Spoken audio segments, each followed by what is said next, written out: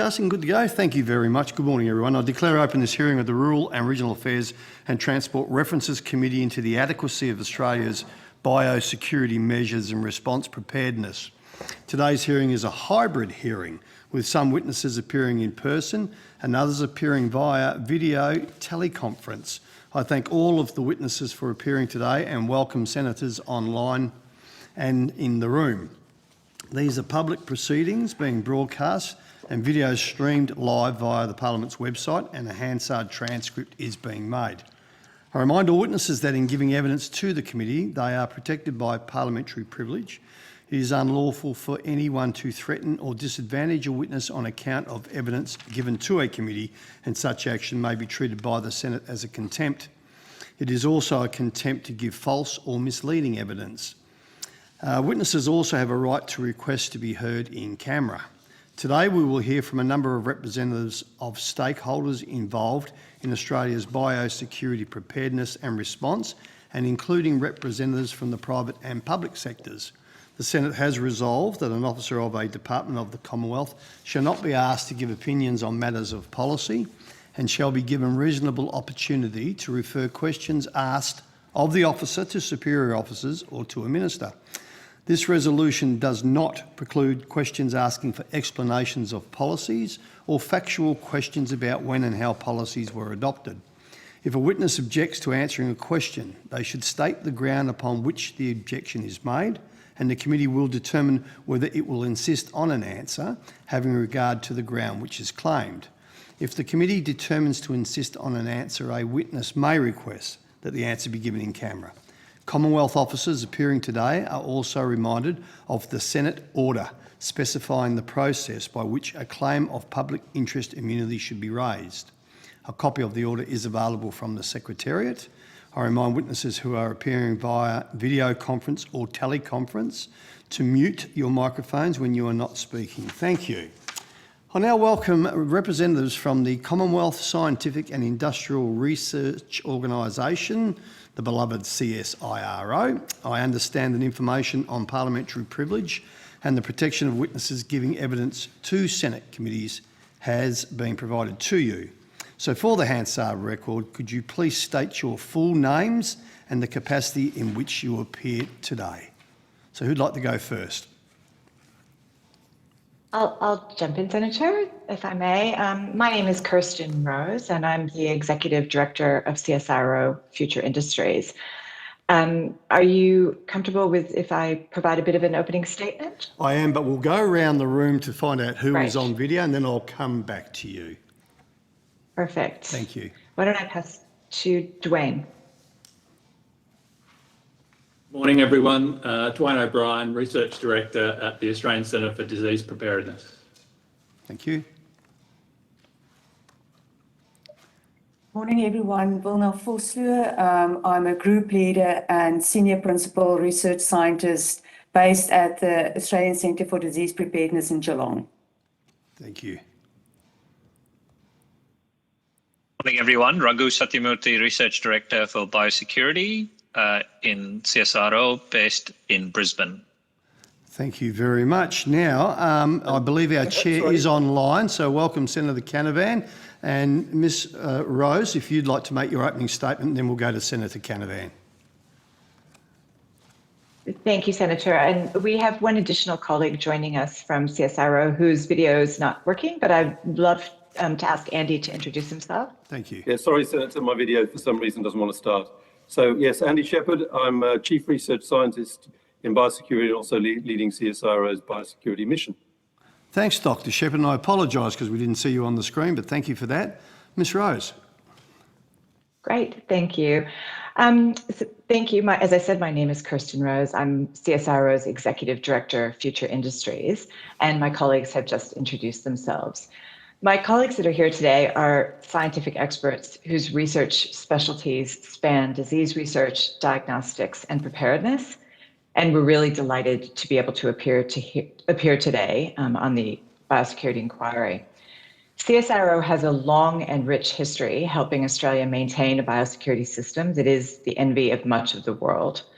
We work across a range of research and diagnostic related areas in plant and animal biosecurity. And in our previous appearance before this inquiry and in our subsequent written submission, we highlighted specific roles CSIRO holds in the national biosecurity system, such as our work in border biosecurity preparedness, our national and international collaborations and advisory role, and our capability and role in the event of incursions and outbreaks. In particular, CSIRO holds a critical role in biosecurity through our high security lab facility in Geelong, the Australian Centre for Disease Preparedness, which is the national reference laboratory for emergency animal diseases.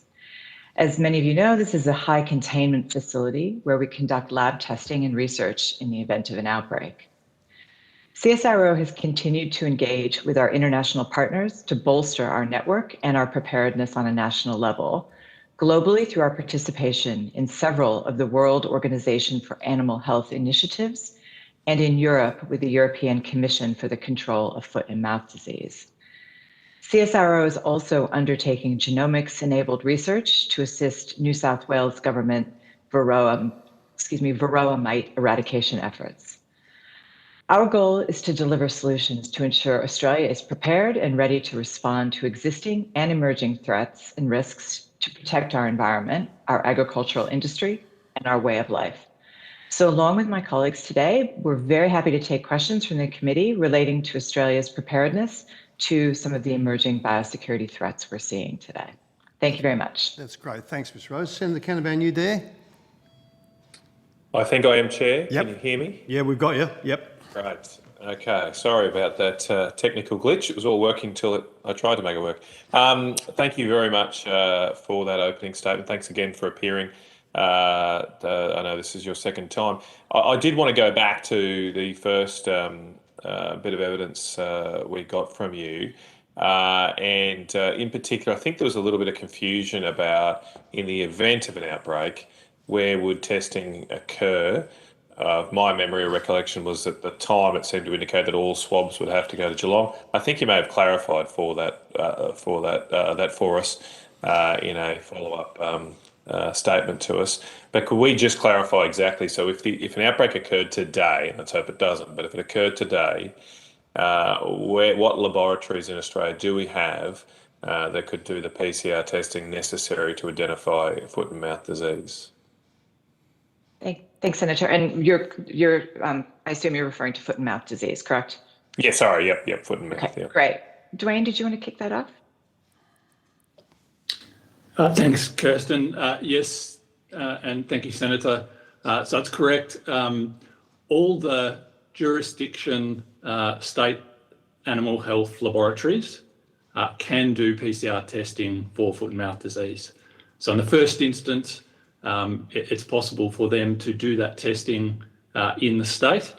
And at the same time, they'll usually send samples to us as well at ACDP to be able to do the testing as well. Okay. And so when you say, sorry, were you finished?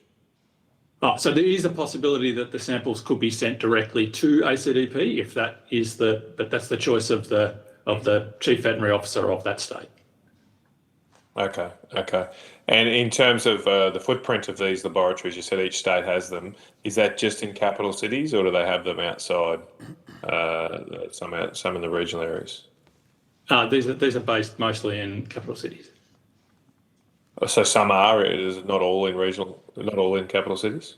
Well, they're all in capital cities. Yeah. Maybe you could you take on notice? Oh, they are all in capital cities. Okay. I was going to ask. I mean, given that there seems to be PCR testing, obviously we've invested a lot in PCR testing over the past couple of years. So I'm presuming here that the testing for a disease like foot and mouth disease needs different equipment than what was used for COVID, despite being the same type of test? Different kits and in some cases different equipment. So, but yes, they've all got the capability to be able to do foot and mouth disease PCR testing.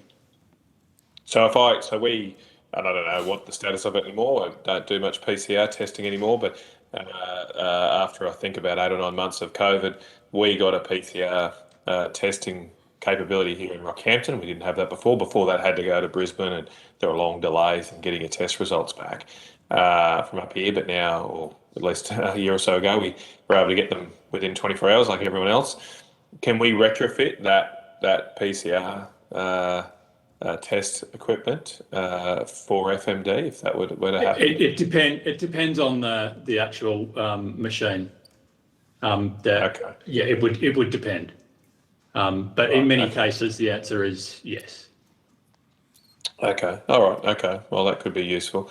I mean, we've spoken a bit. I mean, after you appeared with us, we had some witnesses who took us through some of the dry runs, if you like. I'm searching for the technical term here, but the simulations of an outbreak, and apparently all of the states and the federal government did one, I think, just a month or so ago. I think it was occurring while we were having our hearing. Are the CSIRO involved in those simulations of a foot and mouth disease outbreak? We have been involved in several simulation exercises, and there's a national exercise planned for next year, kicking off with desktop exercises and workshops in the first half of next year, and culminating in the latter half of the year with a national exercise that will include the laboratories as well, and testing samples and testing in laboratory testing as well. It's the first time we've done a significant laboratory-based exercise like that in a long time, and it'll be a really good opportunity for us to be involved in that, and the other states and territories to be involved as well. Fair bit of planning's already gone into it, and things should kick off early next year. So will that involve laboratories will actually do testing? Well, obviously there won't be the live virus, but they'll That's sort of right. run Yes. testing. Yeah. Yeah. Well, the exact details of exactly what type of testing, or whether it's moving samples around and doing that workflow type of analysis, is still being worked through, and that'll be sort of determined in the first half of next year exactly how hands-on it'll be in laboratories, or so that's what it'll be doing. I mean, you did say you had been involved in some simulations before. It sounds like this next one might be more extensive, but the previous results, did they show that we had enough laboratory facilities? Did an outbreak of a certain size lead to significant delays in getting test results back, etc.? I'd say that the laboratory exercises that we have done previously have sort of set the standards for where we are now. So we have some targets around the number of diagnostic samples that we would expect to be able to deliver in time periods, and they're based on those exercises and what they came up with. So what is the standard? Like how quickly do you want to be able to get a result back? I mean, from the swab, I suppose, the time of the swab occurs to when that producer gets a result back. Do you have a set time limit that you're standard to? I think that the time that it can take from when the swab's taken to when a result is reported is highly dependent on where it is done in the country. Obviously, it takes a lot longer for a sample to get to ACDP in Geelong from somewhere in northern Queensland or in the Kimberley than it might if it's a local sample that can be pretty much driven straight to ACDP. So there's a huge variation there in the time. Once it gets to us, and we can have a result back that a chief veterinary officer can be considering in under 12 hours. So it just depends on where it comes from. But isn't it? I mean, I get that that's an issue, but it's a key issue, isn't it? That that's exactly the same problem we had with COVID, where the laboratory testing wasn't always located, dispersed around the country. So you're saying you had some standards, but those standards don't give you a certain response time, like a maximum and minimum response time. That's not set currently. Well, the response time we stick to is the one that when it comes into the door in the door at ACDP, when it comes to your when it door, takes us 12 to hours. get the result. Yes, before it gets to us, it's a bit. But who's looking after then? Because that's not obviously the effective time. And I realise you're only dealing with it once it comes through the door. But in terms of designing the footprint of laboratories around the country, who's doing that work to look at how long it takes during an outbreak to get a result back once from the swab being taken? I think that is one of the objectives of the exercise that's planned for next year. Okay. Is to look at that, to look at those footprints and look at those times. Cool. All right. I've got some other questions, Chair, but I realise there's other senators there. So I'm going to a different topic. Did you want to rotate the call? Sorry, no, I'm the chair, aren't I? You are. It's hard to do so remotely. But I might just check. Did Senator Sterle or Colbeck, did you have some questions? Yeah, I do, Senator Canavan. I have a couple of questions. Senator Sterle, over to you. Thank you. And I'll put this question to you, Ms. Rose, and any of the doctors can help out here. Has the CSIRO had any role in advising the Australian government on testing or vaccination protocols or programs for either foot and mouth or lumpy skin? Thanks, Senator. We certainly work very closely with the department and with the system as well, and provide scientific evidence and advice that informs the decisions. So I think for more detail, I will ask Vilna or Dwayne to jump in here. Thank you. Maybe I will just jump in. So we have been working with the Department of Agriculture, Fisheries and Forestry with the model that they have designed before. So they have a model which is called the Australian Animal Disease Spread Model. And as part of the research project that we had, where we were jointly collaborating on looking at responses, we were looking at the impact of vaccination. So we've run lots of simulations. So unfortunately, with modeling, what we need to remember is that it is all simulations. But we've run simulations of various outbreak scenarios, and then looking whether vaccination will have an impact on the outcome of an outbreak.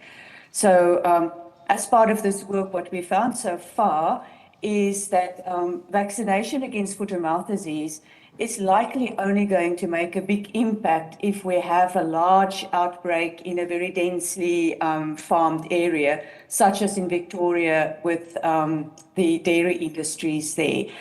In the other scenarios that we ran, vaccination didn't make such a big impact. So I think this is really important that we do this type of work before we have an outbreak, where you can model and see what will happen, and what the best response will be. Having said that, the agreement still is that if there is an outbreak of foot and mouth disease in Australia, we will order the vaccine. And because it will take a bit of time to get the vaccine into the country, but then the decision will be taken whether or not to use the vaccines. Thanks, Dr. Voslo. So have you had any role in providing assistance for either of these two nasties for testing or vaccination protocols or programs in Indonesia? No, we personally have not been involved. The only involvement I know is, of course, the department donating vaccines to Indonesia.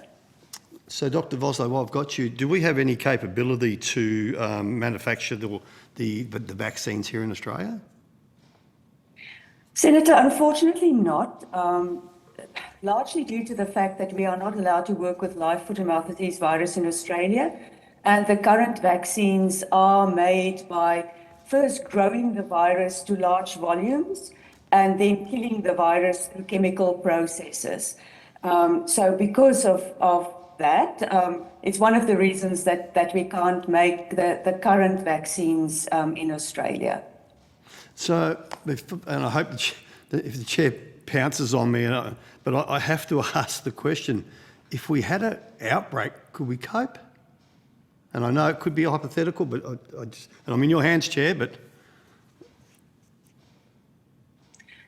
So Senator, when you say can we cope in what aspects do you mean? Well, I mean, making sure it doesn't jump around from farm to farm to make sure it doesn't get worse. Are we on top of it? And as you said, we have to get the vaccines in. And my first reaction is that overnight, or does it take weeks? Or is there a bank of vaccines waiting somewhere offshore where we can get it here in 24 hours? I don't know. I'm in your hands, Dr. Vosloo. I'm not trying to trip you up. It just piqued my attention even more. It's probably best to discuss this with people from the department, but what I can say is that vaccination is not the only measure that will be taken if there is an outbreak. There's also an agreement for a 72-hour livestock standstill so that there won't be any movement of livestock across Australia until we can get a better grip on where the outbreak is.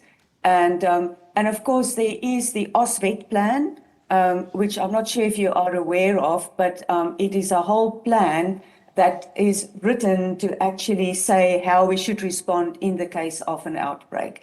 And that plan is put up in collaboration with all the industries and with governments across Australia, and provides really detailed guidelines on what to do in the event of an incursion. Okay, thanks, Dr. Vosloo. And Chair, I do know that we are on time constraints, so I will leave it at that. Thank you. Thank you, Senator Sterle. I had a follow-up there just on this issue of the virus. I think in your submission, you did say that access, this is in regards to foot and mouth disease, access to live virus would allow improved national and regional surveillance, along with the ability to develop new diagnostic tools and future next generation vaccines, including an mRNA vaccine for FMD. So what discussions have you had with the government about being able to bring the live virus into Australia to do those activities? Thanks, Senator. I will defer to my colleagues if they're aware of any specific conversations. I'm not personally aware of any specific conversations we have had. But as you would be aware, we've recently navigated this a very similar situation with lumpy skin disease, where we have worked to import the virus, and it has now at ACDP, which is of course the facility that is designed to contain and deal with these types of viruses. So we're very open to the discussion should the government want to engage in it, but I'll pause and just defer to my colleagues to see if they're aware of any more specific conversations we've had.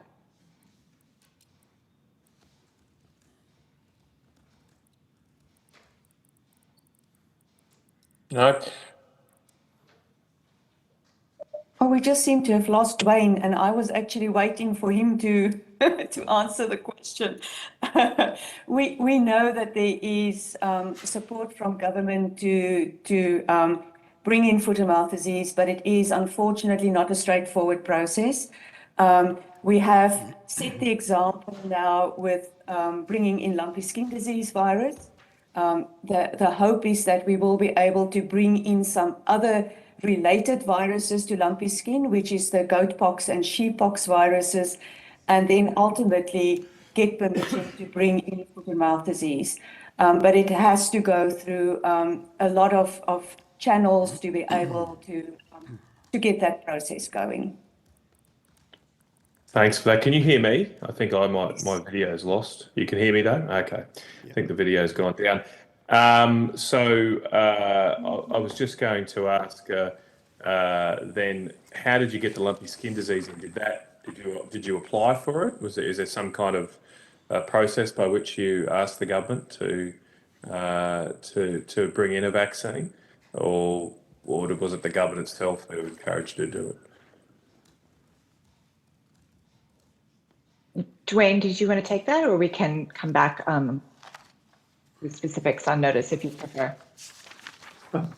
Sorry, I dropped off for a little bit. Apologies. Could you repeat the question again? Yeah, I was just saying, in regards, apparently you have brought in the live lumpy skin disease virus. So how did that happen? Do you have to apply for it? Do you put in an application to the department or somebody? How does that happen, and how could you make it work for foot and mouth disease? I guess there's two steps there, Senator. First was the rigorous process we had to go through a risk assessment first to even be able to consider importing it. So that was a big process that we went through with the department to first go through that risk assessment around if and how. And then subsequent to that, yes, there's an import permit, an arrangement made with a reference laboratory in Europe to be able to import the virus through them. There's as part of that import permit, there's conditions placed on what has to occur before a virus could be shipped from the reference laboratory to us, and then there's a series of other conditions that have to be met as to what happens to the virus when it is received at ACDP. They revolve around the testing that's required on the virus isolates themselves to ensure that there isn't anything in those isolates that shouldn't be and that we don't want to import into Australia. So, for example, for lumpy skin disease, we did have a permit to be able to import lumpy skin disease, but not other Capripox viruses like sheep pox or goat pox. And so testing had to be done on those samples to ensure that both sheep and goat pox weren't included in the samples, and also that foot and mouth disease wasn't included in the samples. So all that testing had to be done before it left the lab in Europe. And then it was repeated when it got to ACDP so that we could be ensured that we knew exactly what we had and exactly what was in it. So that's the process we went through to get the virus into ACDP this time. So it sounds like a pretty extensive process, and by your submission to us, you think that a live virus for FMD would help us prepare. Having the live virus would help us prepare. So when are you going to start this lengthy process of discussions and assessment to import the live virus for foot and mouth disease? My understanding is that there is a slightly different process involved for foot and mouth disease and where the restrictions came from. I'm not completely across all of the details of those. Yes, I'm not sure I can provide any more comment on that at the moment. Well, if no one else can we? I can, take Senator Canavan. So I can't provide you with the full legal process, but I'm aware that there is a legal process and the decision ultimately sits with the Secretary of the Department of Agriculture, Fisheries and Forestry. So I would encourage you to talk to the department exactly about what the legal process behind importation of FMD virus into Australia is. We'll certainly do that later today. Thank you very much for that. I know we're over time, but this has been very useful to us, and I believe Senator Colbeck has some questions. Over to you, Senator Colbeck. Thanks, Chair. I was going to ask the same question in relation to importation of the virus, so you've covered that well. I might just go to Varroa, which is the other key element of what we've been looking at. And your submission talks about surveillance at key locations and ports and capacity to improve the surveillance measures. I think it's pretty clear that the infection that was discovered was a secondary event in the Sentinel hive, and it's been put to me by those in the beekeeping sector that you're more likely to find the primary site in, say, a baited trap hive rather than a sentinel hive, because the bees will go into, or a bee is not likely to go into or a group of bees not likely to go into an occupied hive, but more likely to go into one that's not. And baited trap hive could be monitored electronically, which would also give you some capacity for remote detection. Do you have any sense of the balance that we have at the moment? We do have, as you say in your submission, 4 to 6 hives at each port, but the balance of sentinel versus trap in detecting these sorts of incursions and how we might improve that. Thanks, Senator. Raghu Satyamurthy here. If I could take that question. I'll take parts of that question on notice to get back with more information to you, but specifically a combination of both of those could be useful. The current National Bee Pest Surveillance Program, as you're aware, is largely managed through the Department and Plant Health Australia. And there are distinct advantages with those catch boxes or remote surveillance type opportunities. And I will take that question on notice and try and get information back to you in that regard.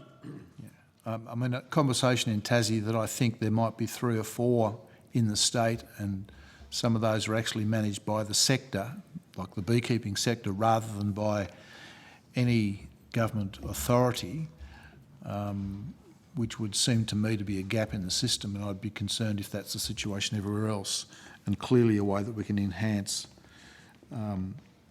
our surveillance at key ports. The other thing is, and PCR testing, who would have thought a few years ago that it was all pervasive, but you mentioned the possibility of that in the context of identifying Varroa, which do visibly look a lot like other mite that exist here in Australia already. Can you elaborate on that a bit for me, please? So you're specifically asking about our ability to use genetic testing to detect Varroa versus other mites? Is that the question, Senator? Well, your submission talks about currently Varroa being dissected, which is, as you say, is labour intensive, but the capacity to use or developing something using PCR testing. Yeah, so we are undertaking a range of genetics-based screening to enable rapid detection of Varroa. That's work that CSIRO is undertaking in collaboration with both the University of Canberra and the Australian National University. And we're doing that in partnership with the New South Wales DPI that is doing these detections. So we have ability to detect Varroa using those molecular tools, including some of our eDNA work is showing we might also be able to detect it in honey and hive swab samples. So there is the possibility of using these molecular screening tools to efficiently detect Varroa incursions. So I'll ask the same question Senator Canavan asked in relation to use for detection of FMD.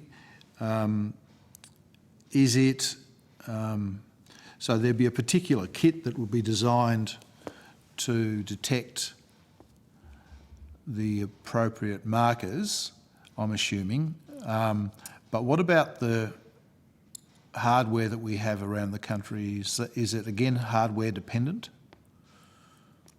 I believe these tests should be able to be conducted in any appropriately equipped molecular laboratory, and there are several of those that are available, distributed throughout the country. So the testing, the molecular testing, should be able to be undertaken at multiple points around the country. Okay, thank you. Thanks, Chair. Thanks, Richard. I just had one more question, and if other senators have questions, please let me know. Just going back to the live virus for foot and mouth disease, your submission mentions that this could be a way of helping develop an mRNA vaccine. Are you involved at all with the development of an mRNA vaccine? We had evidence from the New South Wales Department of Agriculture that they are. Are you doing any work with them on that? Ilna, did you want to take that? Yes, we are. So we are working together to be able to test the vaccine. So, and again, I'm sort of saying this inside the privileges that we have here, that the vaccine, the initial testing for the FMD mRNA vaccine will be done here at ACDP, but it will not involve any live virus. So we will be looking at the serological responses against that vaccine. And Senator, maybe if you don't mind me just adding that mRNA is one platform of vaccine development There are other platforms that we could potentially work on as well. And a big limitation for us is the fact that even if we work on platforms and we design something new, the difficulty in doing the full range of testing that you would need to do is limited by the fact that we don't have access to the live virus. So we will have to go elsewhere if we want to test the vaccine. And the ultimate test for a vaccine is to challenge the animals and see that they are indeed protected. And that is the step that we can't do. Okay, thank you very much for that. Look, this has been very helpful this morning. I'll just check if there's no other questions. Just wanted to thank you all again for appearing for a second time. I think we did, I think, have a couple of questions on notice there. And we're asking if you could get those back to us by Friday, the 18th of November. So that is just later this week. But we need that for to do our report, if that's possible. And thank you very much for all your time. If you are appearing remotely, please remember to disconnect, but you can continue to follow the hearing on the Parliament House website. Thank you very much all. Have a good day. Thank you. And so, Jerry, if you want to let me know when when we're ready to roll. They're just coming up to the table just now, Senator. Okay, cool.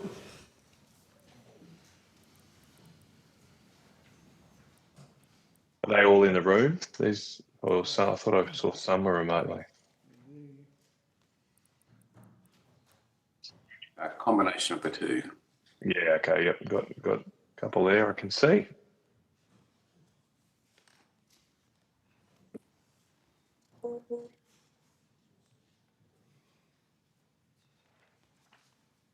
So, Jerry, give me the thumbs up when you're ready.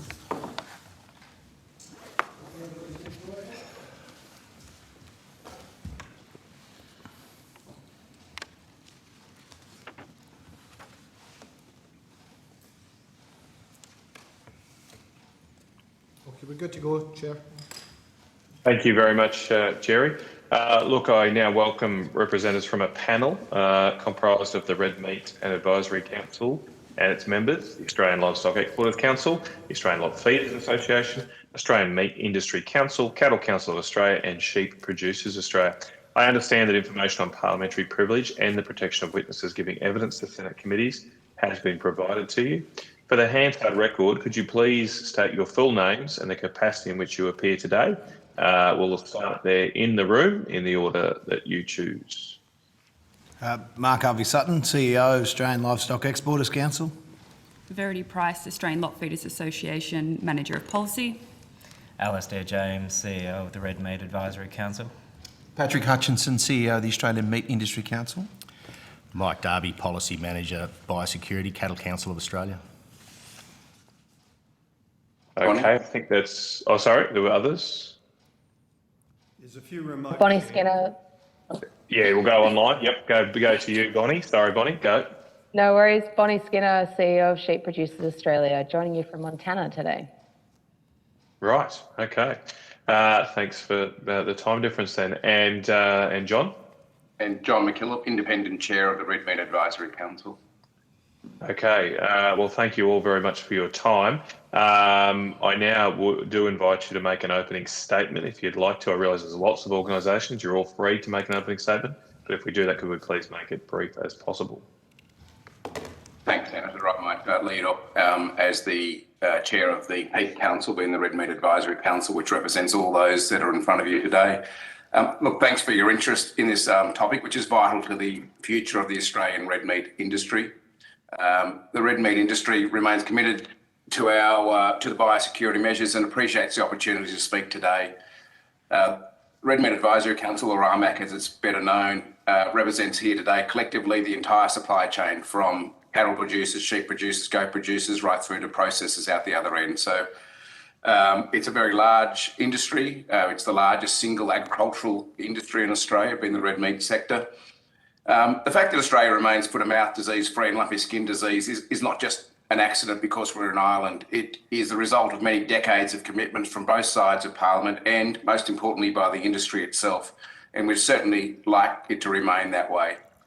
Our industry plays a vital role in Australia's economic success, and no other country in the world is as exposed to trade as Australia's red meat sector, with 70% of our $28.5 billion of beef, lamb, sheep and goat meat sold annually.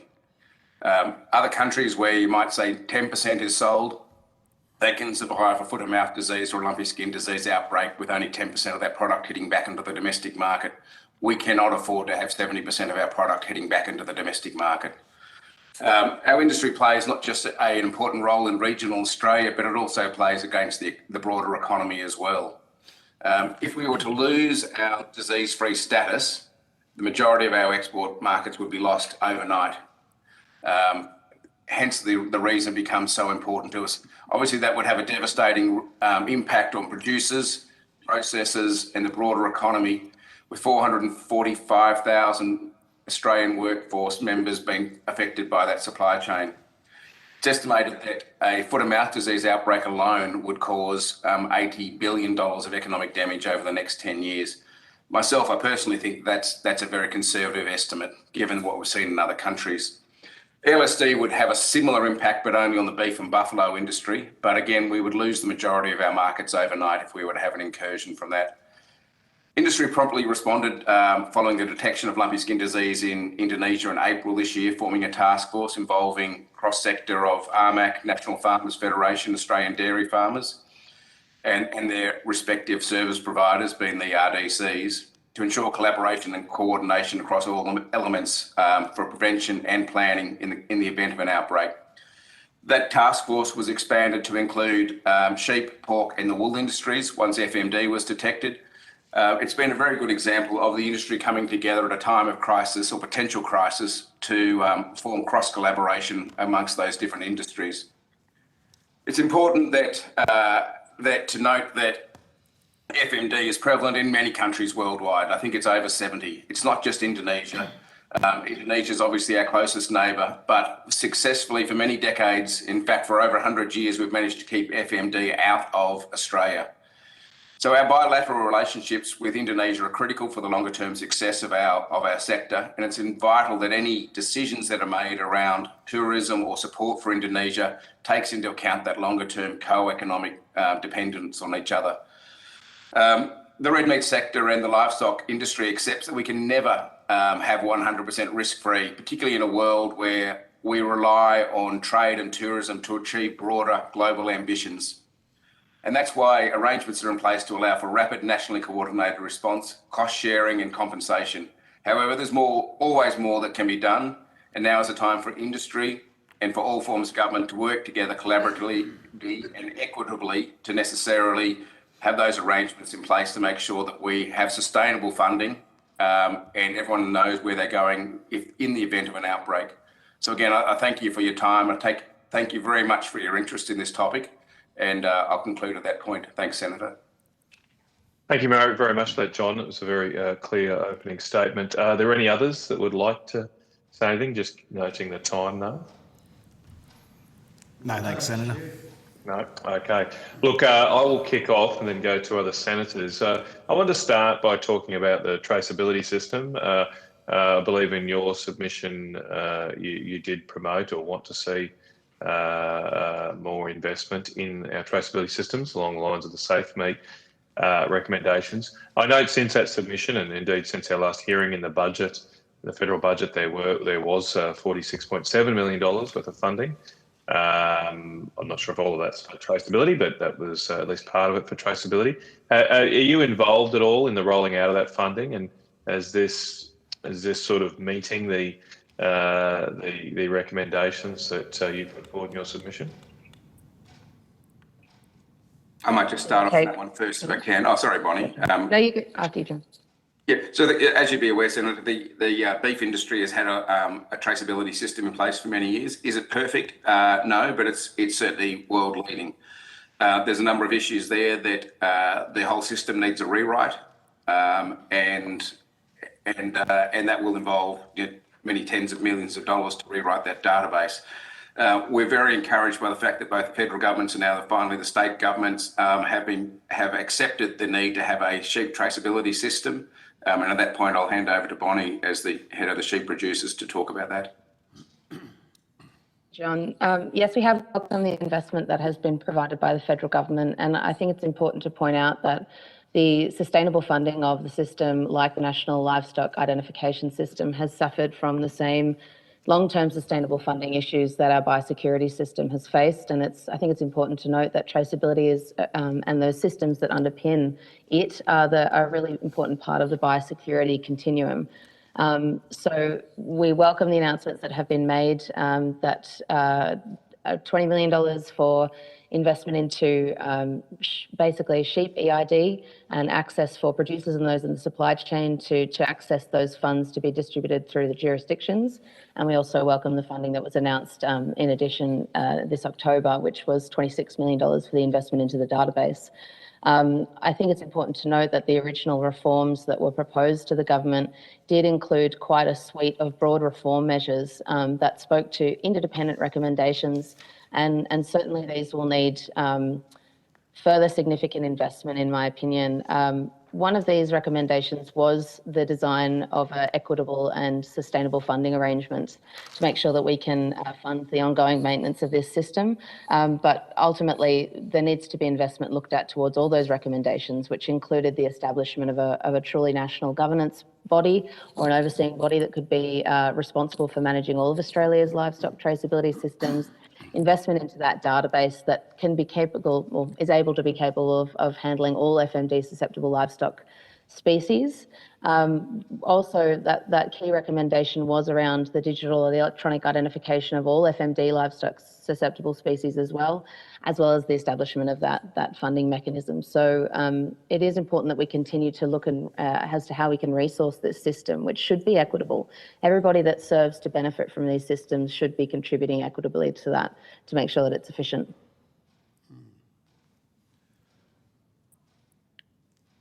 You're on mute, Senator. You're on mute, Senator. You're on mute, Matt. I think I'd learn this by now. I've got a few follow-ups. The first one about the traceability system. How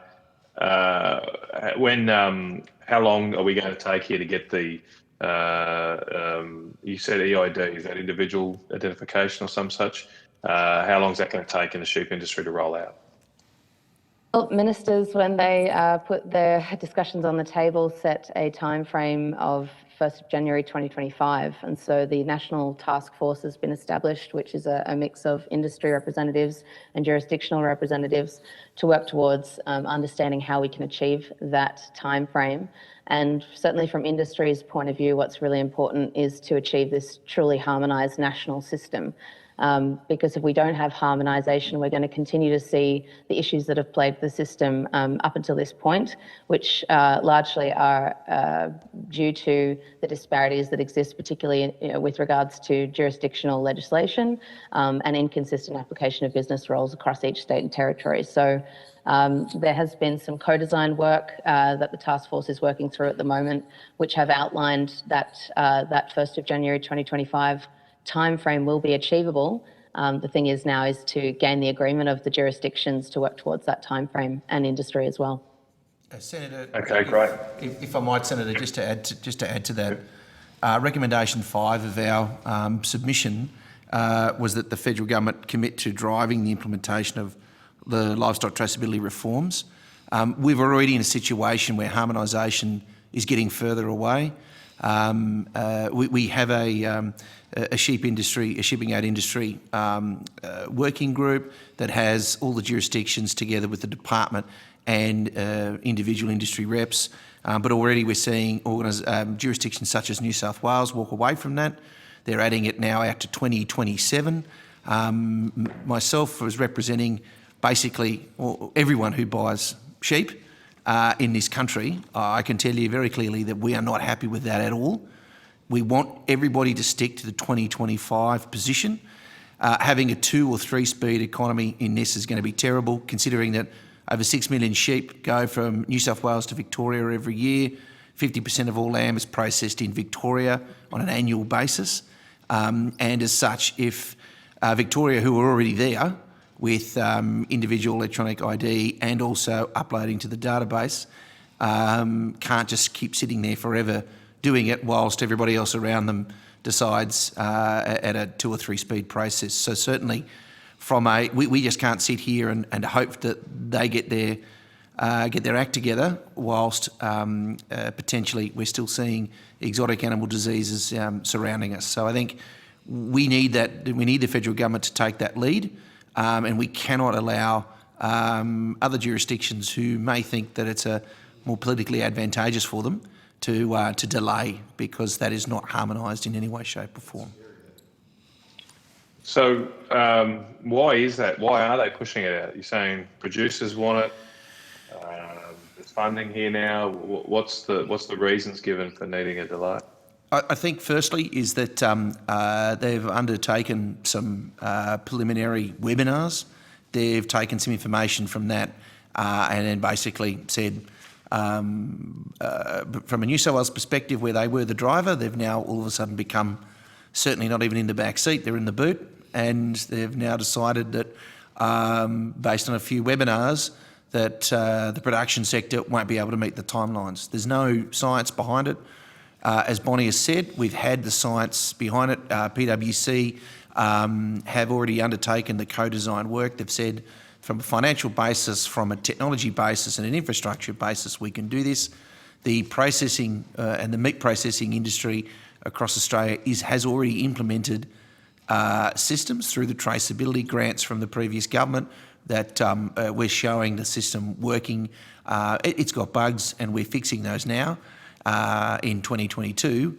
We don't want to wait till 2027 to try and get sheep through the system. It's not based on any science or any process. So I think that's one of the major problems we have, and that's going to cause issues. And an old person like me, who was around when we implemented the cattle system, this was similar, where New South Wales actually tried to go first, or Victoria went first, obviously, but then other jurisdictions sort of followed very slowly, and it does impact when livestock are moving across borders. And I think we've got to recognise that. And 20 years ago, we didn't have an exotic disease issues in Indonesia. We had them in the UK. So I think that times have changed. Chair, can I add to that, please? Go for it. Sorry. Just quickly, the grass-fed cattle sector has experienced this process itself, and that there's always pushback against regulatory compliance, but the thing is that the biosecurity situation is unfolding in front of us, the threat's accelerating, and it's incumbent upon us to keep up with the increased threat. And so it's a matter of communicating the need for that and why we're doing it, so that people can see the threat and can see what the solution to the threat is, and traceability is key to managing biosecurity. Thank you. Yeah, it seems unfathomable. I mean, you're obviously representing producers here. You're saying, from your perspective, the producers want this to happen and want it to happen by 2025. But are there some producers out there saying, "Oh, look, we're not worried about the cost and how quickly we roll this out"? Is there a constituency at all among the producers with that viewpoint? Look, it is fair to say. Sorry, Bonnie, you want to go? Sorry. No, you go. You go. Look, regulatory compliance in agriculture is increasing every day. People don't like filling out more paperwork, having to adopt more systems. But the reality is the threat's increasing. And so it's a matter of communicating the fact that the threat to our systems are increasing, and therefore the systems that we need to employ will need to increase to meet the threat. Thank you, Chair. I was just going to add, Senator, if that's okay. I mean, we obviously know that the cost involved in terms of evolving to this system, and it is a big system change for all the participants to move from a system that's predicated on a visual mob-based system to one that's predicated on individual identification. That is a significant investment for all of the supply chain to have to make. And there is a cultural aspect involved in that as well. There has been an expectation following the implementation of cattle EID many years ago that there will be funding assistance provided for that. But we also see that there's a really significant opportunity here to actually engage with our producer base on the reason and the importance for traceability, which is something that can't be overlooked as a part of this. There's a huge adoption potential to drive what I like to call a culture of compliance amongst producers. But of course there's concern in terms of moving to a system with the investment and the outlay that will be required by the production sector on the price of tags. That is one of the biggest things that we grapple with in our conversation. However, as an export-dependent country and one that's incredibly reliant on those markets, there is definitely an importance seen in improving our traceability systems. And so it's about designing a plan that is collaborative across all of the jurisdictions and industry to make sure that we're addressing pain points and importantly, in terms of implementing this system, making sure that we're doing it with minimal disruption to the supply chain. So it's quite honestly, of course, there's concern about there amongst some in the production sector, but this is a reform initiative that we have been backing as the national body for some years now. And a key part of that was making sure that we understood the evidence behind it so that we could justify going to this step. And we were able to do that by looking at the performance that we've seen in Victoria with the implementation of EID down there, which has given us the confidence to back this system because we know it's going to give us the performance we need for a national traceability system. Thanks, Bonnie. It's very clear. Thank you for that. I've got some other questions, but I'll just see if other senators in Canberra. Okay, Senator Sterling. May, please. I'll come back to you, Mr. Darby, and you too, Ms. Skinner, but is it the silent minority against it in New South Wales, or is it the majority of processors? I just want to clarify. Sorry, question directed at me. I'm not so as familiar with New South Wales as Patrick is, but I would say that in some respects, compliance is seen as a task that has to be completed on farm. It's more paperwork, it's more compliance, There's more things that if you get wrong, you're potentially in trouble for. And I guess the challenge for us is to turn that around into an opportunity, because with traceability technology comes tremendous power. And we haven't even really begun to embrace the power of new technologies like UHF in cattle tags, which will give us more capability and give the producer more power. And so amongst some, it would be seen as a compliance burden, where others it's seen as an insurance policy, and others it's seen as an opportunity. Sorry, I should have put that question to you too, Mr. Hutchinson. Senator, and I'll also hand over to Bonnie if she needs to back me up. I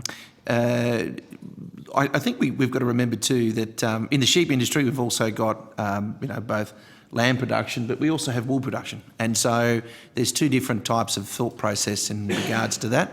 And lamb production for meat highly, it's an industry that has grown exponentially and in this country, and also has been something that is now, almost in front of wool. Wool sheep are normally cast for age and a potentially, in inverted commas, lower value. I think that we've seen the same thing 20 years ago between beef cattle and dairy, where it was also viewed in the same view, but we just worked through it. The scenario is that it's a tag in an ear. That is the initial start process, regardless of what technology or anything else is behind it. If we look at the cattle system and we look at any system around the world, the process is putting a tag in an ear once it departs its property of birth or origin after a certain date.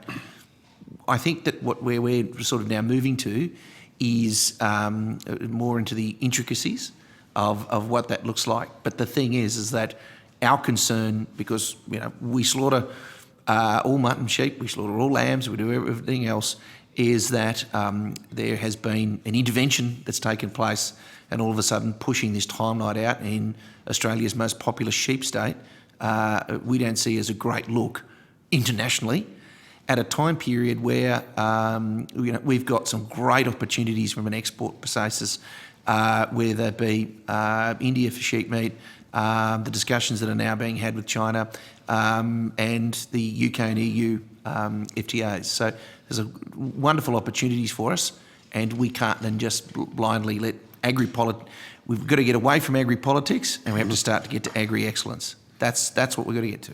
Yeah, and I think that is an argument you wouldn't get from, certainly wouldn't get pushback from me. Can I just ask Ms. Skinner then, please, if I can continue on this line, Chair?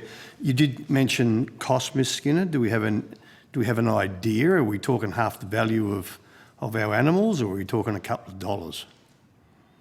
Do you know? In terms of the tags? Yeah, in terms of the tags. Yeah, sorry. Yeah.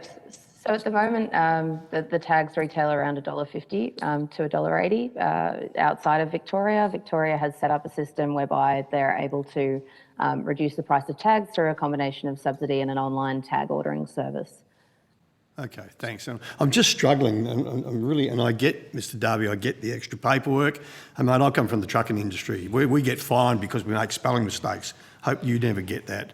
But I'm just struggling with the drama that we have on our doorstep that could happen, and something as progressive as traceability, which industry leaders are talking about, and yet, and I don't want to play politics, and yet we've got a state government that's jumped onto it very quickly to push back in the most populous sheep state in Australia. As you said, I'm really struggling with that one. But can I just quickly, with your indulgence, Chair, Mr. McKillop, could I just come back to you?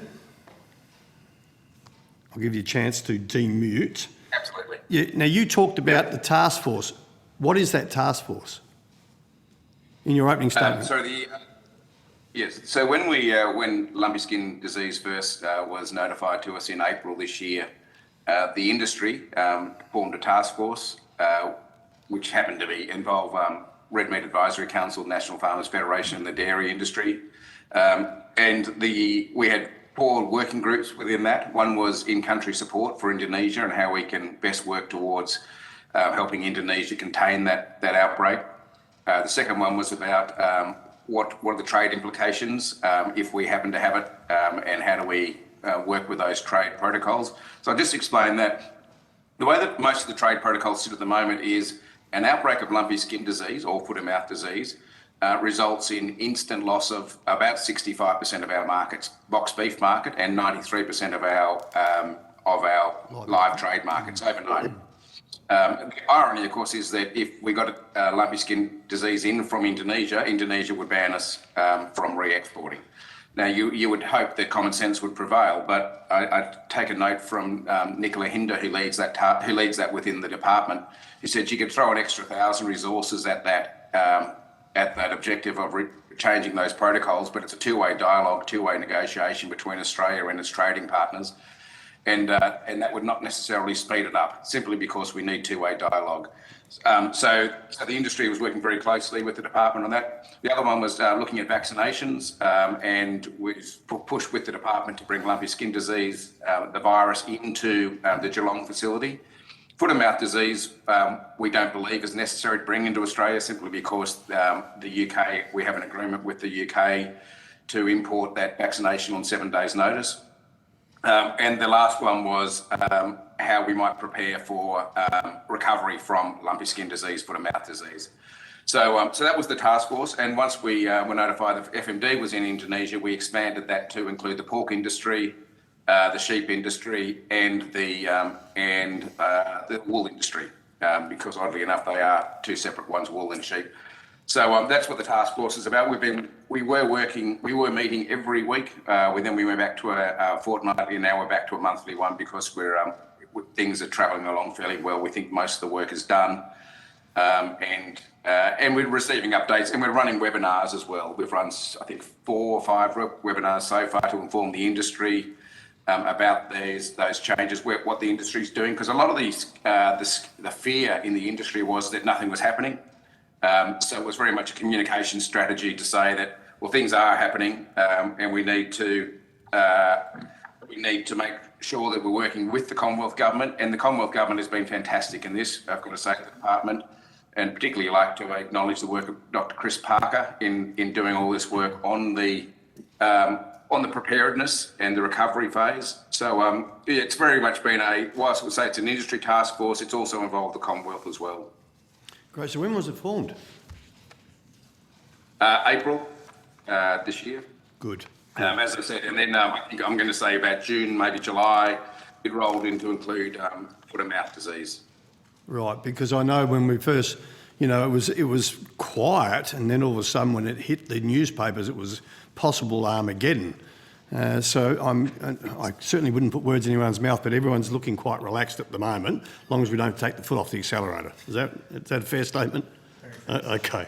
Yes. Yeah. Yes. All right. So a lot of work was done. behind the scenes, probably what we weren't doing sufficiently was going out and saying, look, we need to be alert but not alarmed, and that was the catchphrase that we came up with. Everyone needs to have their biosecurity plans in place. Everyone needs to do what they can, but let's not be alarmist about it. Because the risk of disease coming in, foot-and-mouth disease coming in from into Australia from a tourist or human carrying is relatively low. The greatest risk we face is from undercooked food products coming into Australia. Well, we've all seen that, what's that thing on Channel 7, and I'm not going to repeat former Senator O'Sullivan's word about the sausage and that, but it is quite frightening, isn't it? It really is. That's another conversation for the department. We'll see how they're going to increase the fines. And I heard about a $3,000 fine just recently, didn't I? Well, that'll make my wife happy because you've got to sit next to her when she's watching that going off her trolley because of the small smack on the wrist, and everyone walks off as though nothing's happened. Anyway, I better leave it at that. Thanks, Chair. Yes.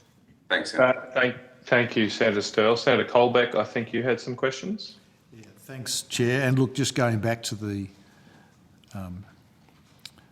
process of switching from one system to another, I have to say it brings back memories of the discussions in the beef industry back in the early 2000s when we went to the current system that we have, and it's encouraging to hear that the industry is keen to refresh that, but also to expand it across other sectors. I would have thought that some of the commentary that you made around the way that the industry has changed, a lot of movement towards sheep meat, has actually promoted a lot of the movement of animals around the country as well.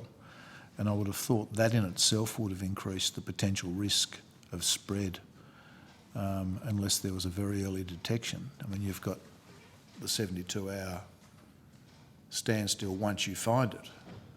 But if there's there's already a lot of animals move between Victoria and New South Wales. I know there's a lot of animals move out in and out of Tassie as well. So the sheep meat industry, or the growth in that, has certainly promoted a lot more movement of animals, which then increases the risk that exists from that movement with respect to any infectious disease outbreak.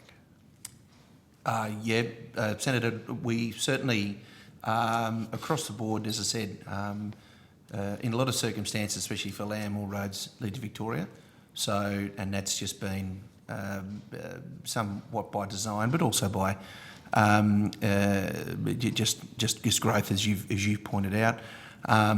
We're about to see one of the biggest sheep processing facilities in the globe to be commissioned in Murray Bridge. It's very close to fruition there.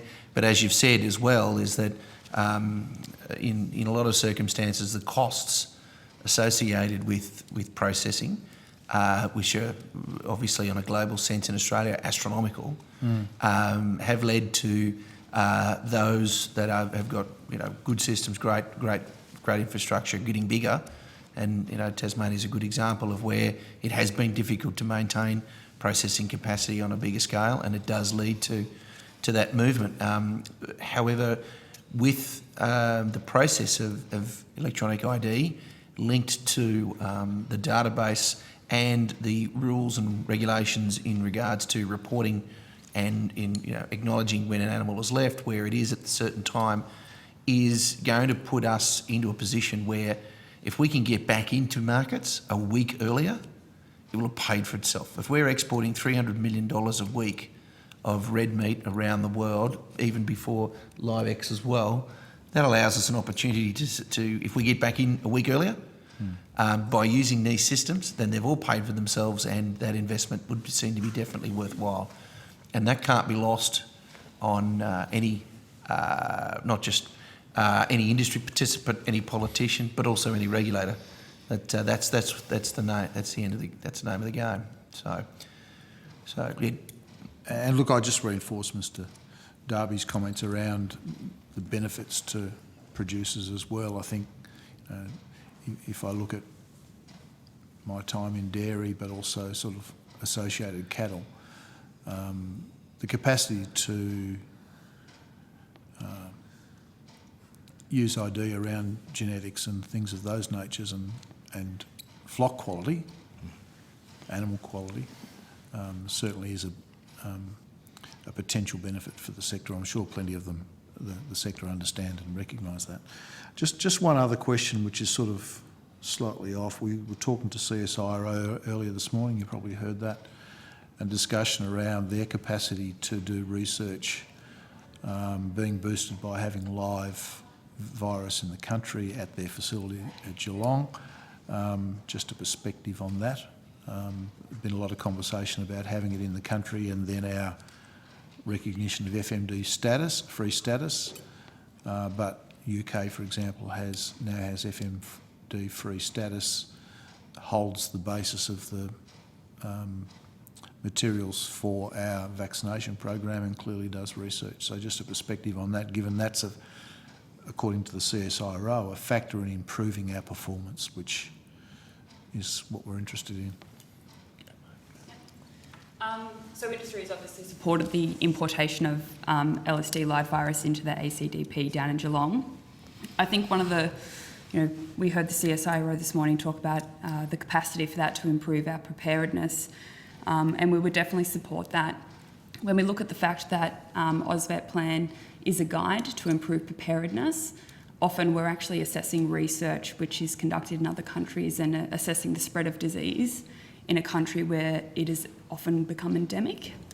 And as a result, what we've found here and what we've heard state CBOs say is that when a novel virus enters the Australian environment, it behaves quite differently, and therefore we need to change our plans accordingly. So by having the live virus here in Australia and being able to do some mapping on that disease and how it might potentially spread in our environment is critically important to improve our preparedness moving forward. Okay. Thanks, Chair. Sorry, just coming off mute. Look, I just had one final question. I think we're just a touch over time, but I did want to go to your submission about feral animals. And we have had a bit of evidence about, when you look at the AusVet plan, sometimes I get the impression that the regulators aren't that concerned about feral animals. But just interested in your perspective, do you think we take these issues seriously enough in the current plans? Or is there a greater risk here than I'm getting from some of them? Chair, I'm happy to answer that if I may. Cattle Council, we've spent a lot of time talking about feral animal management. The concepts of traceability and biosecurity, we too often apply to farmed animals and not to feral animals. Patrick's talked before about the importance of market access, and it's important to maintain a good health status in our domesticated livestock for market access, but also our disease status is tied at least somewhat to the disease status of our feral animals. Moreover, our unmanaged animals, in talking particularly in cattle and buffalo in Northern Australia, and when we talk about vaccine, we're also talking about applying vaccine to livestock, and that leaves out the management of feral animals. And so part of the issue is that our disease response is retrospective. We have an incursion and then we act, but there is a body of work that can be completed prior to an incursion, a pre-incursion strategy, if you will, that addresses some of the issues that will have to be addressed post-incursion anyway. And that body of work has been captured in a proposal put together by the chair of the Animal Health Committee, and the Northern Territory CBO is now in front of Chris Parker, I understand. And it's looking at what the strategies for pre-incursion may provide and what outcomes it may provide, and I'm happy to provide more information to you on that. Perhaps if you could take it on notice, I mean, just quickly though, does it involve eradication pre-incursion? Is that the crux of it, or is there a broader fleet of things that can be done? Look, the first part of the work is looking at airborne vectors and where they may come into Australia and what might be achieved through eradication and management.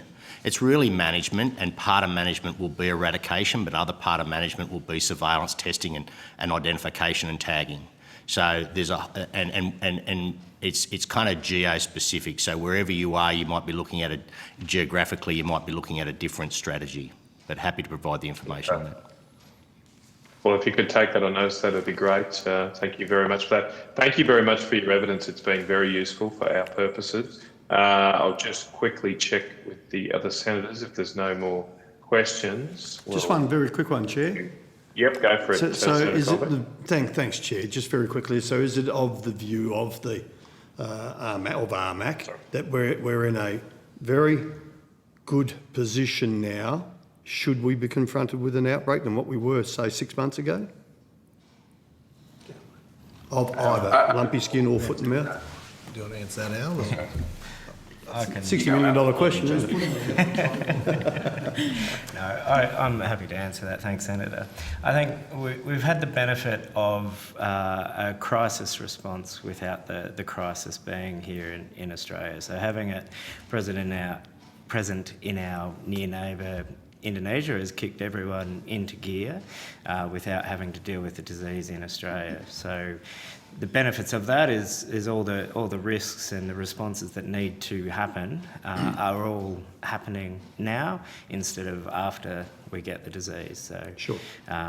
The reason why industry established the task force that was John described earlier was to just make sure that both industry and government were focused on doing everything that needed to be done as soon as it could be, and it's achieving that goal. So as long as we keep the foot on the pedal, we should be okay.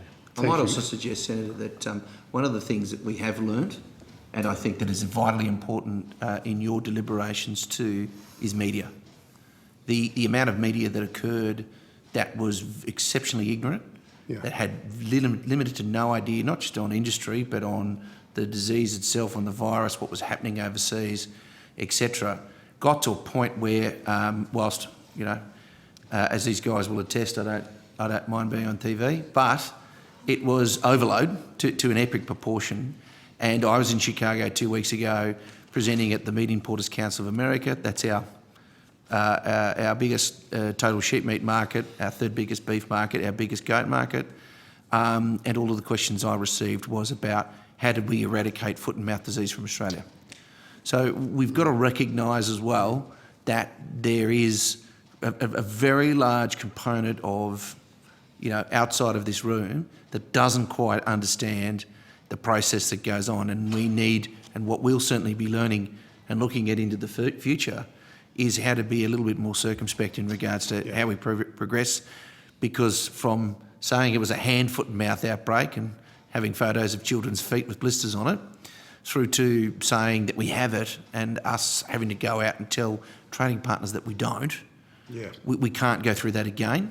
That's it's just too immense for us. Yeah, and we don't see that pain that goes on behind the scenes. Sorry, Senator. Yeah. Sorry. I was just going to add one thing that I think in terms of our preparedness and the activity that's gone on in that preparedness, it's taught us a very valuable lesson in that it's highlighted the importance of good relationships with our friend Indonesia.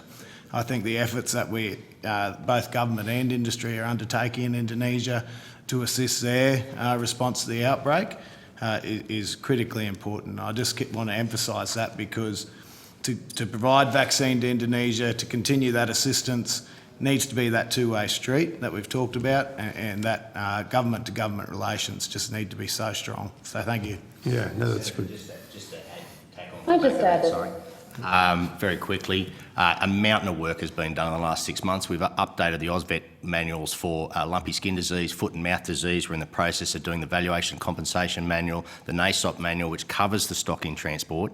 So, and that's just scraping the surface. There's a mountain of working groups and committees and bodies reviewing all the stuff that we have in place for an incursion, and even now looking at pre-incursion work. It's been a mountain of work to get through in the past 6 months. That's great. Does it sound good? Ms Skinner, you were going to say something? Ms Skinner, yep. Sorry. Yeah, if I could just add to the comments, just with the question earlier with regards to how do we feel generally about an incursion, I think the important thing from my perspective is that we actually don't take our foot off the accelerator when it comes to progressing really genuine reform, especially the reform that we discussed earlier around traceability and the work that was proposed by SafeMeat originally. And while there is a focus on sheep and goat EID at the moment, it doesn't speak to the reform that's needed genuinely across all species under the NLIS. And the opportunity that's been created by a scare to the system that we've seen recently has been one that will hopefully motivate both industry and government participants to move towards this reform in a genuine manner. And I think that's something that can't be overlooked as a part of this process. And the reason that industry has backed those reforms in the first instance is because the performance of systems like these and other issues across our biosecurity system continue to expose our sector to unacceptable risk.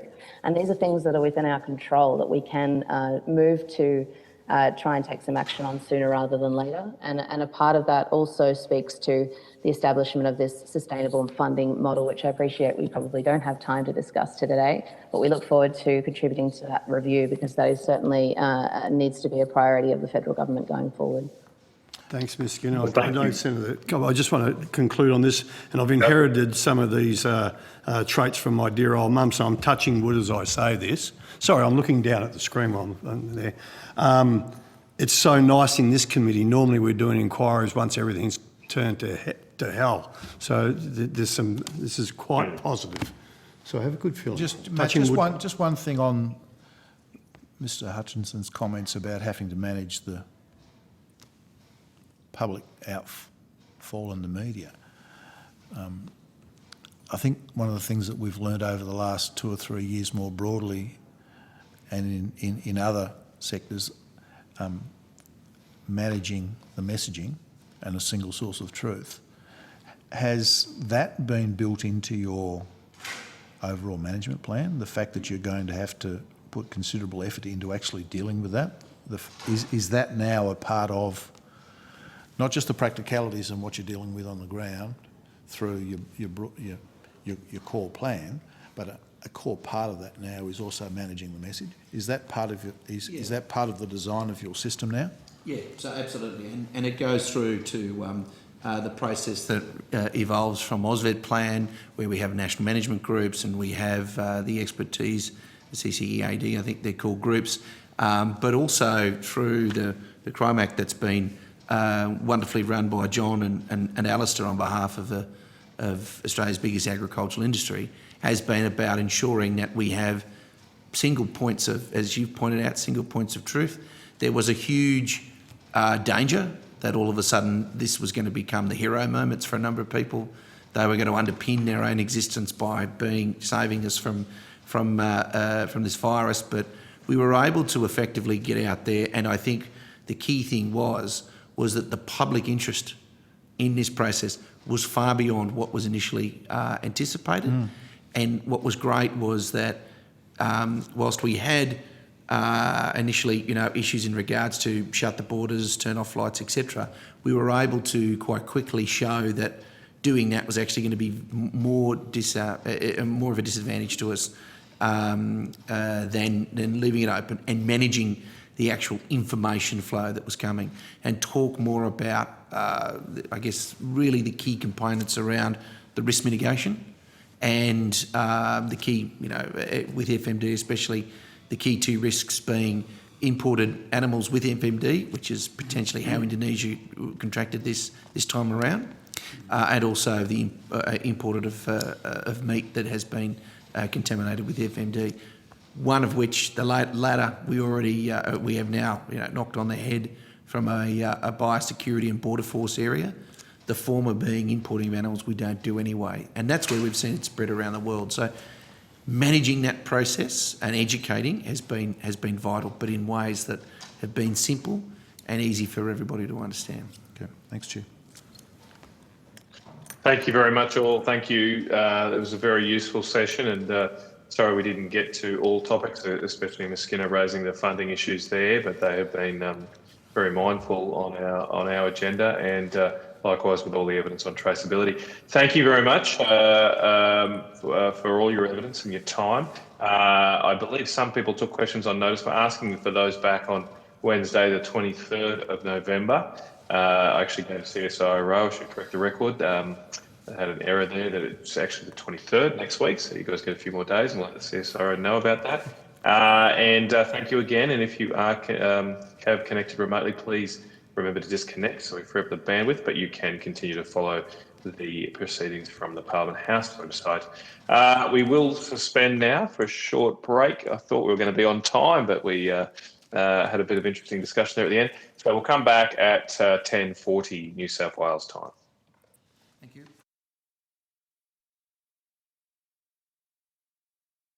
Biosecurity hearing of the Rural Affairs and Regional Transport Committee. Now I welcome the representative from the Australasian Meat Industry Employees Union.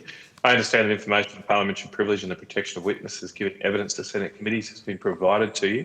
For the Hansard record, could you please state your full name and the capacity in which you appear today?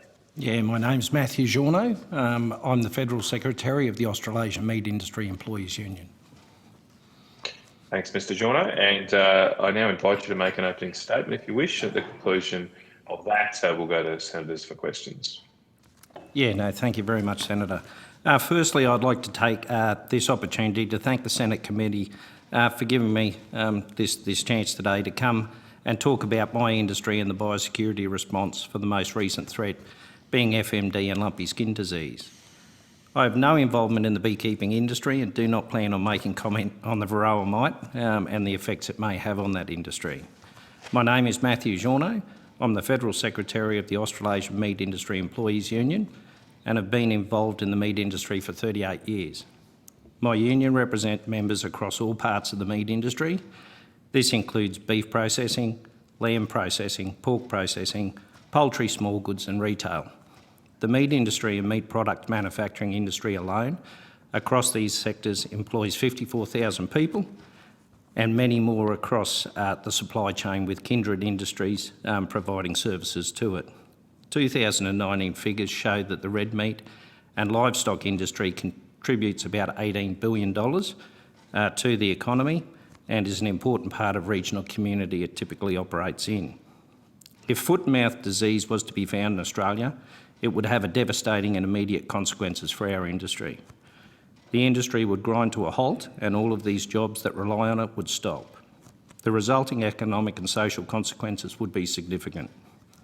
Australia relies heavily on exports and meat industry exports approximately 70% of what it produces. Essentially, that part of the turn-off would stop immediately.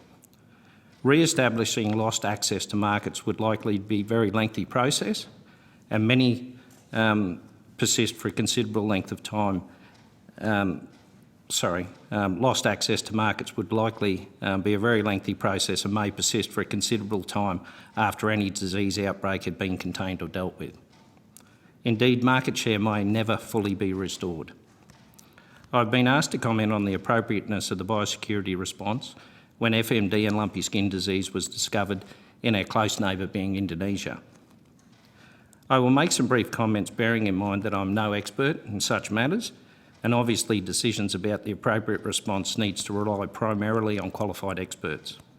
The industry relies on decades of building relationships and gaining access to markets that are spoilt for choice.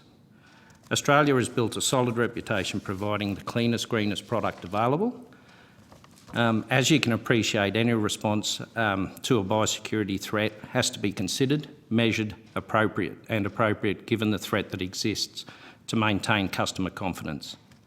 In my humble opinion, the government's response to the recent FMD threat was and is appropriate given the threat that exists.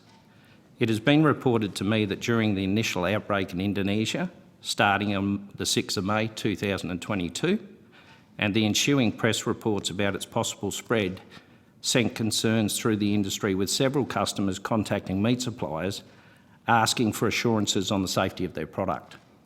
Some of the more alarmist reports were neither helpful domestically, as my members were starting to worry about their future, nor with international customers. My understanding of the government's response is it includes increased surveillance and introducing screening of all incoming passengers from Indonesia, installing citric acid bath mats at airports, assisting the Indonesian government with vaccination rollout and providing vaccine, providing technical support and biosecurity advice to Indonesia, banning the importation of meat products from foot and mouth infected countries, and 100% screening of all incoming mail from those countries.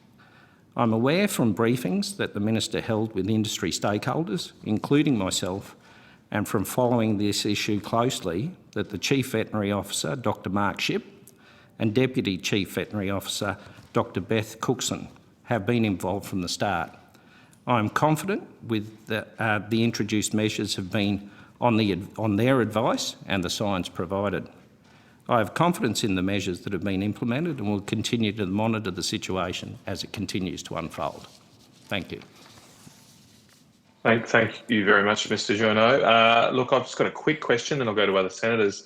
I just wanted to ask, I mean, what would be the impact of a foot and mouth, or lumpy skin, but especially foot and mouth, given the 72-hour lockdown or standstill, I should say? What would be the impact on your members then? Is there any sort of discussion or plans about how that would impact their work, their pay, etc.? To answer that question, Senator, obviously it would have an immediate and devastating effect for our members, both from a financial perspective, but also a psychological one as to when's this going to end, when will their work recommence, how will they raise their families.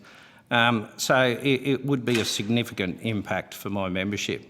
No, there hasn't been any discussions as to how that would be managed, whether there'd be support available for those workers. But that is something that probably should be discussed and worked out prior to any incursion into Australia if that was to happen.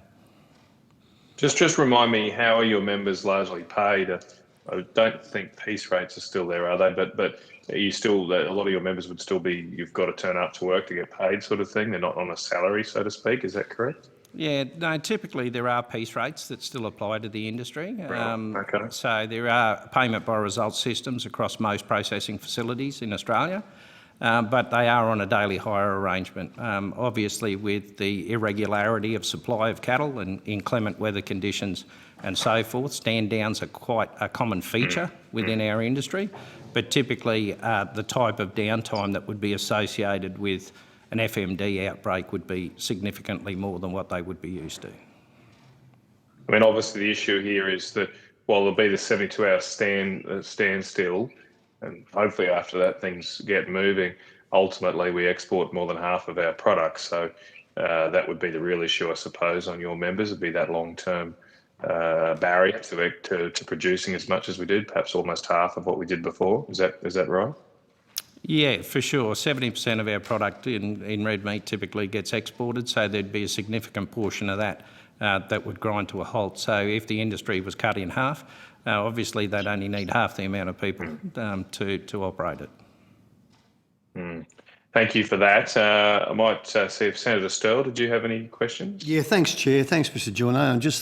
I'd be keen to find out how you work with other industry bodies since the formation of the task force and whatnot, like AMIC, and how have you worked together with them to better prepare should there be an outbreak? Yeah, I've spoken with Patrick Hutchinson from AMIC quite regularly. We remained in quite close contact when this sort of emerged, and the industry were getting sort of calls from around the world as to the security of their product. Obviously, we're being guided by government and the processes and policies that they put in place, and we're making comment on the appropriateness of that. So collectively, we've been able to speak with government and sort of advise as to what we believe the industry needs and the appropriateness of the response that's been done so far. Have you had the ability to closely work with government prior to the threat of FMD on our front doorstep? No, typically we haven't had that much involvement in that. There seems to be more consultation happening, particularly around biosecurity. Biosecurity is a massive issue for our industry. It's probably the number one priority that both sides of the coin, if you like, can come together on because it is so significant and so important to get right. No, that's tremendous. And we heard earlier about the irresponsible reporting of certain sectors of our friends in the media. And you touched on it in your opening statement, because your members absolutely would have hit the panic button when we're talking about prospects of unemployment. And I know a lot of your members they're not based in Melbourne, Sydney and the capital cities. So what was the effect with the membership? You did touch on it, but was it like an absolute, oh my God, what could happen because of the irresponsibility of some of the reporting going on out in the media? Yeah, definitely. The media weren't helpful at all, and certainly it sent shockwaves through my membership. They were concerned as to what was going to happen. Where was it found in Australia? They really didn't even realise that it wasn't. Some of the media around foot and mouth, in particular, there was children with hand, foot and mouth they actually portrayed as being foot and mouth disease. So the media attention certainly wasn't helpful for my members, definitely. So would it be fair to say, Mr. Joyner, that it was something that united both sides of the industrial fence? Oh, 100%. And both myself and Patrick spoke about that at the time, and really made efforts to allay any fears coming from the membership or industry that, there were discussions taking place, and foot and mouth was still in Indonesia, it wasn't in Australia, and everything was being done to keep it there. And the feeling between yourself and your membership and the employers who employ your members, do you think we're in a far better position than what we were 6 months ago? Should there be an outbreak? Yeah, most definitely. I think the response, as I've sort of said in my opening statement, has been appropriate. It's been quite swift. There was a lot of commentary around that it wasn't going fast enough. But I think the logistics around it are significant, and I think it probably happened as promptly as it possibly could. And obviously the coming together of a national biosecurity task force and that is something that's sort of come out of this, and I think that is great for industry moving forward. We've got some problems around the NLIS with small stock and that sort of stuff, and that needs to be addressed, and this is a forum where that can occur. But I think the immediate FMD threat was something that spurred that along. No, that's good. And it's great to see that you guys are on the task force. So well done to the Minister. That is really good. Thank you, Chair. Thanks, Mr. Joyner. Thanks, Senator Sterle. Senator Colbeck, did you have any questions? Yeah, thanks, Chair. Just one that follows on from that. Obviously, your members are an important part of the overall supply chain, and that's been well expressed by you in your submission and in your opening statement this morning. And I think you've inferred it in your responses to Senator Sterle, but do you feel that there's good information or access to good information for your members around their roles and the importance of their roles in the supply chain now? Clearly part of the task force, but appropriate training or information direction in relation to what they might need to, roles they might need to perform as part of the overall supply chain.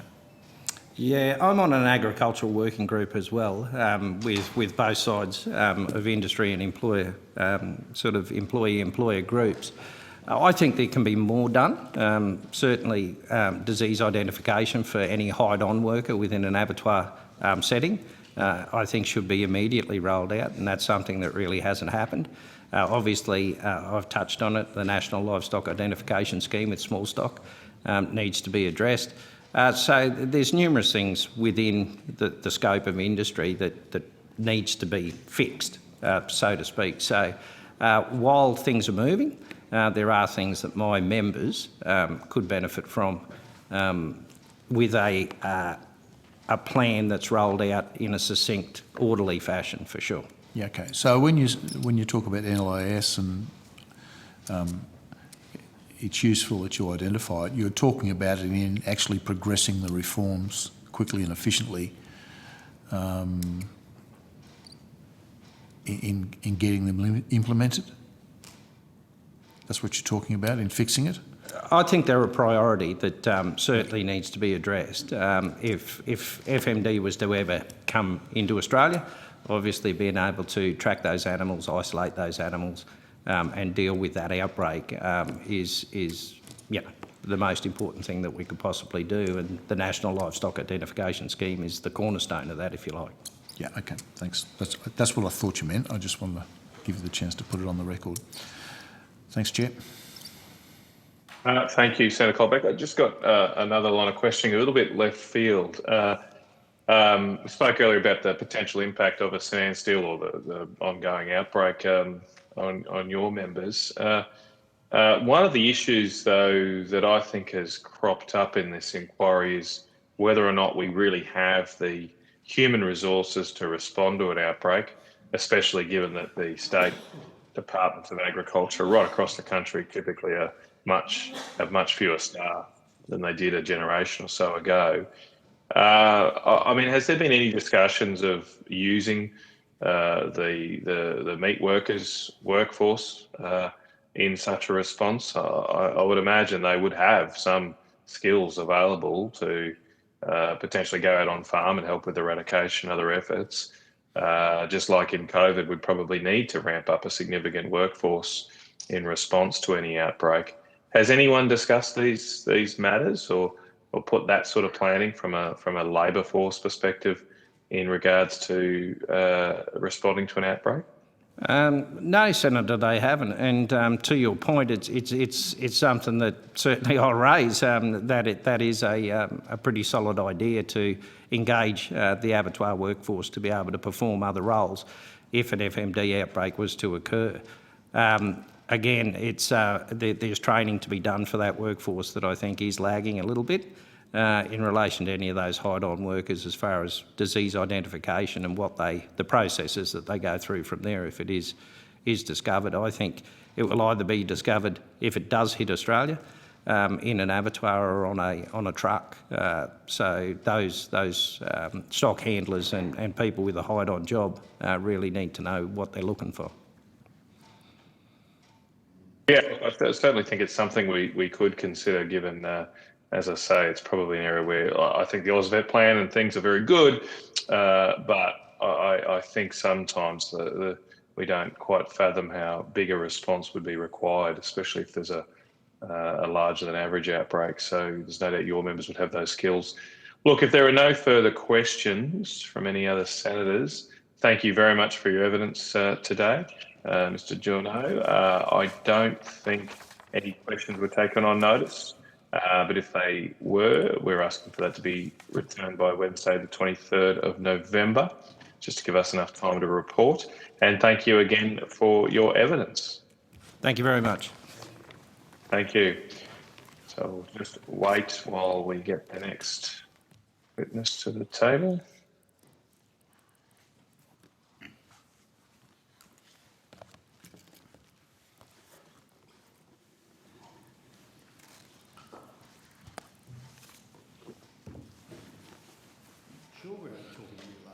It was just a few days ago. When you're ready. Yes. Ready now, Chair? Ready to go? Okay, well, I now welcome the Inspector General of Biosecurity, Dr. Lloyd Klump. I understand that information on parliamentary privilege and the protection of witnesses giving evidence to Senate committees has been provided to you. For the Hansard record, could you please state your full name and the capacity in which you appear today? I'm Dr. Robert Lloyd Klump, and I'm the Inspector General of Biosecurity. Thank you, Dr. Klump. I now invite you to make a short opening statement if you choose, and at the conclusion of that, I'll go to senators for questions. Thank you, and thanks for the opportunity to appear. I commenced the role of Inspector General of Biosecurity on the 25th of July this year, so I'm relatively new to the role still. However, my experience in biosecurity is quite extensive. I began my career as a rural veterinary practitioner, sheep, cattle and other farm animals basically. That was for about 24 years. I then joined the Victorian Department in Biosecurity Victoria and ended up managing the operations arm of Biosecurity Victoria. I then spent 9 years as the General Manager of Biosecurity Tasmania, managing the Tasmanian biosecurity system for the government. I'm in my time in the role to this point, I've been developing a forward work program as required under the Biosecurity Act, and that was published this morning. From here on, it's about getting on with that. In the development of that work program, I spent quite a deal of time looking back over previous Inspector General's reports. Clearly, I don't want to just simply repeat what's been done before. I was identifying gaps that I could look at, approaches that would provide the best bang for buck for my efforts and my team's efforts. And so that's how I've ended up with the program that I have at the moment.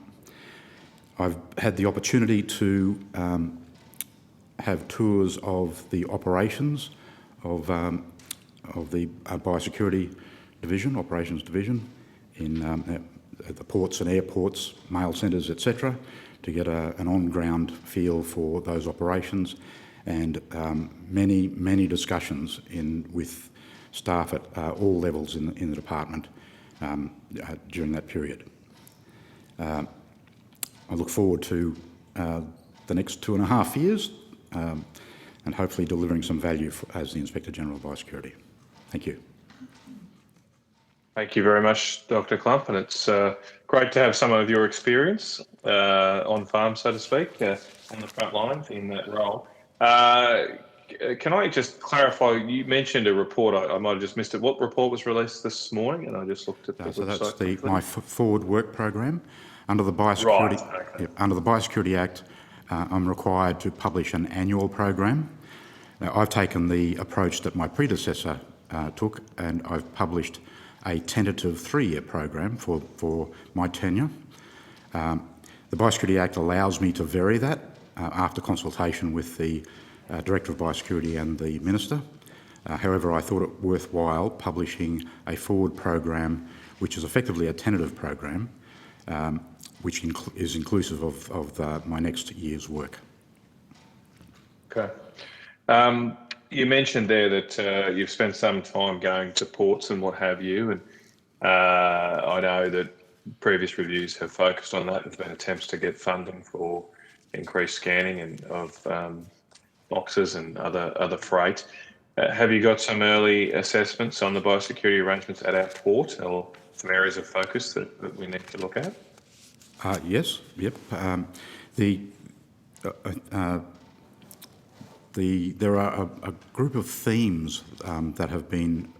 My predecessor went back and analysed the previous reports from his reports and previous Inspectors General, and developed a set of themes that demonstrated where those recommendations sat. I used those themes to look at the nature of previous reviews, and many of them were about specific pathways or about specific pests and diseases. And so I think a lot of those things have been covered by previous Inspectors General, and resulting in 260 odd recommendations. I'm taking the approach that I would like to look at the strategic approaches of the department for system-wide benefit.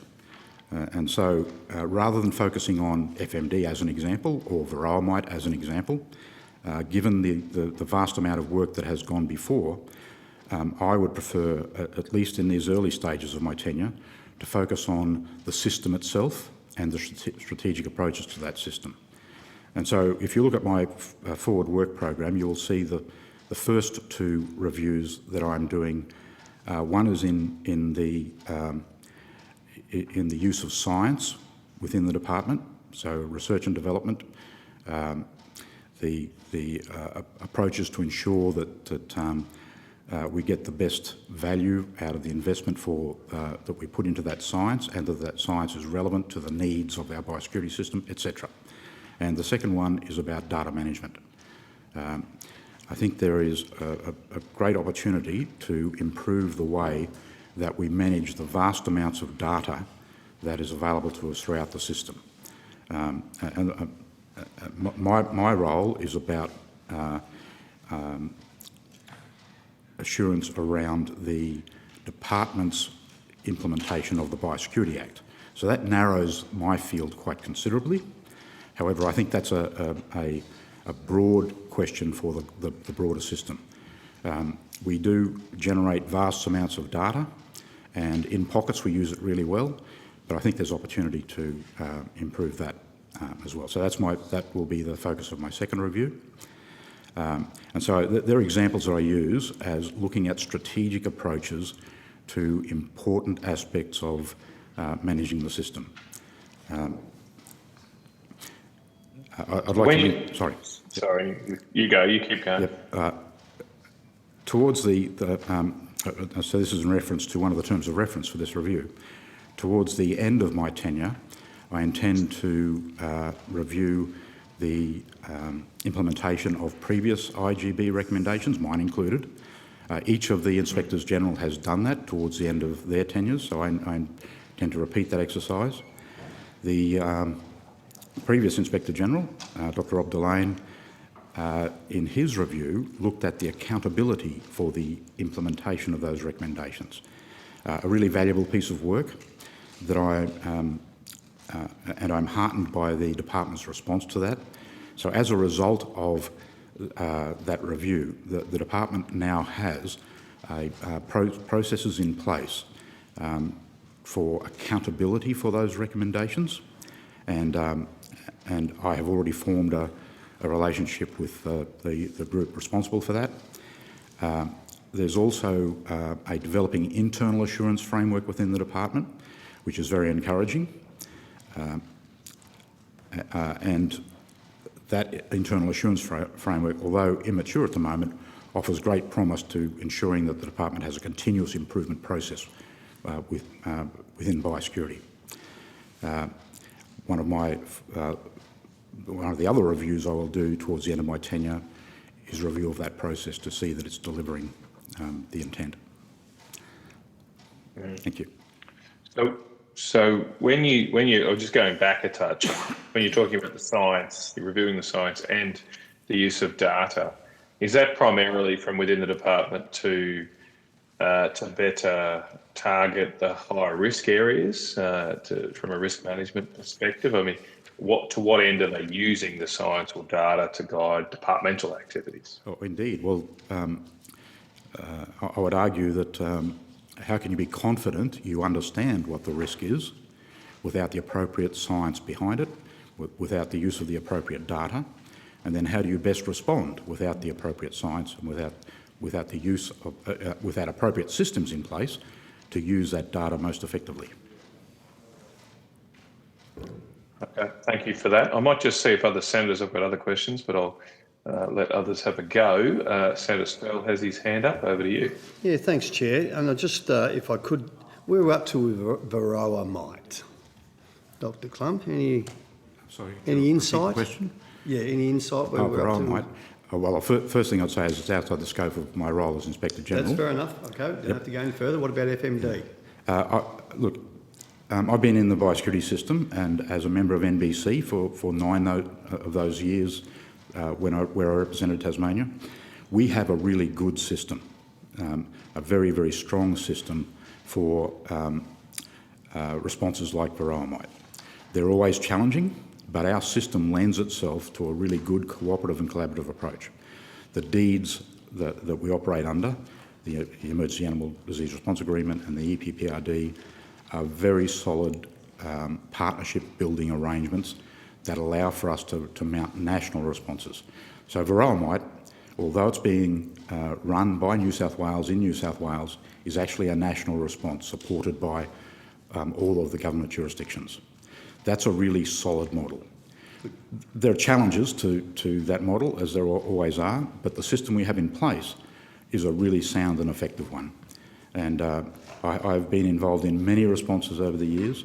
I've seen many of them get to the point where people are throwing up their arms and saying all is lost, and many of them we succeed despite the dark days. I don't believe the dark days are there yet for Varroa mite, from what I can see. That's good. And after those dramas you've had to deal with, we've probably inquired into half of them anyway over the years. So in terms of recommendations from previous IGBs, is there anything that the government should be the Commonwealth government should be focusing on at the moment, in your opinion? Well, I believe they are. From what I have seen already, and as I mentioned, the accountability measures that have been put in place, although still fresh and early, I believe that they have been taken seriously. Clearly, I'll keep a watching brief on those.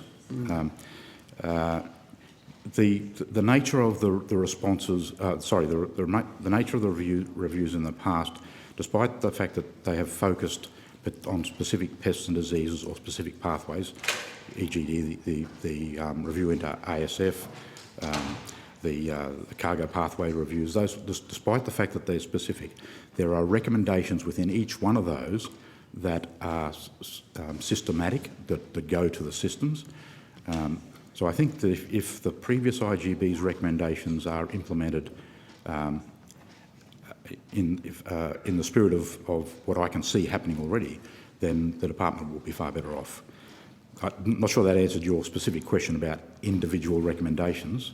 No, but at least I'm seeing some movement. I'm seeing some movement.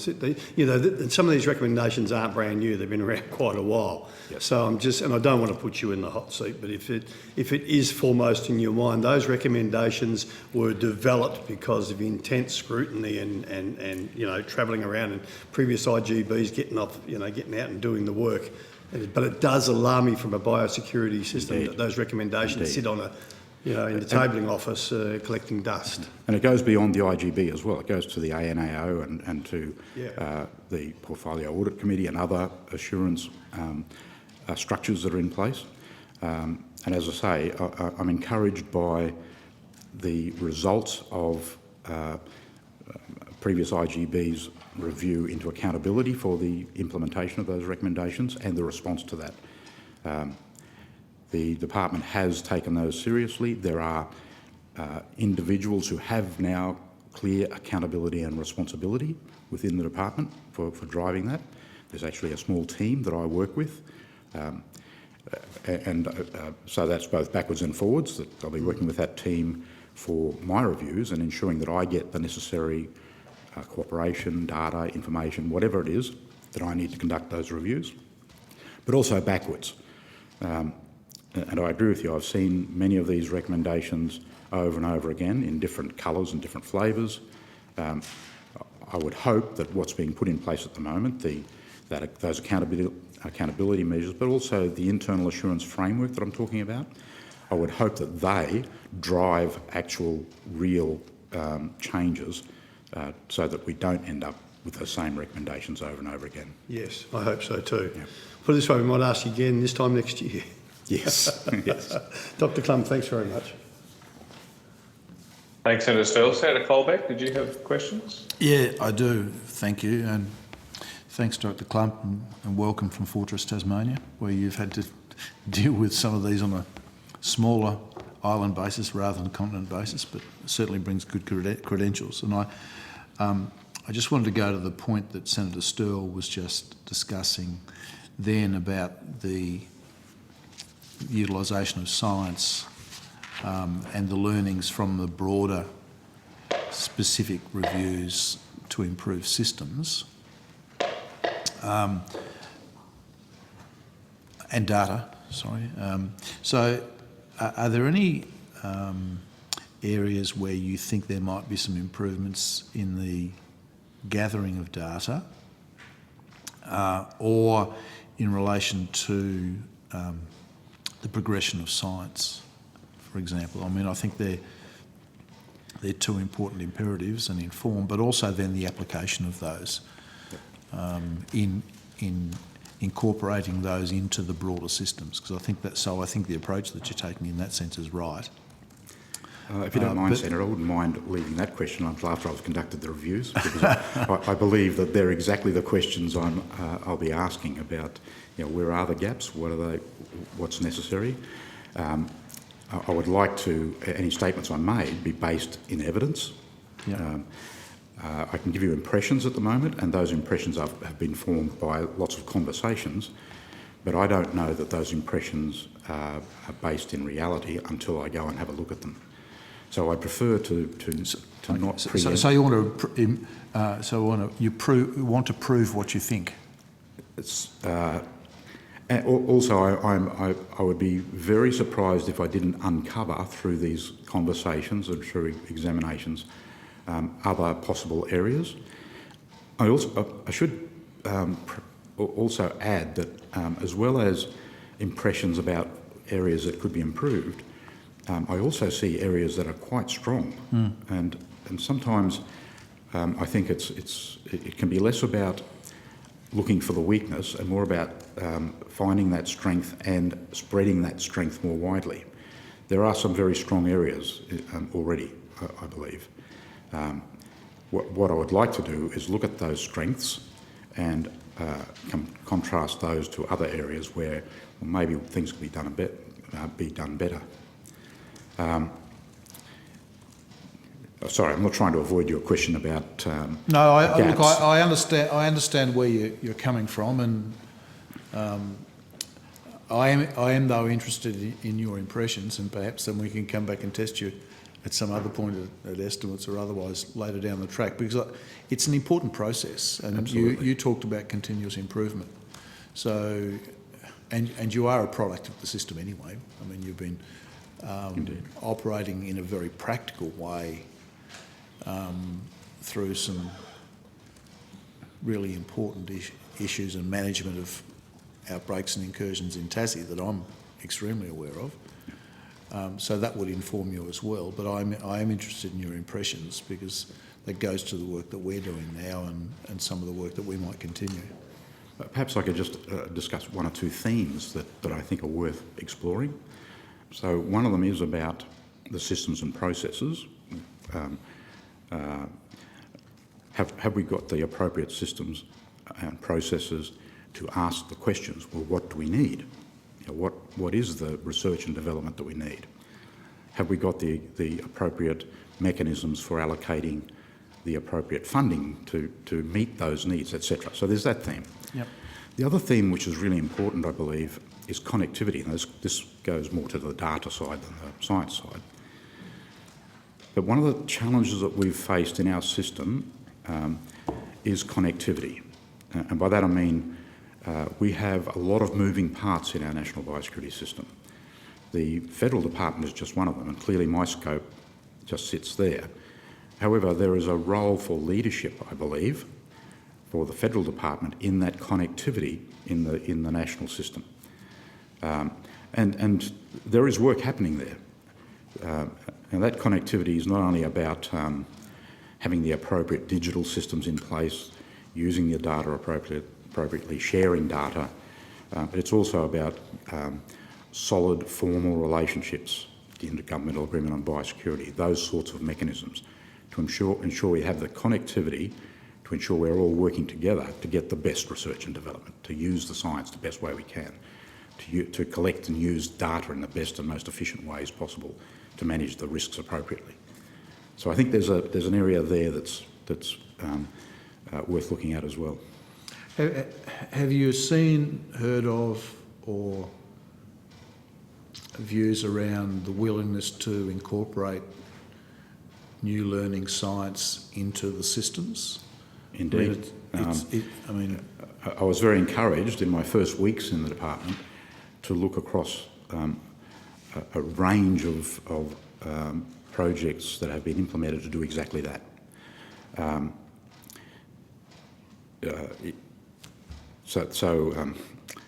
I hesitate to use the analogy, but I'm going to anyway because it has become quite a ubiquitous one, and that's a million flowers blooming. That there's projects all over the place to develop these systems and processes in better ways. One of my concerns, and again, this has been expressed, and I see action happening already. One of my concerns is that some of those have just blossomed spontaneously. Where's the structure? Where's the strategy? Where's the governance? Where's the process? Where's the accountability? Where's the review and evaluation, etc., etc., etc., in order to make sure that these million flowers that blooming actually end up rewarding us with outcomes. So that goes to your point around connectivity of the processes that are applying to the system. Yes, indeed. Okay.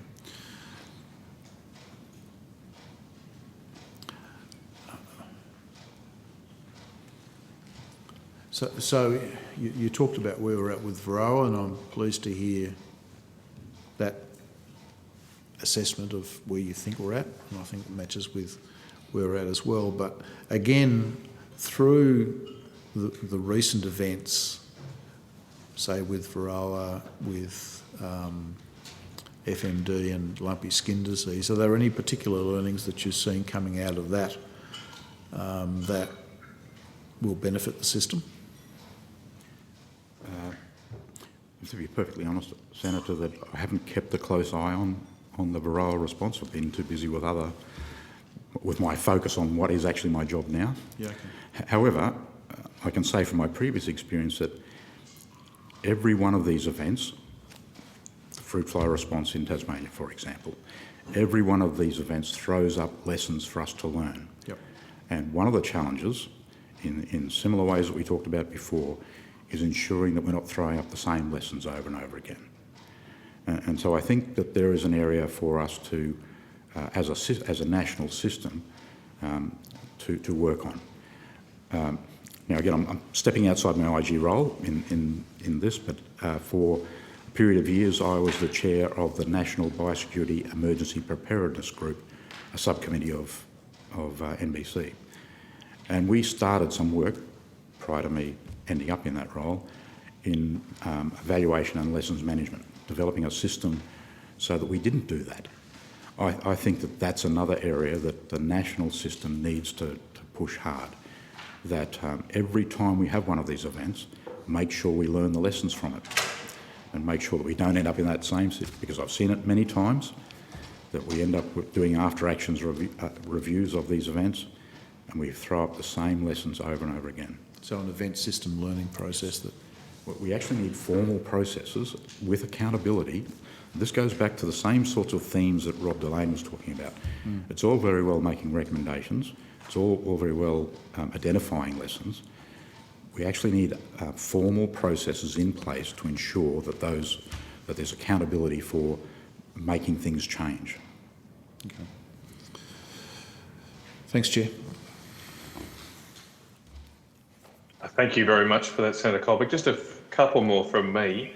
Mr. Clump, I wanted to go to your submission where you outlined the number of recommendations that well, not you, but the different Inspector Generals have had for the last 5 years, by the look of it.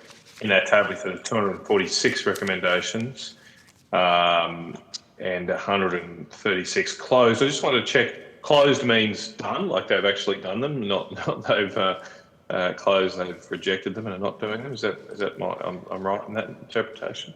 My understanding is that closed means either they've been actioned or they are no longer relevant. And that happens, that over a period of time, circumstances change and the recommendations are no longer relevant. But it's not that the government has rejected the recommendation, is not doing it? No. Okay. And the 110 that are open, I mean, mindful of the fact that most of those seem to be for the last 18 months or so. Are there any significant ones in your view that remain open or not done? Is there any need to spur the department along on progress on some of these recommendations?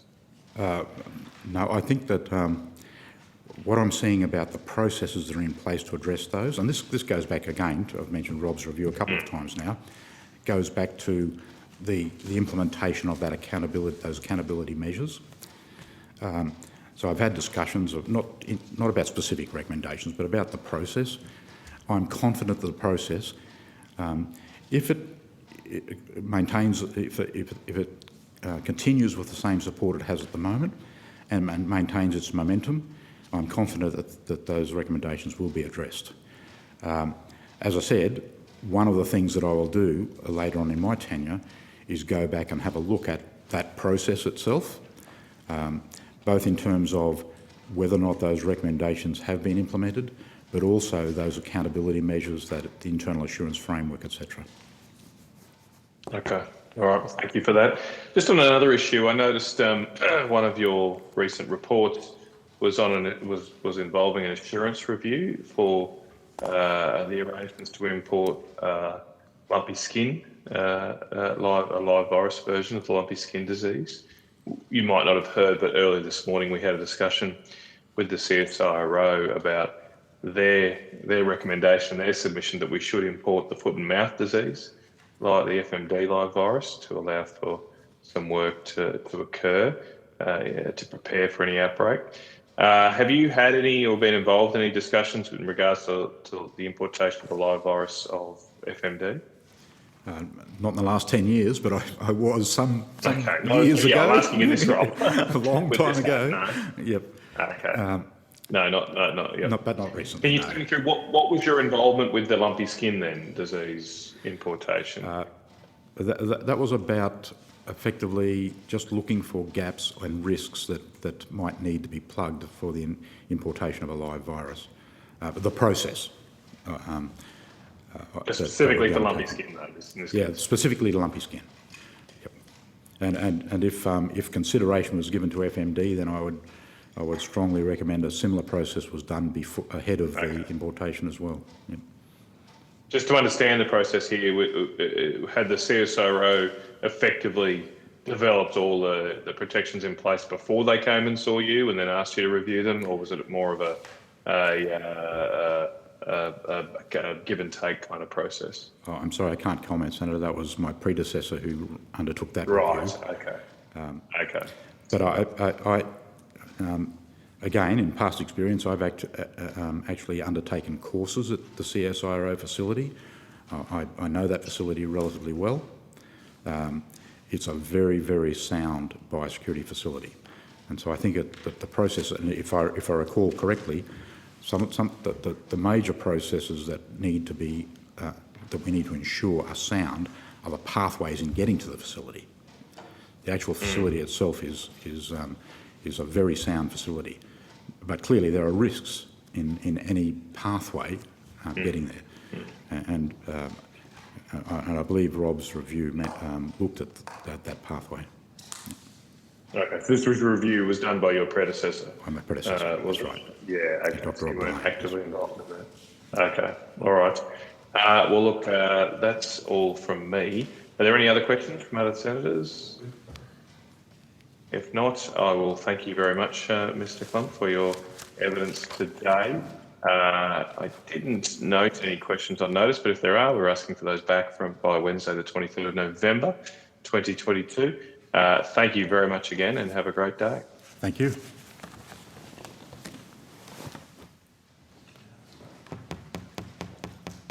I'll just wait while we have the department arrive. Jerry, could you just give me the AOK? It's hard to tell sometimes remotely. I will do, Chair. People are just getting seated just now. Thank you.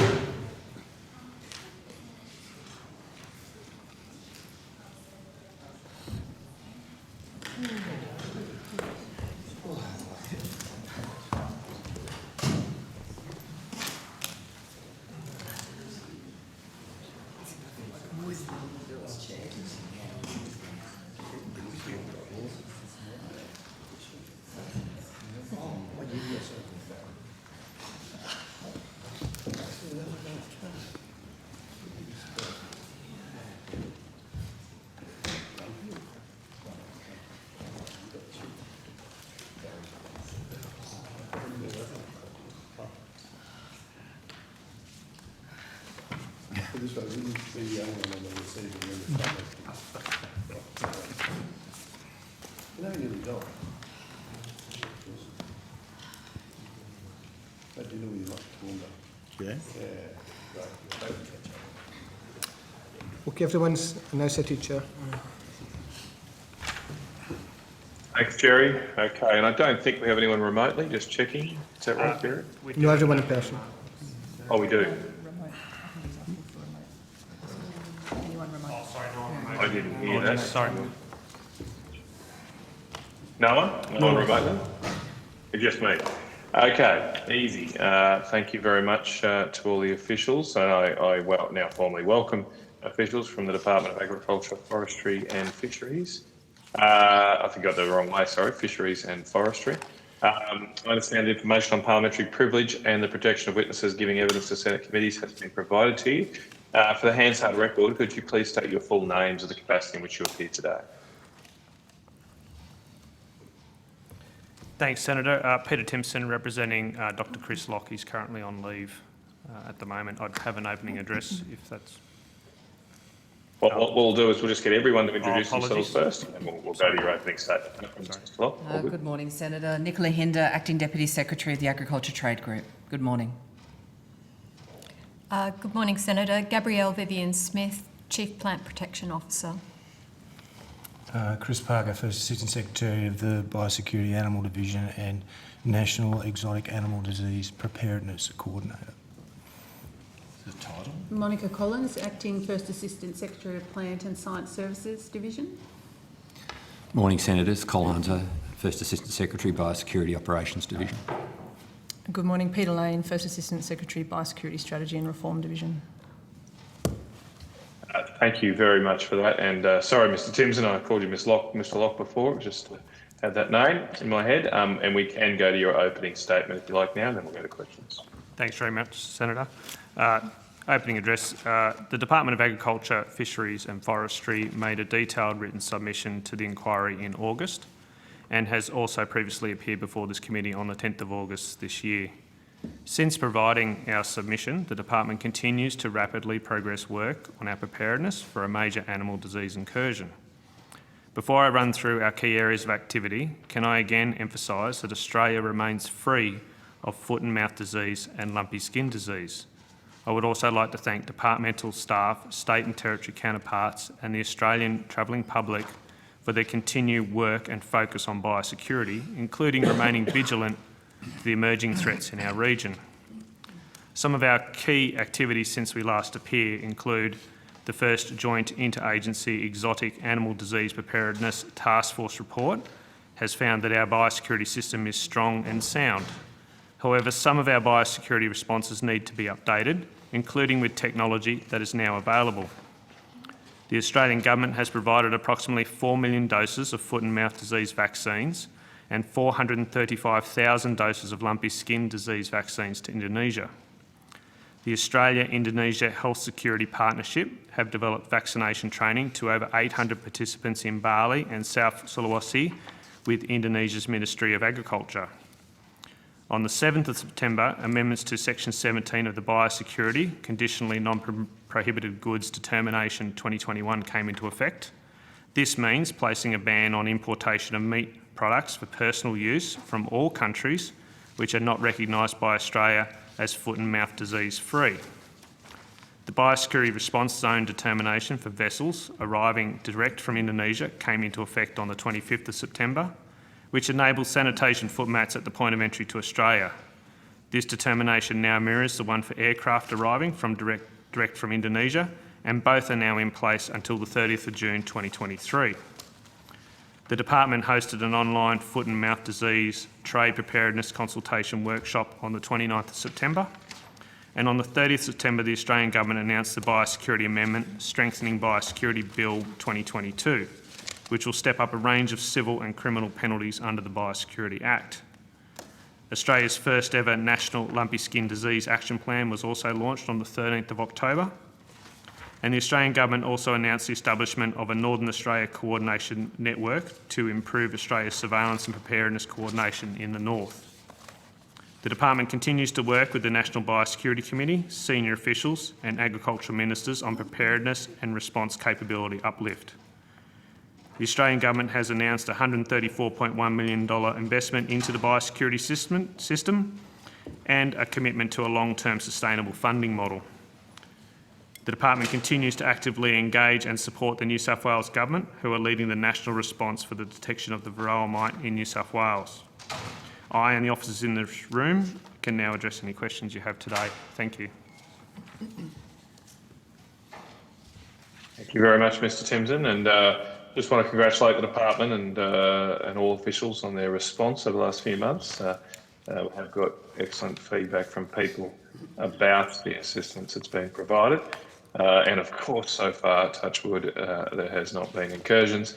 I just wanted to go to a topic that came up this morning, and we did cover your previous appearance around the live virus itself. And we had a discussion with the CSIRO that they are recommending that we do import an FMD live virus to help prepare, I think help develop potentially vaccines, etc. What does the department have a position on that, or are there any discussions going on around the merits of importing a live version of the FMD virus? Senator, it's Dr. Chris Parker speaking.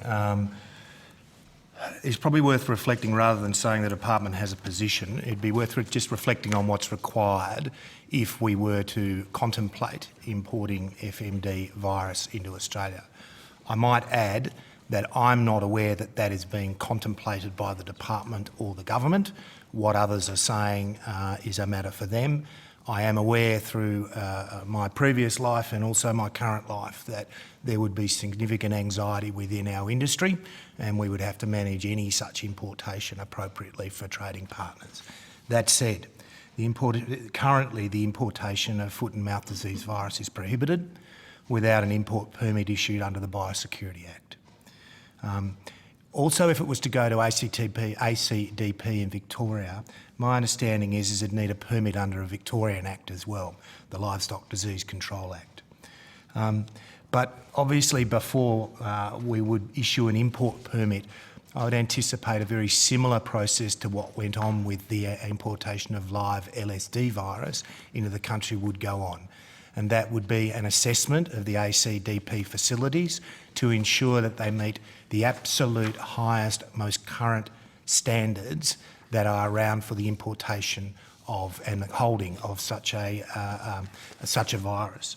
I would remind you that there are places in the world where there has been escapes from the facilities. I'm not suggesting that that would occur from ACDP, but of course we would have to ensure that facilities were absolutely top-notch before we'd even contemplate doing something like this. I would anticipate the Minister, like he did last time, would require the Inspector General of Biosecurity to run a risk assessment over it and run his eyes over the whole process before it was to proceed. But once all that is completed and we have a risk assessment and we're comfortable, we would be comfortable with the facilities at ACDP, and that's an if at the moment, given the age of that facility, we would need to then issue an import permit and the virus could then be imported.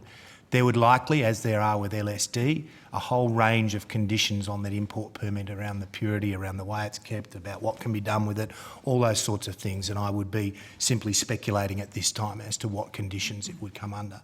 But I would just reiterate, there is no proposal at the moment to import FMD virus into Australia, and I certainly, as the area who would be doing the risk assessment, am not aware of anything in that realm. So just maybe it would be best, my next question, to refer back to the LSD experience. Who would apply for, or how would it work to get this permit under the Biosecurity Act? Would somebody external to the department apply for it, or would you just start that process, or how did you do it for LSD? So LSD, the applicant to import is actually ACDP. That's the person who's on the permit, if you like. And it does require an Australian entity or an Australian citizen to be on the permit as such. So, but like all these really sensitive things, Senator, it's not just as simple as saying, we want to bring it in, and there you go. Now, that might occur in some cases, but this is a far more complex process, that there's a whole lot of steps before you'd even contemplate thinking about what you might do with a permit application. And in fact, it's sort of a bit backwards in one sense, because normally for any normal product, if you wanted to import something, Senator, you would apply for an import permit, and we would do what we need to do and issue or not with an import permit. In this one, all the preliminary work had been done first before you actually even then got around to applying for an import permit. So it's a slightly different process given the sensitivity of the viruses involved. So, okay, the CSIRO has recommended to us, I mean, in their submission, they've to us said that we should import the virus, but they have not, or the ADCP have not applied for anything or even written to you to say, let's consider this? I'm not aware of any, Senator. Okay, it seems strange they'd put it in their submission to us, but not at least start these discussions with the government. But I mean, just is there any? Well, I presume there are, but could you map out what are the different risks compared to the importing LSD live virus relative to an FMD live virus? Do they need to be contained at higher standard laboratories, or are there any greater risks of an outbreak, as you mentioned? Senator... Escape you mentioned. Senator, I have some outstanding technical people who are back in the office, and I'm happy to take a full answer to that question on notice, but I will provide you with a very short, as technical, about the extent of my technical knowledge. Clearly, LSD is a vector-transmitted virus. FMD isn't. So you need the vector as well as the virus in an LSD situation. So that's a very different, and they are very different viruses like that. FMD, I think you would say, is a really highly infectious agent that has a whole range of transmission. It can be transmitted by the wind, it can be transmitted by direct contact, it can be transmitted by fomites. It has a whole range of things, and it's a very, if you like, infective agent in that sense. LSD, because of the involvement of a vector in that, you could say isn't quite as infective. Now, I'm not using particularly scientific terms. I'm trying to create a picture and a story around this. If it's important to the committee, I'm very happy to provide a more scientific basis for the differences between the virus and the differences in the containment. But put simply, you'd want to be pretty sure that you had FMD contained, and you want to be pretty sure that ACDP would be able to meet that. There's a whole range of new containment standards which have come into play since ACDP was built. So there may be some things in there that it's unable to meet at the moment. It may require significant investment to upgrade the ACDP facilities. All this is a bit unknown at this stage, Senator. Sorry, Dr. Parker, is that the facility in Geelong? Correct. Okay. And so that would all need to be looked at before you'd even, contemplate, because if you haven't got anywhere that's adequate to store it, there's not a lot of point contemplating bringing it in. Of course. Was there a follow-up there on the route? No? Okay, well, I think that's very useful, Dr. Parker. Thanks for that open discussion. I just wanted to clarify one more thing before going to other senators on this issue. I can't remember, I was trying to find, but I can't remember if it was yourselves or other witnesses at our previous Canberra hearings. There was some confusion about whether or not the importation of the live virus would affect our FMD-free status. And I think it came up in the context, well, the UK obviously has a live virus. I believe they're considered FMD-free now. Obviously, they weren't at one stage. But what is the actual international trade ramifications of importing a live FMD virus?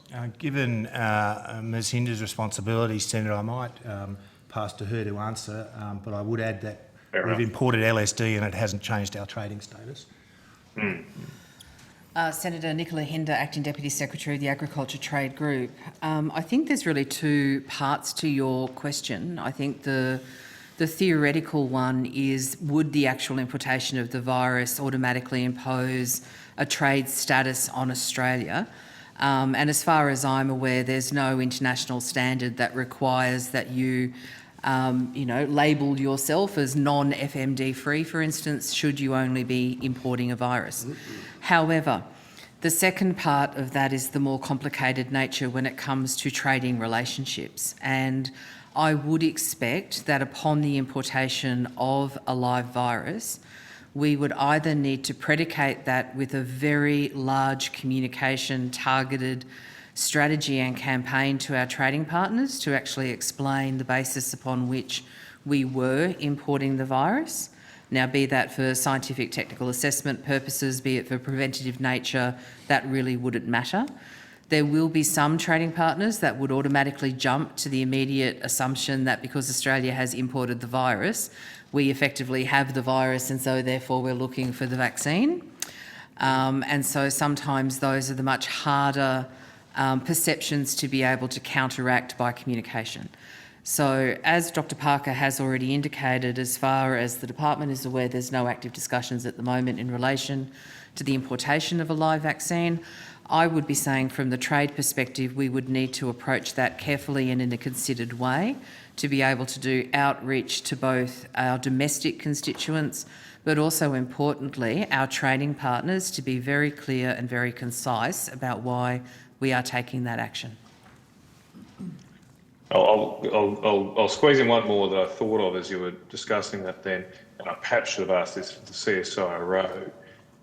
Given our strong relationship with the UK and the CSIRO's recommendation we should do some research with the Lyme virus, what would be stopping us sending researchers to London to do this, or to UK, wherever it is, rather than have to bring the virus here? Couldn't we take the people to the virus? Has that ever been discussed? There's nothing stopping it, and in fact, we have active engagement with a whole range of laboratories around the world, and there's work going on in Thailand at the moment on LSD. There's whole lots of research going on a whole range of these things. So I would contend we'd need to be pretty convinced we needed something particularly special about importing it that we couldn't get from exactly the activities you're describing, Senator. Okay, thank you very much for that. I'll open up I've got plenty more questions, but I'll open up to other senators first. Senator Sterle. Yes, thanks, Chair. And Dr Parker, thanks for that breakdown. And I can't speak for the committee, but myself, I'm loath to send your officers off on doing a hell of a lot of work that, we may be able to avoid.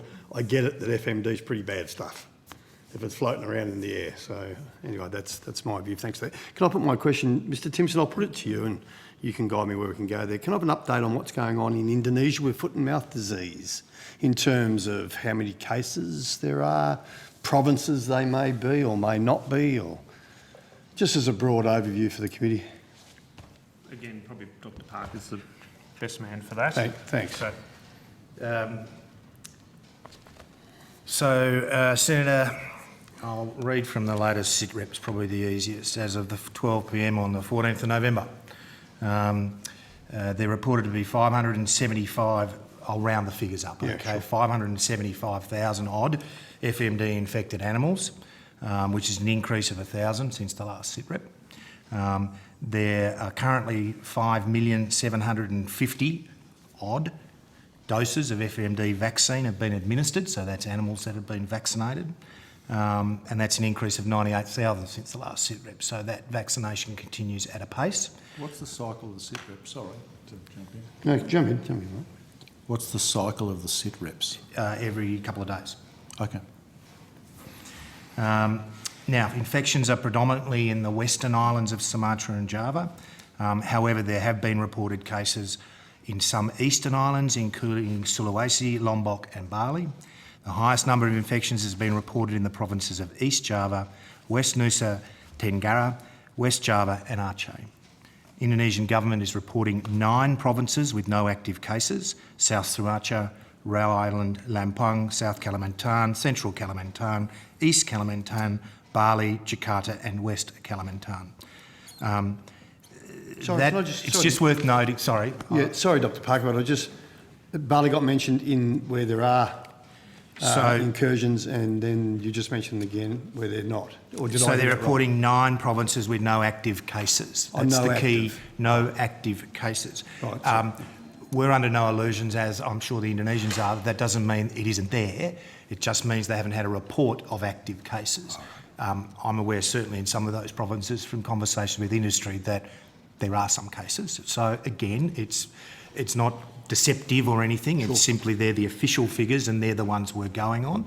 But neither the Indonesians nor ourselves are suggesting that there's no FMD there. They're simply saying no active cases, Senator. And Dr Parker, are these figures encouraging? I would say the number of vaccinations is very encouraging. I would think that the Australian government has provided significant support to Indonesia to the tune of 4 million doses of vaccine. The Indonesians have been purchasing vaccine on the market as well. They're making considerable inroads into vaccinating all the stock on Bali, which is really encouraging. The Australian government has invested money into training vaccinators, both on Bali but in other places. Up to 700 have been trained. So there's a range of activities. I think, Senator, our end game, and I think, you'd need to ask the Indonesians what their end game is, but our end game is to assist them to get it under control. If it's under control, they're no different from the 70-odd countries around the world that have FMD, and that then reduces the risk of incursion into Australia from a close neighbour, and the incursion into maybe Timor or Papua as well. So this is probably an unfair question. If it is Dr. Parker, you can shut me up pretty quickly, but what sort of timelines would we be able to sit back, or what are the timelines when Australia could sit back and say, wow, that's been a fantastic achievement in Indonesia and we're not as worried as we were before? Is that an unfair question? I think it is, but I'm prepared to give you a part answer if you're satisfied with that. Sure. Yeah. The Indonesian has always undertaken that Bali they wanted to have done by the end of the year, and they're well and truly on the way to doing that. End of this year? End of this year, as in vaccinating. Yeah, Senator. I'm not saying the getting rid of the disease, but vaccinating susceptible animals by the end of this year, and that's progressing very nicely. As you're well aware, there are thousands of islands in the Indonesian archipelago, which is both an advantage and a disadvantage. The advantage is you can get rid of it on island by island, which is what they did last time when they got rid of it at the end of 1986. So we would think that as they start to move through both natural infection and vaccination and their other control measures, that we would be able to see a reduction in the risk. Is that the case now? No. Our risk settings have not changed at the border, and we still remain highly alert and having large numbers of people both engaged at the border, large numbers of processors engaged both in Indonesia and also post-border to make sure that we have all the bases as covered as we can in that process. Yeah, and if I've got time, I'll touch base on a few of those. I'll touch on those implementations at the border if I can. So the EAD Preparedness Task Force made 14 recommendations. Have they all been implemented, or were some a work in progress?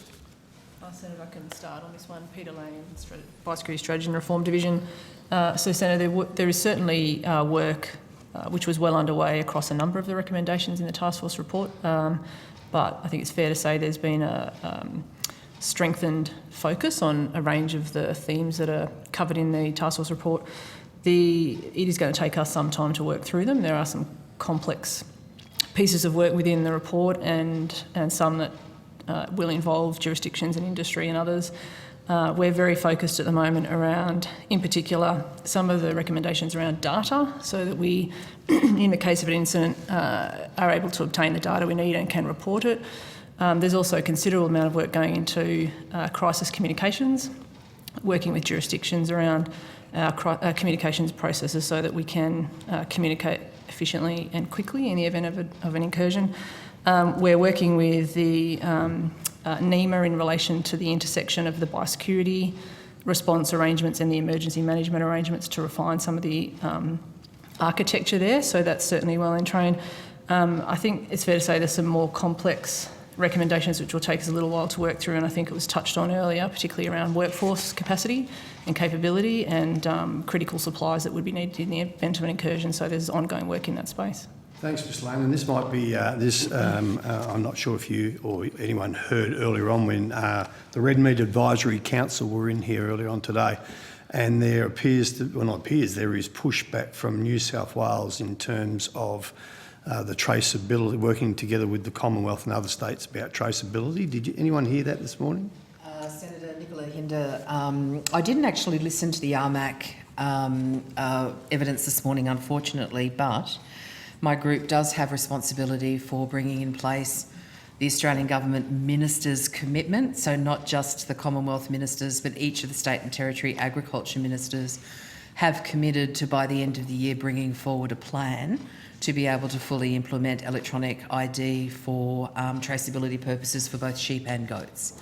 Were you aware that the New South Welshman, help me out here, Chair and Senator Colbeck, but the New South Welshman have now changed the game from their position, where they're not going to be part of it, having it done by 2025. It's going to go to 2027. Are you aware? So, you Senator, heard that? through the course of last week, or indeed perhaps even the week before, the last of our traceability working groups were held.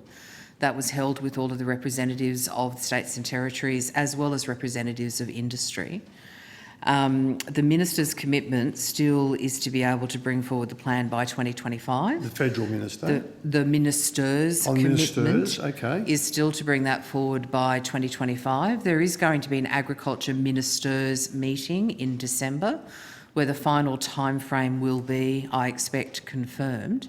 But at the moment, the plan as it's being developed has us going towards full electronic ID for sheep and goats by 2025. All right, and it's not for me to start an argument with you, Ms Hinder. I wouldn't dare do that.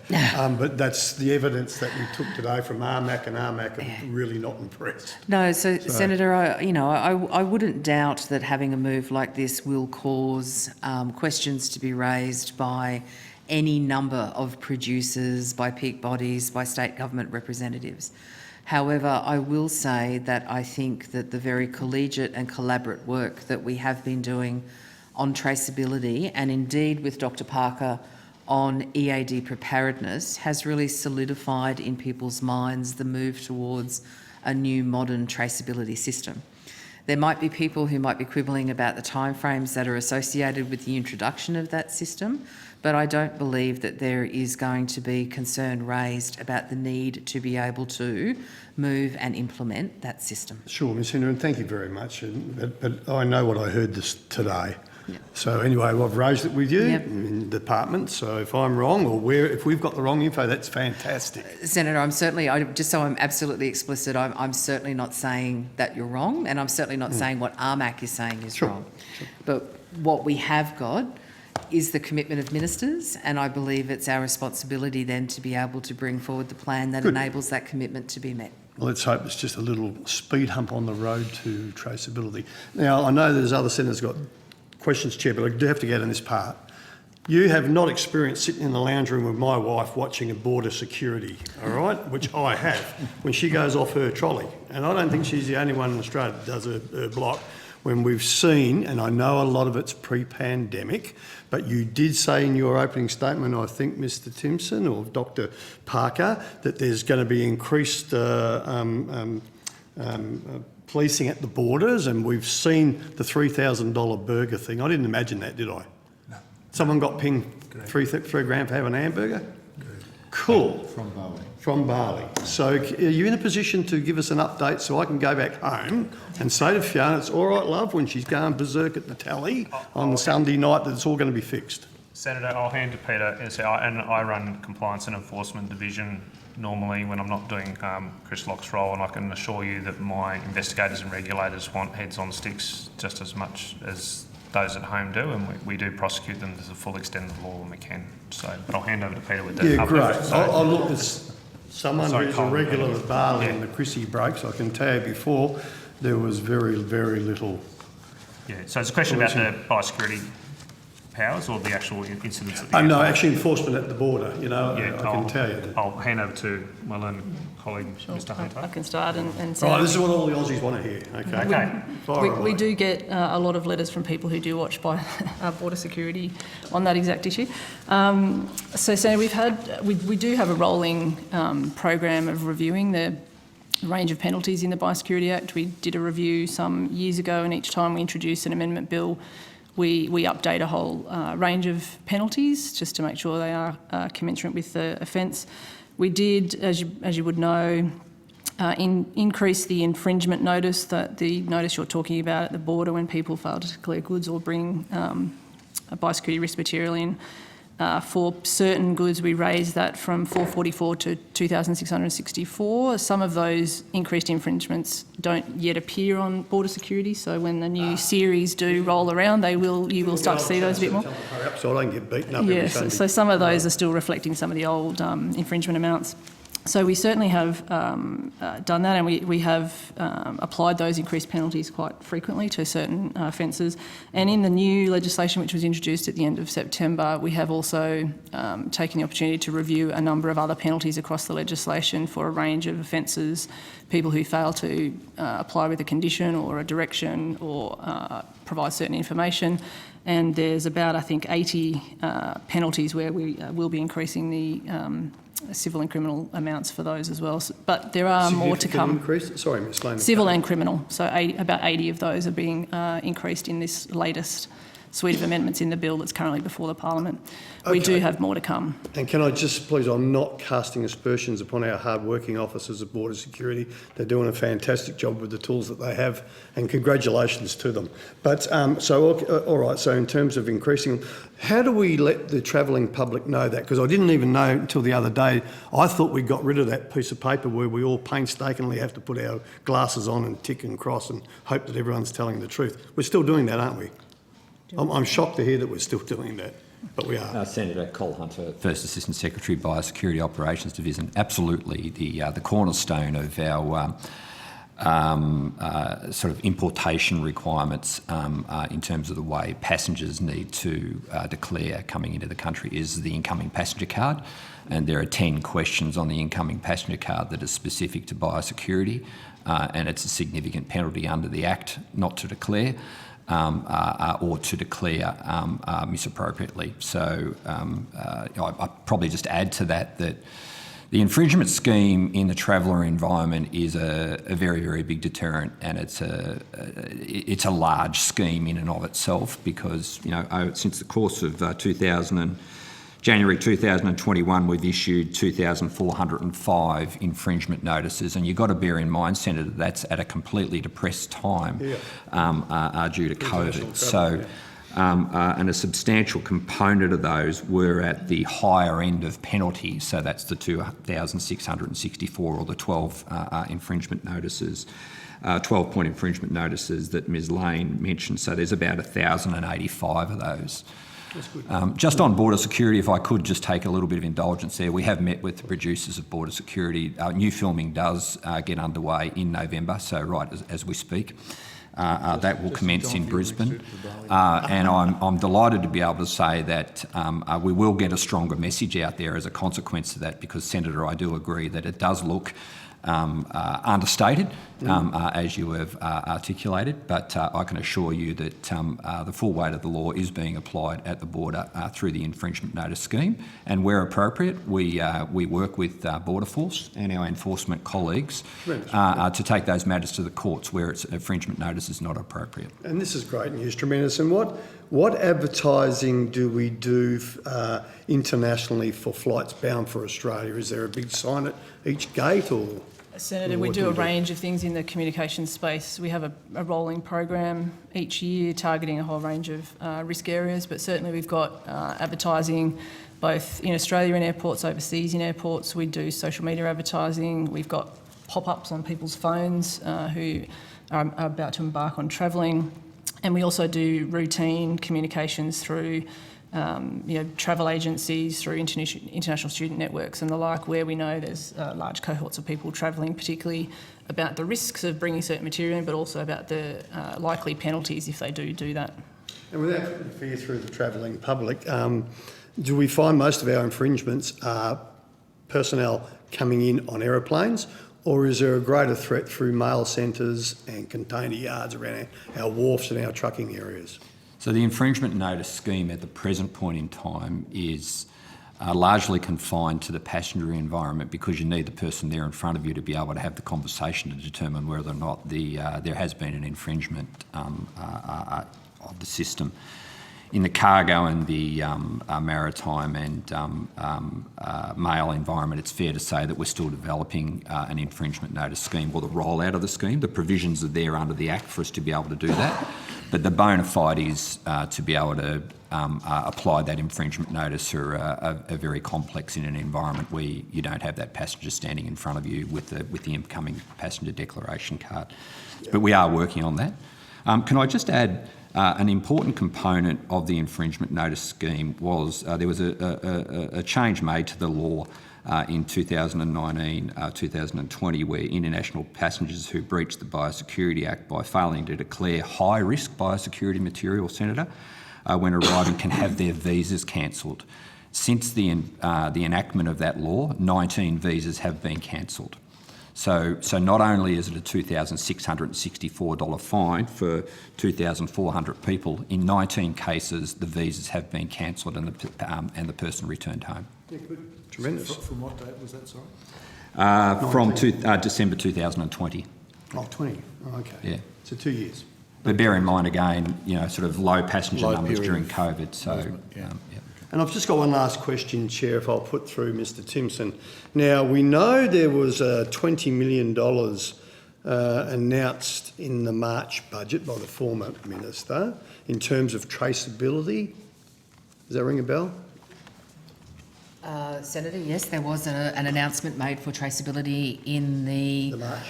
The last budget. That was then supplemented in the current budget as well, but I think the number was higher than 20 million. I think I have 50. I'm told I've got 46.7. Yeah, 46.7. 46.7. Yep. So what will that extra 26 million give us? Senator, so as I indicated before, we are going through the process of actually having the plan developed to be able to bring forward implementation for electronic ID for sheep and goats. That's all going towards to be able to bring the Minister's plan into action. There is also pockets of work happening in traceability which is not being funded from that package, but does go towards the previous announcement, and that's in terms of enhanced traceability for agricultural exports. So that gets into questions at the moment that keep us as a premium trading partner, so such as things like offering accreditation, for instance, for organics, or should we be considering provenance to be able to promote exports and have that as part of traceability. So as you understand, Senator, there are some markets at the moment that have a QR code on a punnet of strawberries that take it back to the farm. Would bringing in a system like that offer agricultural exporters additional premium on their prices? So there are some factors of the traceability work which is going towards provenance. There's some factors of our traceability work which is bringing forward the Minister's plan for electronic ID for sheep and goats. Well, there's certainly been a bit of activity in the last few months, hasn't there? That's right, Senator. Without any help from the irresponsible sectors of the media, but anyway, we've covered that before. Chair, thank you. Thanks, officers. Thank you, Senator Sterle. Senator Colbeck, did you have questions? Yeah, I do, thanks. Look, I just want to go back to you, Dr Parker, and some of the figures you were giving Senator Sterle from your latest SITREP. I'm just interested in the trajectory of the data from those SITREPs, and it may vary from province to province, but to get a sense of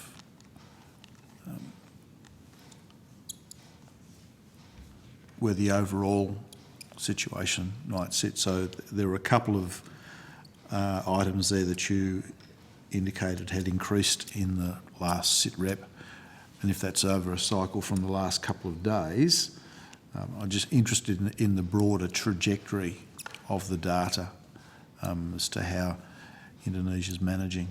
I mean, the vaccination data is clearly very good, and that's good news, and that will mitigate in certain areas where there's concentration, but just curious as to the other data more broadly. So, Senator, I think there's two parts to the answer I'd like to provide. The first is, as far as FMD is concerned, our view is that the situation has plateaued in Indonesia, and they're making every effort to get it under control. That is our best assessment of what is happening on Indonesia in Indonesia. I'm certain that they're making every effort to get it under control. And as far as LSD goes, the situation is murkier. It's difficult, given they're focused on FMD, to be able to work our way through exactly what's happening with LSD. But in fact, in the last few days, we've had our veterinary representative at the embassy who's been actually pursuing these at different conferences and visiting places and things like that. So we have quite good intel coming through from industry, both in Indonesia and our own, and I think we're getting a reasonable picture of what's happening with LSD, and it has spread into Java, and the Indonesian government said that formally as well. The full extent of that is not entirely clear to us at this stage. But the FMD situation, I think, is a lot clearer, and we would say that it has plateaued, and we are waiting expectantly for that plateau to start decreasing significantly. And as you'll find, these things happen sort of exponentially. As you get animals infected, they're immune. If they're vaccinated, they're obviously okay, and then we'll start to see these decreases. But we did see a peak of cases in June, and again, we haven't seen that sort of peak since then. So it's come off, FMD then has come off since that peak? You would say new cases, it's come off since that peak. And again, not unexpected. I mean, epidemiologically, that's what you'd expect, you know, novel population of animals with a novel virus they haven't seen before.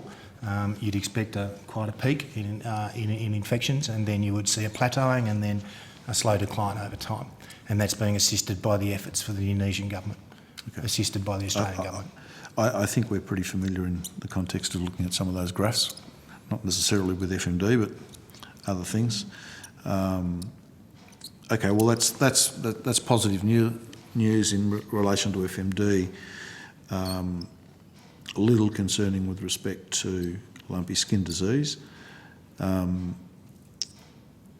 there been any further conversations or requests from Indonesia in relation to support with either of those two, compared to where we're at the moment? I mean, well, obviously we remain very active, and that's appropriate. So in regard to LSD, the Chief Veterinary Officer, Dr Mark Shipwood, wrote to his counterpart just recently offering further support for LSD. You'd be aware the Australian government's already provided 450-odd thousand, I think it's 435 to be exact, I'll look at the number in a minute, of numbers of vaccines for LSD into Indonesia. We stand ready to provide more and other assistance that they may require as far as LSD goes. But their focus has been on FMD, and we've had significant support and programs going into that, and there are a range of other things that are going on at the moment where I'd like to be in a position to tell you, but they're essentially very preliminary at the moment. But again, we stand ready to be able to assist the Indonesian governments in their efforts to control LSD as well as FMD. 435. Thank you. Senator. 435,000 doses of LSD vaccine.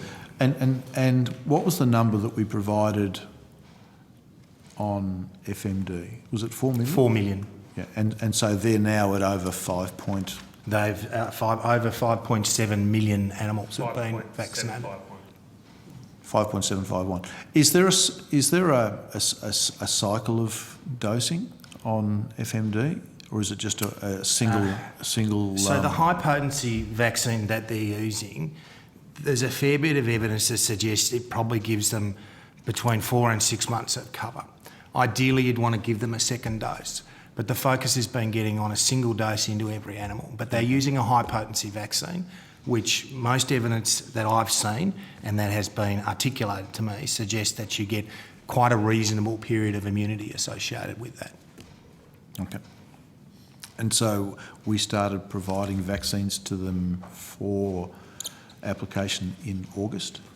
I could find the exact times if you just give me a minute, but I would think August sounds about right. And I think from our previous conversations, that was about when they I were think supposed that's to be right. due, Just give me a minute. So we're still in a period of cover then, basically, in Correct. that sense. Correct. From with the a high first potency dose. dose from the first dose. Yep, August. 1 million doses on the 21st of August. That was the first million, yeah. Yes. Okay. All right.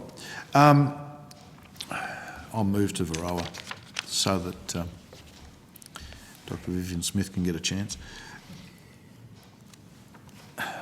Just a bit of an update on where we're at. Well, we've been hopeful for a period of time through some of our recent hearings. Where are we at, particularly with the application of the baiting program for wild honey, European honeybees and the residual non-declared ones in backyards? So the response is rolling out quite effectively. So I'll probably deal with the wild European honeybee management question first, and then we'll talk about the backyard or the managed, what we're calling managed hives. So the wild honey bee removal program, the fipronil baiting program, commenced some weeks ago, and it started out at Jerry's Plains, which is northwest of Newcastle area. That was like the first deployment of bait stations, and that has been pretty much the first round of baiting has been completed. So it runs for about a month, and then they pause and do further. What they do is they do sugar baiting, so they set up sugar stations. They basically train the bees to come to that location, to those locations, and then they'll deploy the bait under supervision for a period of time. So the Jerry's Plains baiting went quite well, and so now the bait stations have been expanded. So they're working west of Jerry's Plains now in Denman, and they've also commenced the wild European bee baiting in Coffs Harbour area, so the Nana Glen outbreak, that commenced at the end of October. And this week they are gearing up quite significantly their operational activities on the Central Coast and Narrabri, and they've set up forward command posts in Summersby and Narrabri. So the bait stations will operate, they're quite labour intensive, so they'll operate for a scheduled time period for up to 12 months on and off again until they're confident that all of the wild European honeybees have been euthanased in that particular area. So they will continue to expand the number of locations as they're sort of working from the outside in. And they'll continue to work through to Newcastle. What about the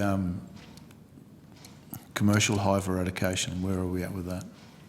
So the commercial, so we're sort of calling them managed hives, so the commercial hives and the backyard I was hives. wanting to differentiate between commercial producers and domestic Okay, backyard, if I could. I've got some numbers here from just the 7th of November. So of all of the managed hives, they're about 96% destroyed all up. They've got, just see if I've got a breakdown here for the commercial and recreational hives. So at the moment, they've pretty much done all of the destruction in the red zone for both commercial and recreational hives, and they're doing the final cases in the Newcastle division this week. The remaining cases that they have are a few difficult cases where people might be away overseas and they're trying to get access to those backyards. So it's a very, very small percentage of hives remaining. Just a handful of hives. The overall, they're pretty much getting down to like the tin tacks of the destruction in both the managed hives, the backyard hives and the commercial hives at the moment. Okay. And there's obviously been no further detections? No, there hasn't been. There are 102 cases and they've been stable at that number for a period of time. There was an expectation as they go back through they do the euthanasia and then they destroy the hives and they take samples. There was an expectation that that number might increase as they sort of backtrack through the destroyed hives and do the more detailed sampling and surveillance, and those diagnostic results come through. But to be honest, that has been just a trickle. Over the last few weeks, it's just been like 3 new cases in probably the last 6 weeks, so it's been quite low. So that's been a detection in inside the declared zones of destroyed already or euthanased euthanased. hives where Yeah. they're doing inspections to see what sort of scale that there might have been of infection. Yeah, so the priority was to get in, euthanize all the hives in the red zone, Yep.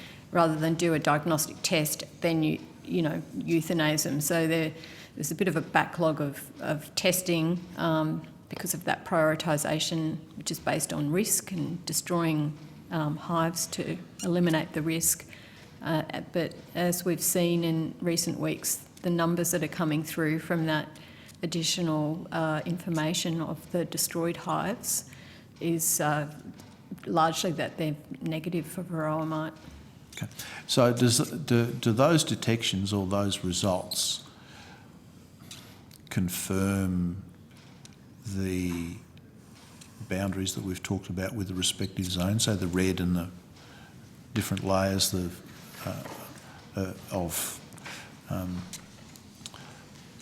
declaration as we've worked away from what we think are the epicentres? Yeah, in part they do confirm that we've reached the extent of the infestation in the red zone, but we also have the purple zone and what's called the blue zone, or the general quarantine zone outside of that. The 10K side? Yeah, so the purple zone is a 10K surveillance zone. There's been no further detections. There's been no detections of varroa mite in that area. There's also, with the wild European honeybee survey or baiting program, they are taking samples of the bees that die at the baiting station, and any other accessible beehives that are reported and euthanized. So there's active surveillance for bee nests. They're not sort of managed hives, but they're sort of wild nests. Whilst the data is a little limited, there's been zeros. There has not been any detections in the wild bee population to this point, and New South Wales is being actively encouraged to gather more information on that to provide additional confidence, additional reassurance to stakeholders that there isn't undetected varroa mite populations in those wild bee So there's been areas. active attempts to locate wild nests, as you call them, and do inspections to see whether there's... They're often difficult to inspect as such. I was going to say that they're not necessarily easy to find, but also very hard challenging. to get to. So they have a few samples that they've been taken, and they're trying to take them. Generally, they're in inaccessible locations, so they're basically destroyed. But the bees that are coming to the bait stations that are taking the fipronil baits, some of those bees die at the bait station, so they're trying to gather quite a large number of bees, a statistically significant number of bees, to provide that extra confidence that there's not varroa in the wild colonies. And they're also continuing to do require beekeepers in the blue zone to undertake surveillance, just to ensure that there are no undetected varroa populations within that broader New South Wales area, and so far that's all been negative as well.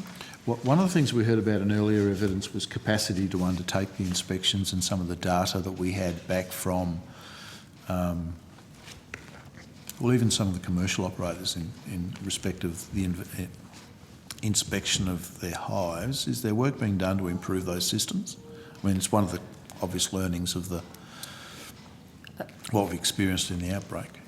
Thanks, Senator. Yes, and I think New South Wales have been quite transparent in their activities. They have had difficulties because of flooding and because of labour shortages. It's not, and it's a huge response. It's one of the biggest responses that's ever been mounted.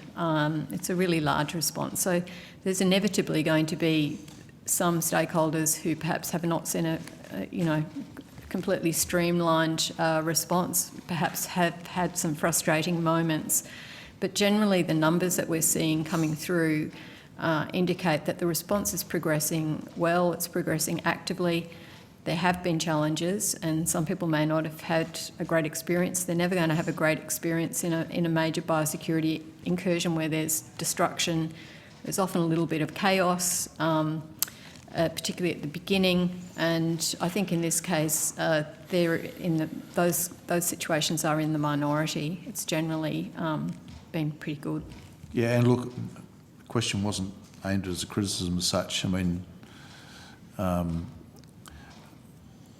there's been a lot of effort from the New South Wales government leading the response from the beekeeping sector nationally, providing support and labour into the process. It's more aimed. My questions were more aimed towards what we're doing to improve the systems and approaching potential future circumstances, given the prevalence of Varroa. And it's been a pretty extraordinary effort, I'd say, to get to where we are and be in the situation we're in the first place. So, Senator, there will, if I may, there are a number of reviews that are kind of mandatory requirements as part of responses under the Emergency Plant Pest Response Deed. So there will be the opportunity to review the response, and there'll also be a review of technical requirements if the response plan for the next stage is approved. So there will be review points and an ability to provide feedback, and those are always really productive sessions, and they're really good for future incursion response planning. So Yeah, and look, I agree with that and support it wholeheartedly. There's been discussion about a process to identify locations of and movement of hives, and putting into place a process in relation to that. Has there been any work done on that? I mean, it's something that's come from the sector themselves, and it was one of the issues that we faced in the first place, having access to good data around where hives were and what had been relocated over a period of time. So is there any work progressing at this stage in relation to improving the capacity to have that information? I mean, I think the discussion I've seen even includes GPS marking of hives.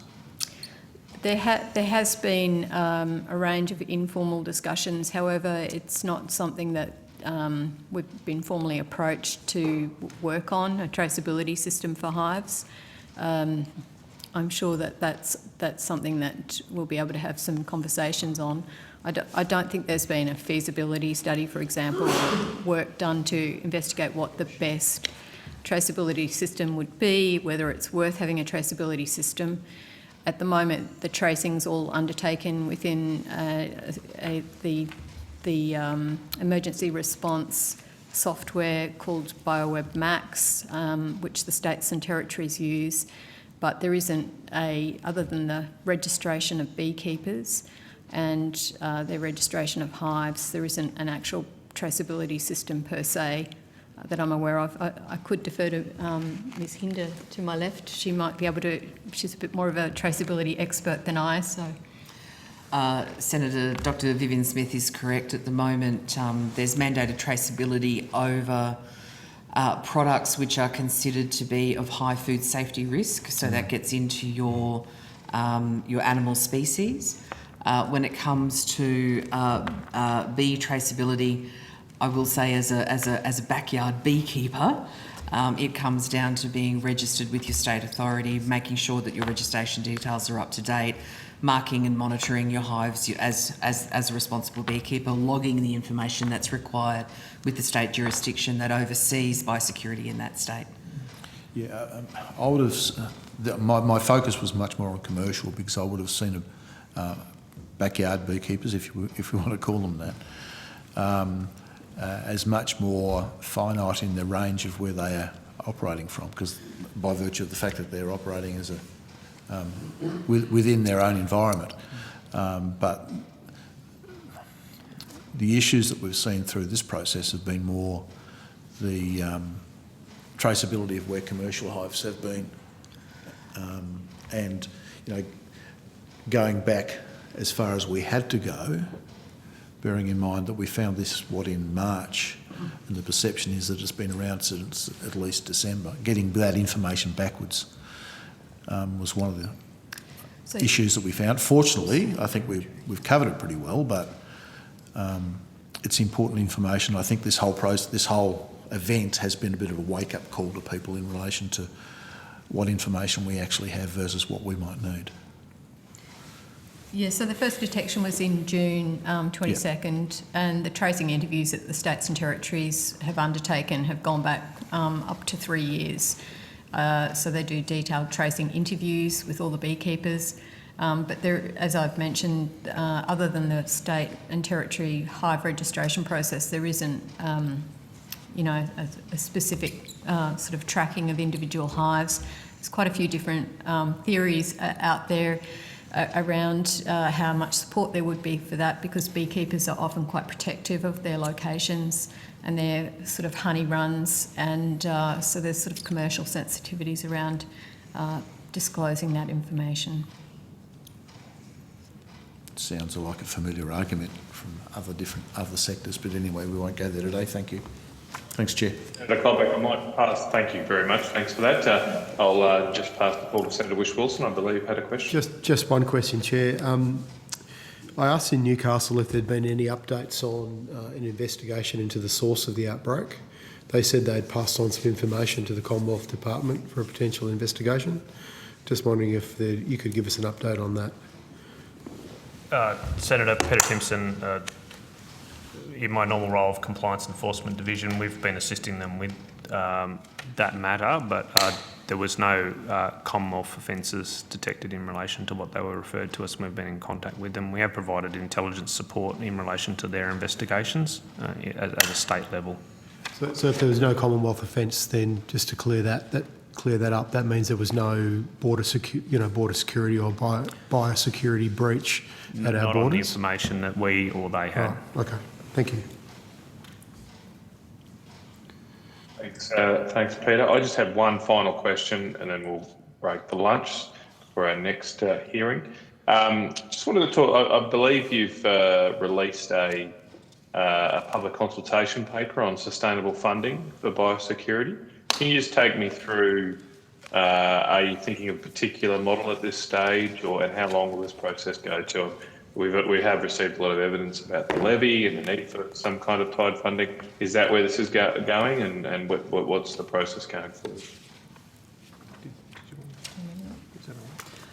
Senator, I can start on this one. It's Peter Lane, Biosecurity Strategy and Reform Division. So there has been some work commenced, as you've noted, in relation to the Commonwealth's funding arrangements for biosecurity. A discussion paper has been released to engage a broader conversation around these issues. There's no specific model defined as yet. The purpose of the discussion paper is to seek views from the broader public, but also some targeted consultations are happening in parallel with that public conversation with those who have an interest in this space to seek their views and ideas and issues related to the current arrangements in order to inform some options. So a levy hasn't been ruled out?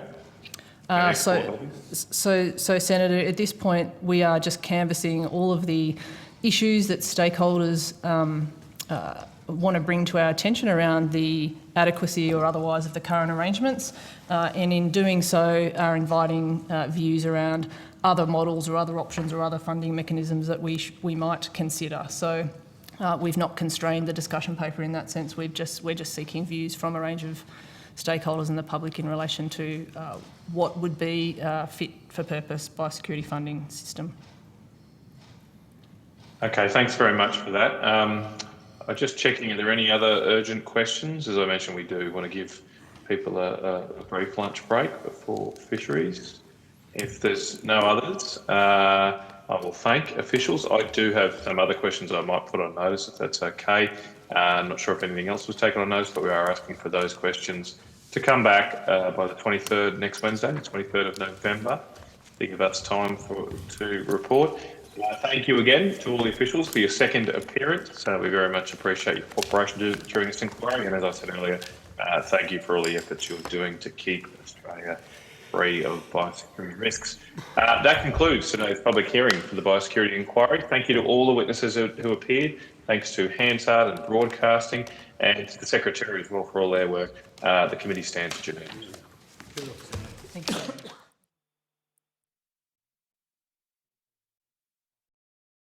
Okay, we'll get going. I declare open this hearing of the Rural and Regional Affairs and Transport.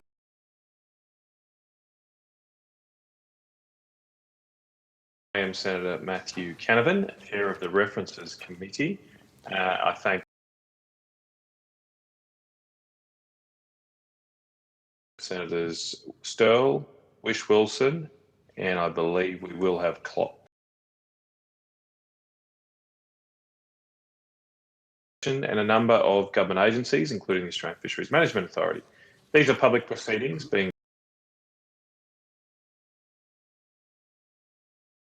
I remind all witnesses that in giving evidence to the committee, they are protected by parliamentary privilege. It is unlawful.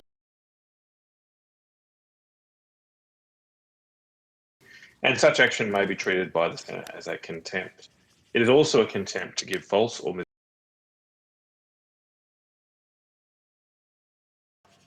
The Senate has resolved that an officer of a department of the Commonwealth shall not be asked to give opinions on matters of policy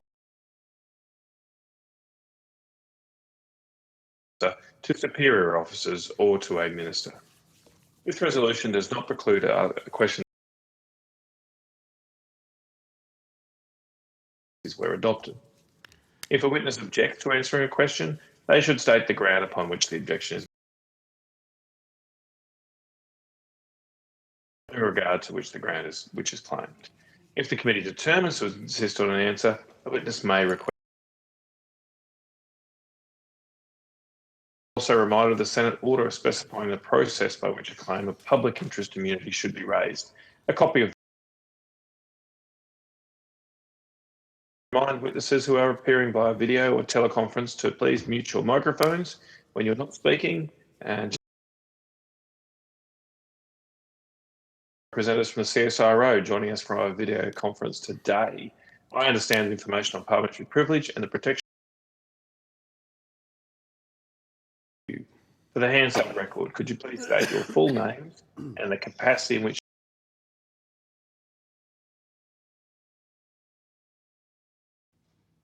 Who wants to go first?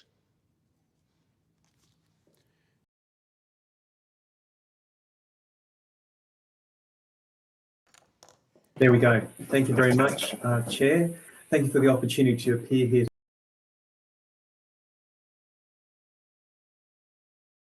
Ocean and Atmosphere Business Unit. I acknowledge the Whadjuk people of the Noongar Nation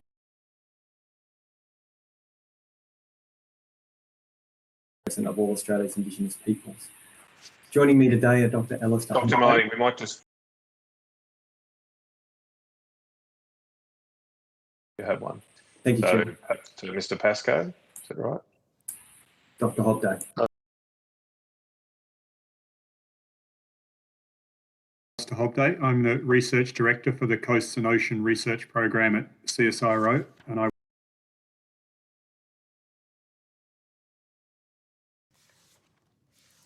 my name's Sean Pascoe. I'm the team leader for the Marine Resource Economics team.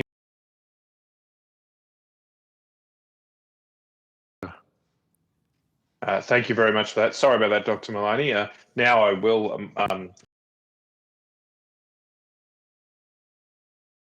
If you could make it brief, that'd be great. And when you finish that, we'll go to questions. Thank you, Chair. Ocean resources. Our research has provided backbone for the transformation of Australian fisheries from understanding fisheries assessment and ecosystem-based management. CSIRO is working to identify low-cost methods and bluefin tuna to provide fresh insight on species movements, migration behaviour, and understand the direct has contributed to the drafting of the Commonwealth Harbour Strategy policy that set total allowable catch levels to ensure the recovery of as you know, CSIRO works with regional partners and international clients and partners, including governments and fisheries and fishing industries as well. CSIRO's submission to this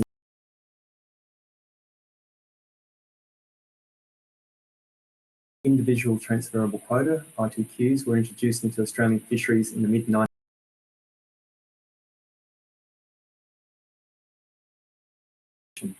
Our submission concluded that experience of fishers, managers and scientists in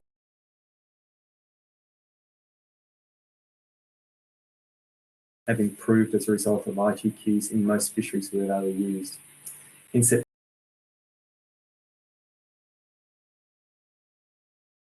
submission, as part of our ongoing research on fisheries and given the scientific relevance of our research,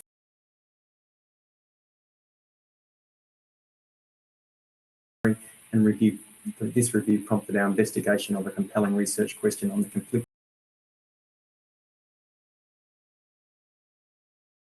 quota by investors was a recurring theme. Most are investors that are contributing to key problems in the system,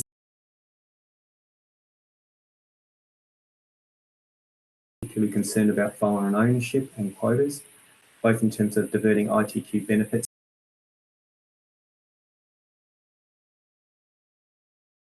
A key focus of submissions to the inquiry was on social impacts, particularly relating to small fishers. Impacts. Effects on consumers were mixed. Negative effects are generally associated with reduced land linked to better quality product and security of supply. The submissions highlighted that a trade-off between different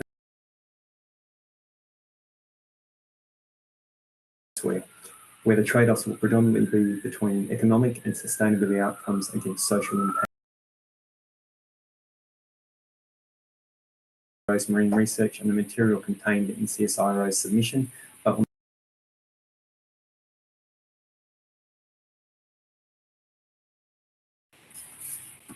Thanks very much for that, Dr. Malani. We'll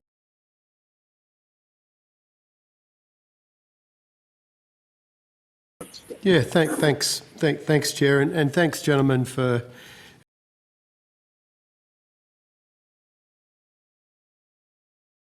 I might direct my first question to you, Dr. Pascoe.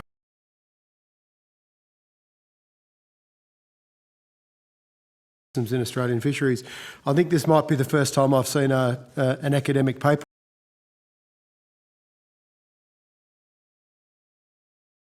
It concludes, I think, what we all knew from the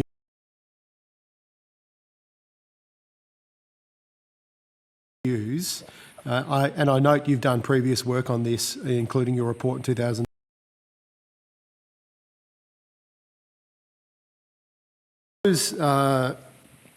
Would it be fair enough to say that the ITQ, the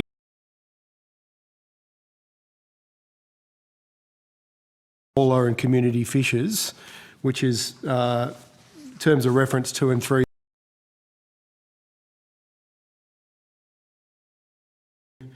in putting a positive light on the quota system?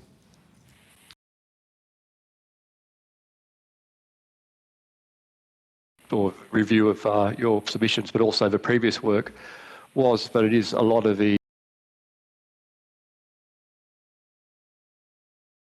size fishers who do see ITQs as more of a negative, where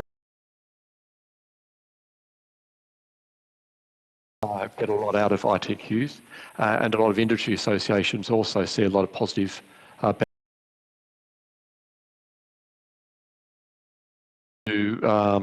I guess some additional challenges smaller producers have in terms of accessing quota. That a lot of the smaller producers that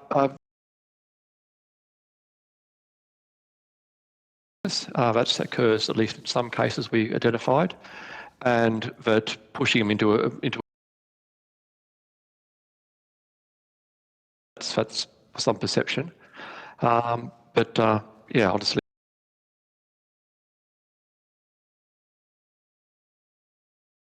To get through, so thank you for that. On page 6 of your first submission,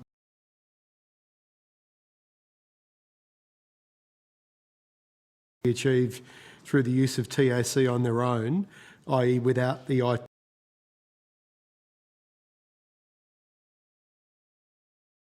There'll be negative consequences associated with that.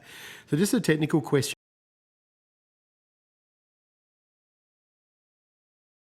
Input controls could still achieve the same outcomes. So in relation to your statement,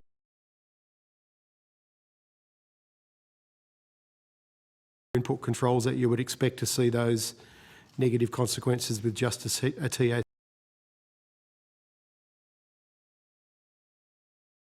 Worst case scenario, some of the fisheries nationally that have just operated, they're fishing through a total allowable catch.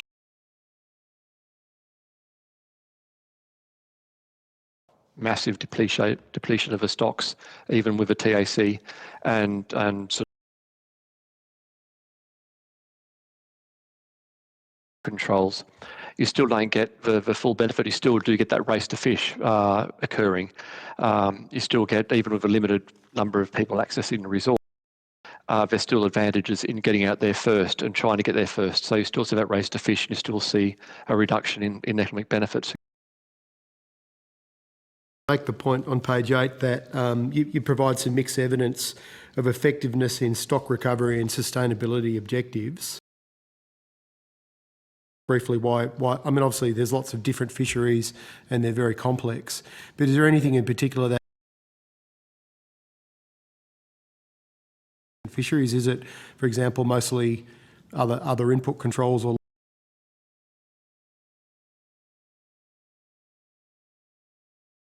a wide variety of things. Quite often the ITQ is a mechanism within a TAC, even with an ITQ system. So for two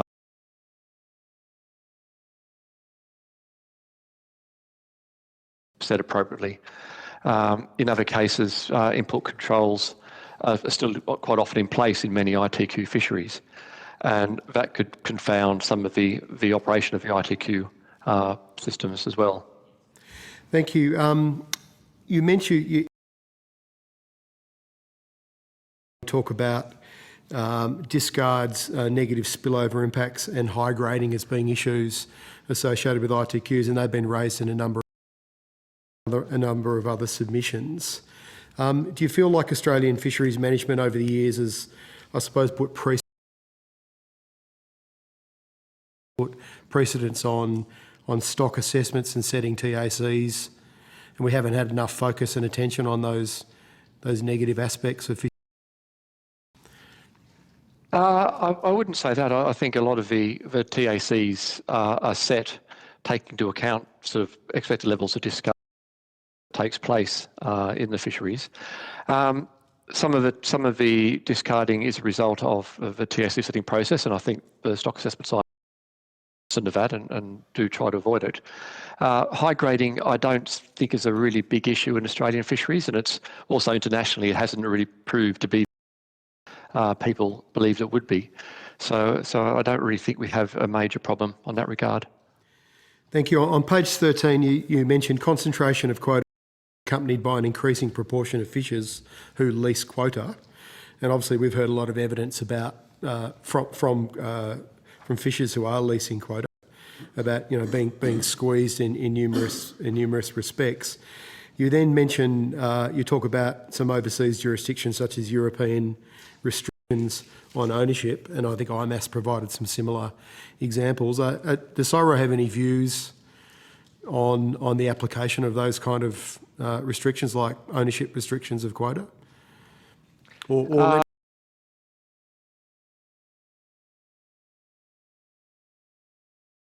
It's very much a policy-related issue.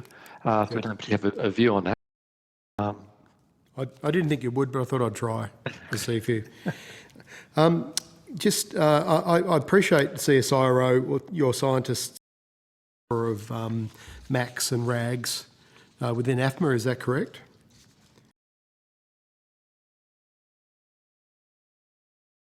And this could be to any of the, it could be to you too, or Dr. Maloney, but how often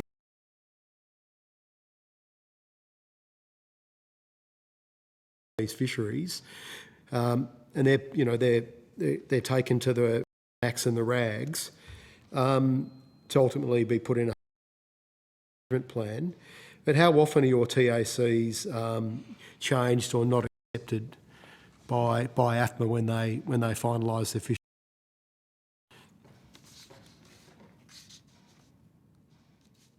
Did you want to go, Dr. Hobday? Or I just saw you. Thanks, Senator. The MAC provides its advice to the Management Authority in the case of Commonwealth fisheries, and then they make a recommendation to the Minister.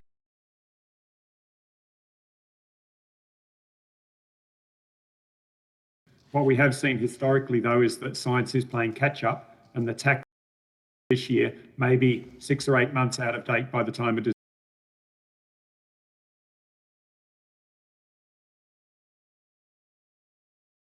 When you do make recommendations, they're not always adopted by the authority?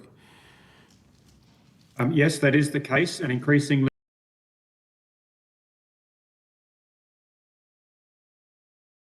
social and economic consequences. So policymakers then choose between a spectrum of tax depending on what they want to achieve.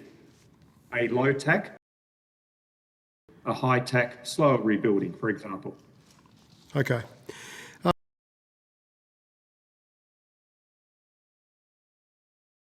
First root and branch review that Parliament had of the Fisheries Management Authority. There's a quote on page 37 of the Borthwick Review, which I think was based on the CSIRO submission, and it talks about the rigorous internal review of science that you provide the committees and. But the submission goes on to note peer review, such as those presently employed in the United States and South Africa, could be developed and adopted by. Has that occurred? I mean, is your research? Is it is there any the research that you guys do for the setting of TACs?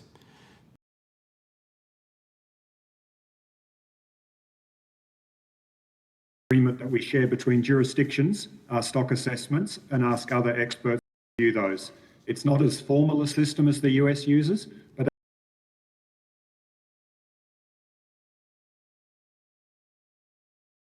technical aspects of the stock assessment.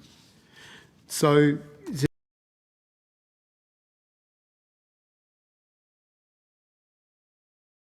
has that changed since then? There has been a more I believe we're doing it more.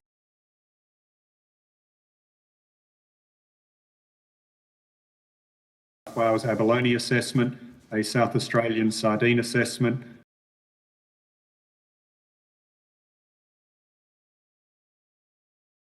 We heard evidence from Professor Graham Edgar in Hope in relation to concerns he'd raised around stock, in particularly jackass morwong. He mentioned that there were some scientific differences around the fisheries. And I understand there's been a scientific process.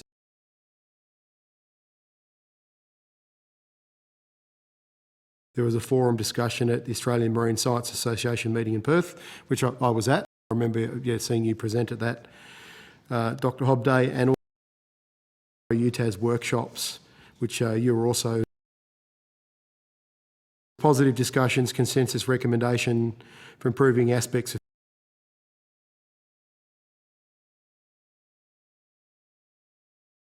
recommendations weren't acted on, or there'd been no further in the scientific community. Is that correct? And is to remedy?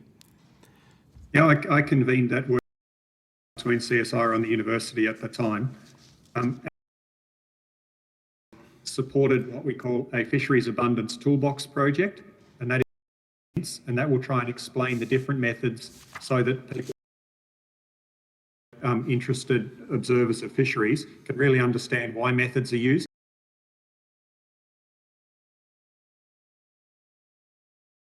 year commencing in the next month or so. So is that a one-way forum where you're presenting to them, or are you going to take into account in how you recommendations? One of the recommendations from that joint workshop was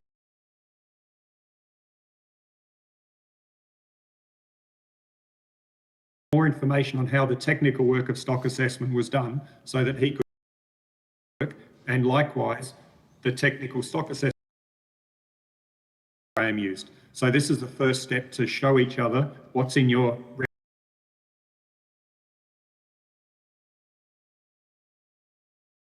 time. I just wanted to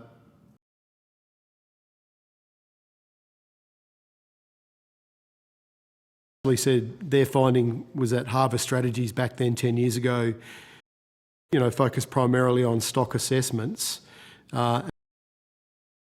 For the minister to even amend the Fisheries Management Act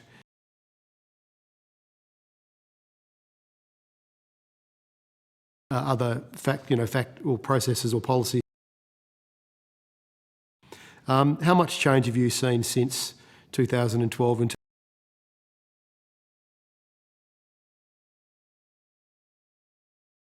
risk frameworks, to be more specific? I worked on that. Projects called ecological risk assessments, which are delivered to AFMA to underpin their fisheries.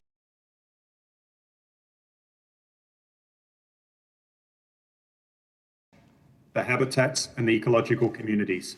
And that helps identify areas of concern and has led to different management actions, such as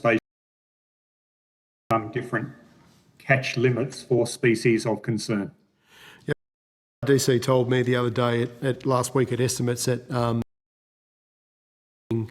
on doing some work across fisheries management.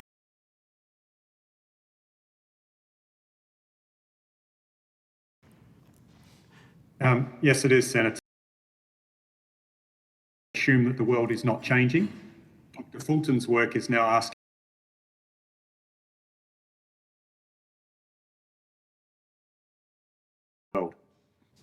Could I ask I suppose that someone like me who's been campaigning on climate and impacts of climate change in many respects, why this wasn't done earlier?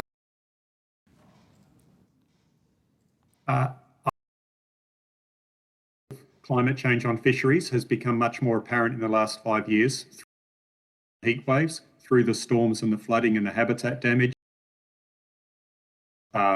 Standing out very strongly in the attention of fisherers and managers, and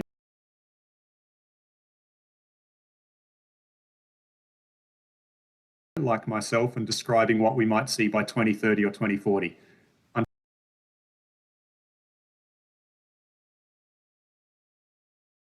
Could I ask, in relation to the precaution raised recently in the Auditor General's report in relation to the fishery?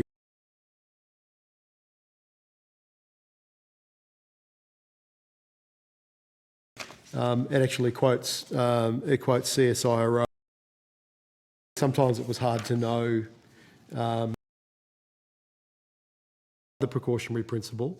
I could read you, it's on page 55.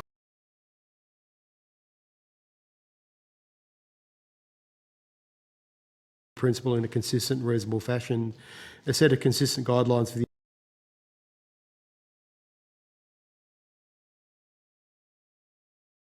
is what we've seen with the southeast trawl recently, with those spatial closures, and that be an example of an application of the precautionary view?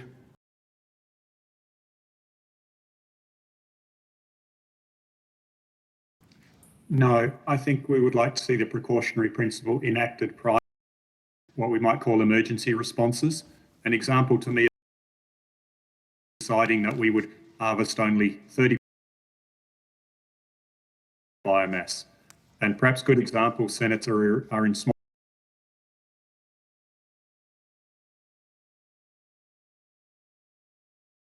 fish in the water to make sure that other ecosystem processes are preserved.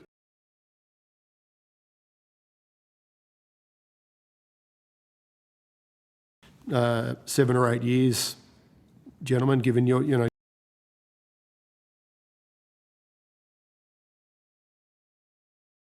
once again, the Borthwick Review putting equal weighting in fisheries management plans on climate and bycatch and other environmental impact. Equal precedence in how we manage our fisheries going forward. Sean, maybe I have a next. I think, Senator, we will see an increase in what we would call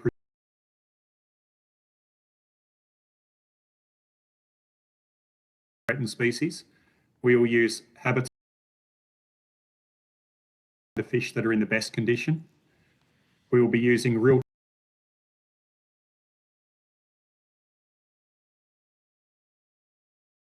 fisheries in Australia already doing this is in the northern prawn fishery, where they have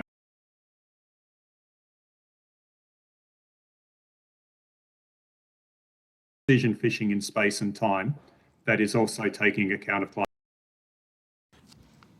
Okay, does anyone else want to add anything to? I think it covered it quite well. It was good. Senator.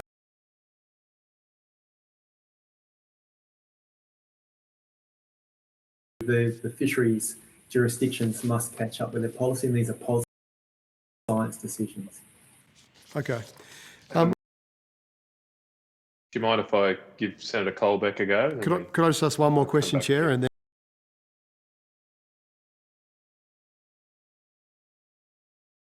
report that was also very detailed in the Borthwick Review 10 years ago was a lack of consultation and transparency. Fisheries Management Authority and other stakeholders such as you guys sit on the resource assessment groups, and do you feel like the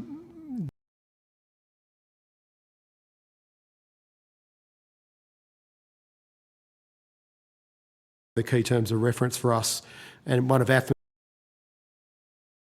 is to maximise economic returns to the Australian community, with criticisms that a manager's not extensive, even vaguely consulting with stakeholders?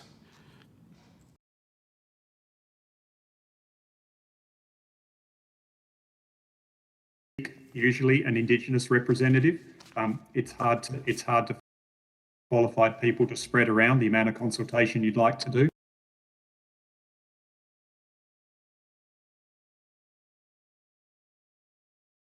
It's about allocating that between commercial fishers, recreation, and cultural fishers, and that's has kind of an exciting place to be at the moment, as we see with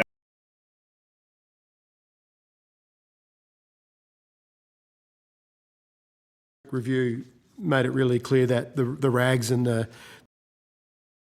for community consultation, AFMA system around that, but in your opinion, in your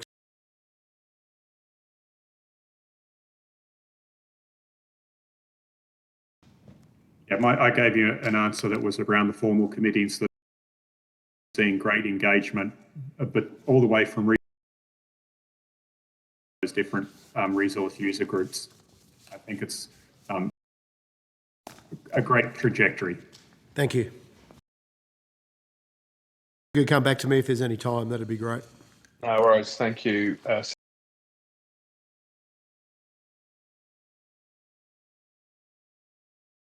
The introduction of the of that and then the application of it to fisheries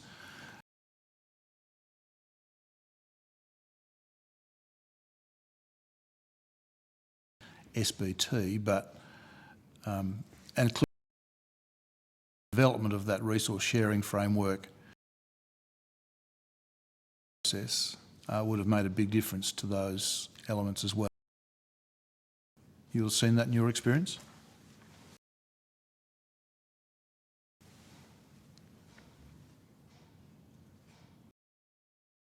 Pasco. What have you seen as far as reason?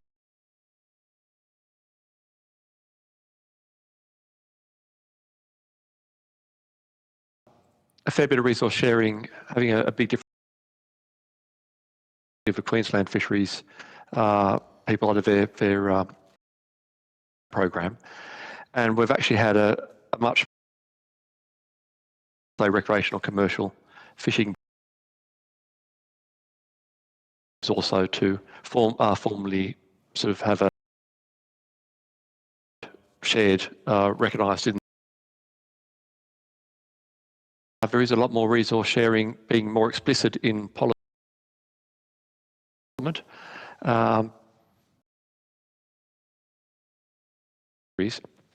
For the Commonwealth fisheries I work in,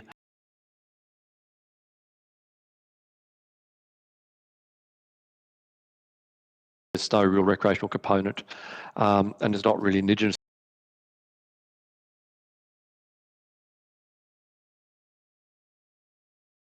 The resource sharing framework, or the I think subsequent to Borthwick, a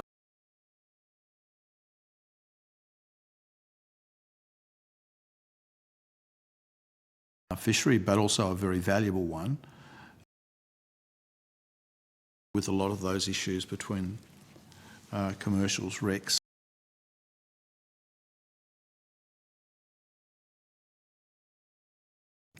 Have had some work done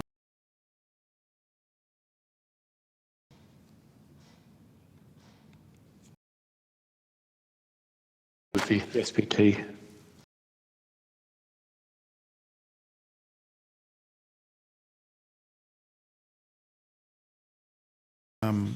Elements in your submission and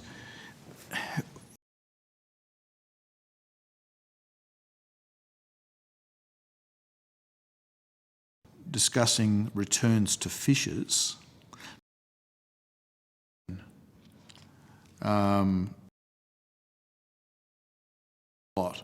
Is that because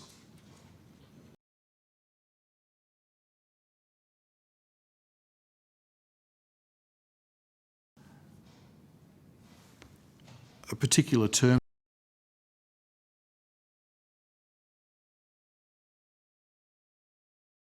(3.4) or incomes of fishers and crew for operators were perceived to have declined, operators who owned or estimated to have increased, of what the returns might be.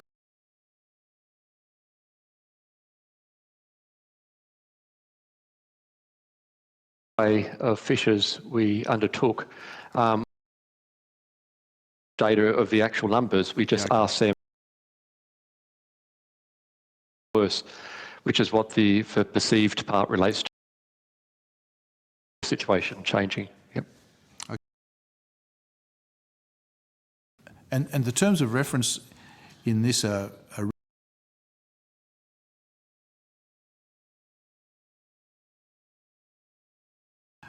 but there would be a lot of occasions, and there probably where other circumstances in and around a fishery,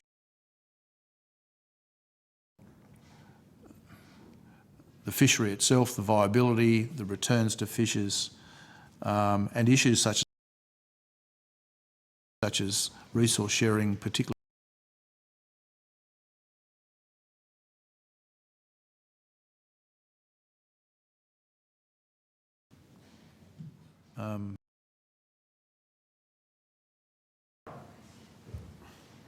I'll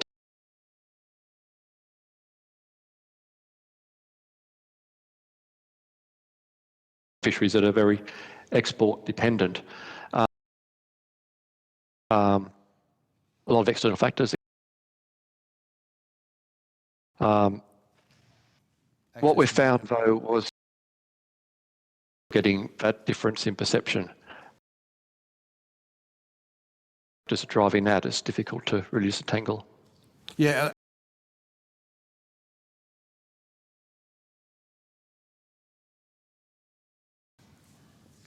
Certain elements or factors come into effect, and then that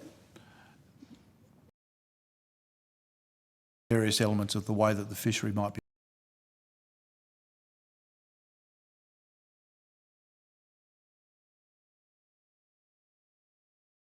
Well, the next step from there,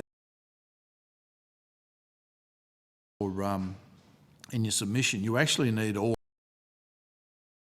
input to the fishery to be acting to have an overall system that works well. Tasmania rock lobster, where there's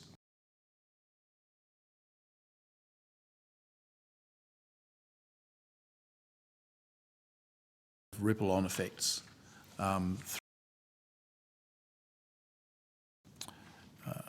creates angst and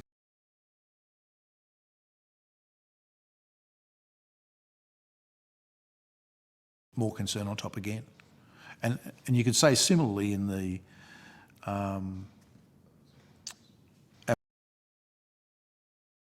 you've got better fishing conditions in some parts of the state than others, so easier access,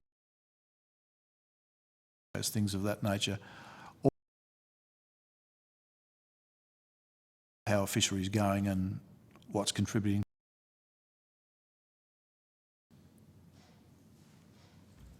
Yeah, no, I'd agree with that, yeah.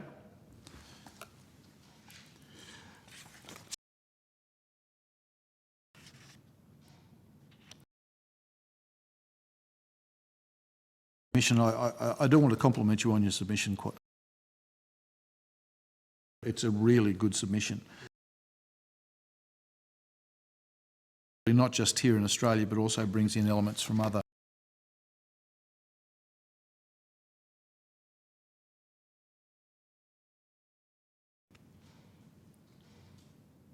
At 60% of the as a result of ITQ management. And that was seen across the board. Do you have any sense of what the drivers for that might have been?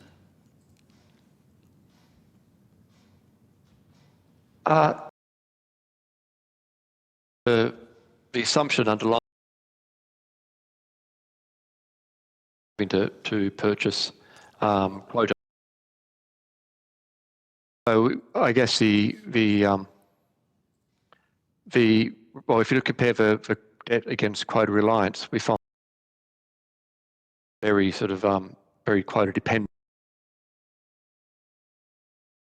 Didn't have as much debt increase as those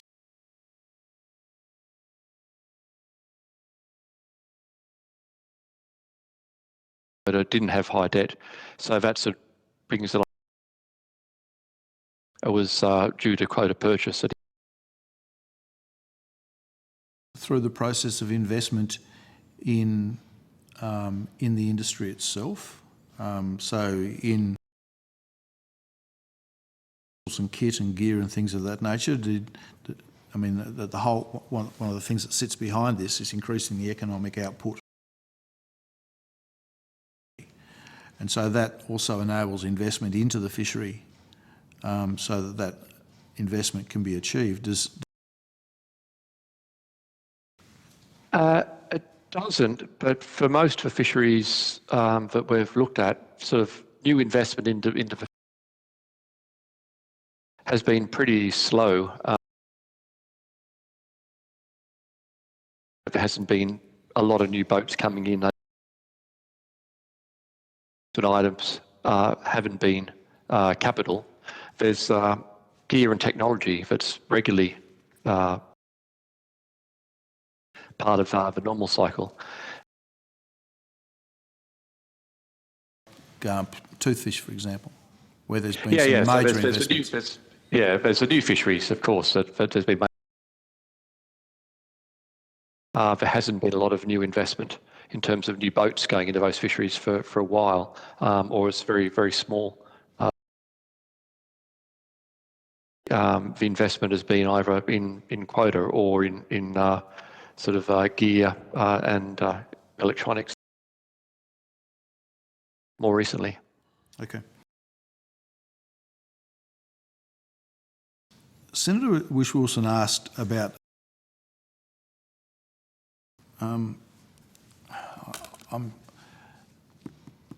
there is a project that CSIRO's doing that system, and I can't term Atlantis or something like that comes to mind.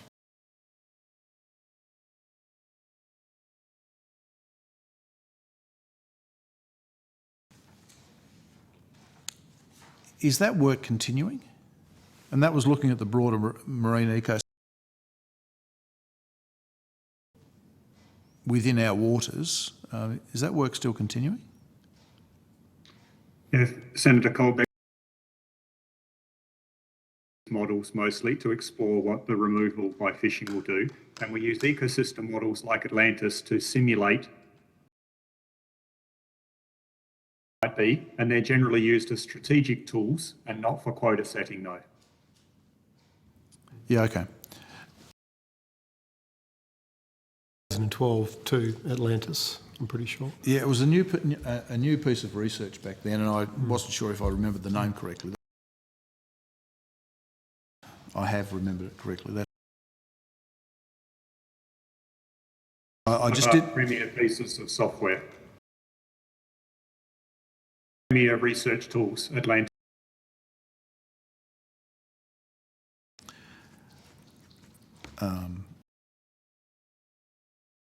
Input into the work that you're doing more broadly around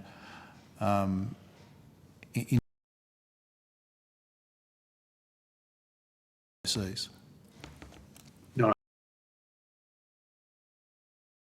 I'd expect to happen under climate change in the next 20 years.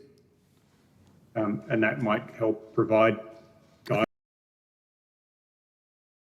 The stock assessment models are much are the way that we're providing the TAC advice.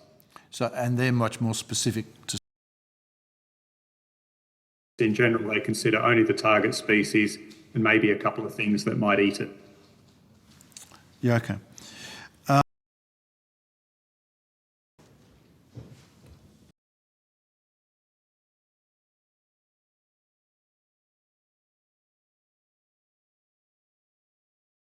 Of quota?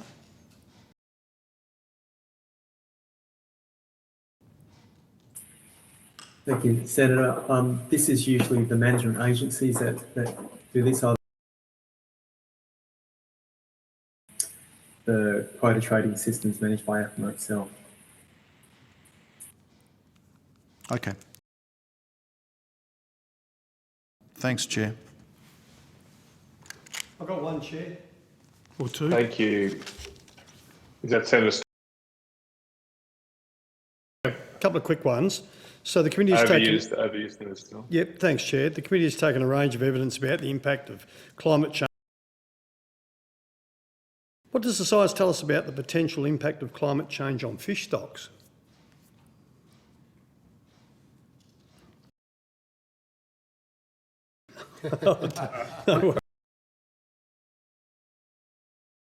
Doing three things.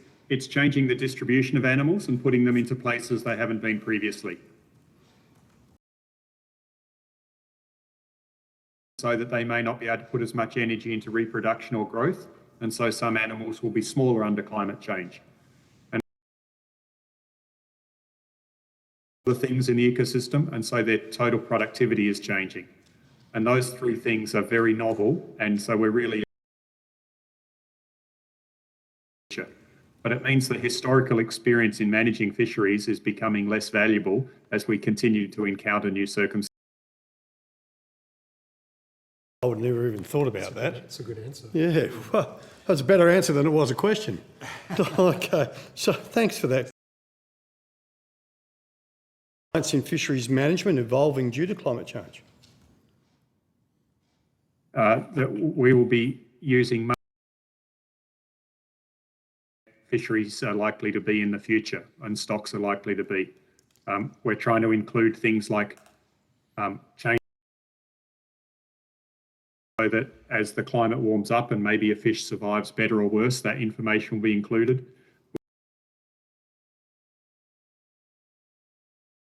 To different areas, and so Jeez, it certainly does. That would, well, potentially change being able to catch King George whiting, which is probably regarded as a North Island fish in the estuary, where that clearly is, well, it's a climate-based relocational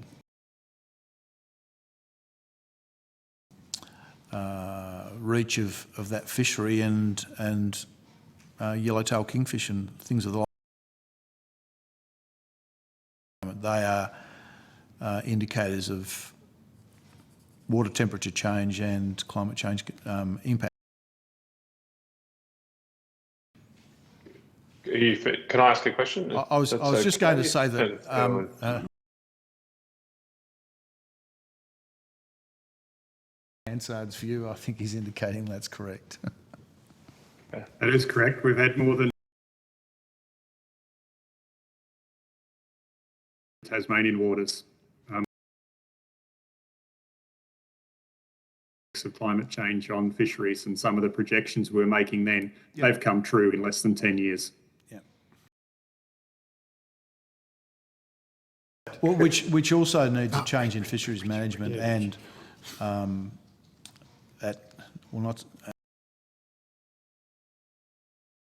waters around how you manage the stocks that are now there. And of course, other. Ultimately, the committee looking at the quota system's got to work out how well the quota system fits with that. Is it harvest overlays or what other? Did you want to ask a question? Could before. Yeah, I just wanted to jump in if Senator Sterle was finished, and then.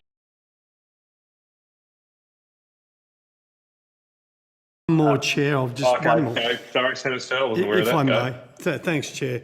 So,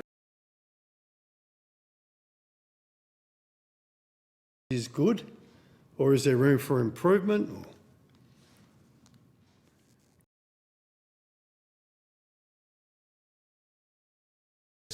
Yeah, come on, the elephant in the room.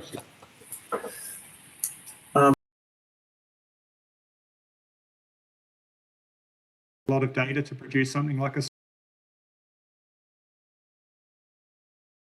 and a really good assessment and an ITQ, and other fisheries are not worth putting in that degree of management. You're running it with a minimum management model versus an expensive bluefin tuna, which you might be running with a roll. With Australia's economic constraints, we need a range of management approaches that fit small fisheries and large.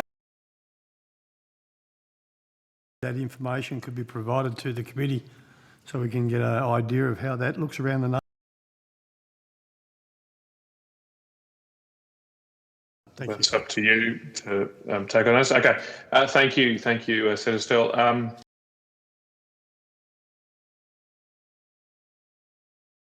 I'm picking up is the complexity of calculating the tax is giving calculations, and I particularly my experience coloured up here in Queensland with the Spanish mackerel debate, and I very complicated models and answers you get out of it, and I'm just worried here that there seems to be we're building a massive big black figures which have so many real impacts on people's lives. How understandable is it for the average gap between what some scientists are saying and what people, fishermen, are experiencing on the ground or in the water, so to speak? Question is that science tends to try and build you a better and better mousetrap, and I think we've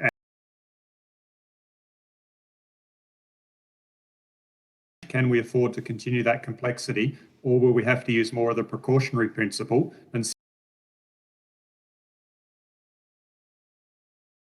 the complexity, but as a result, we won't be able to fish as hard as we have in the past.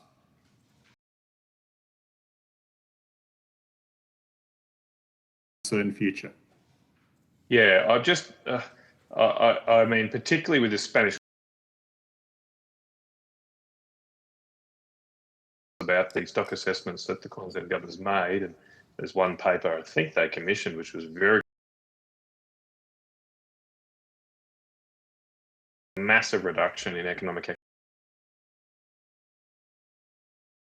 activity.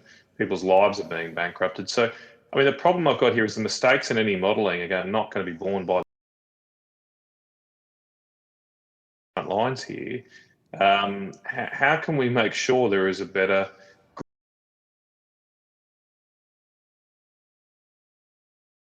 of citizen-based science? Is there any citizen science here where you can involve people actually out in the water?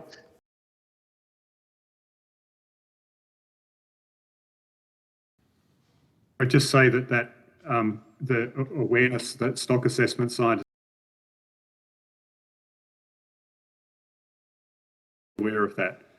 In the example of the Spanish mackerel, but they don't pay the costs of mistakes. I am making few mistakes or none.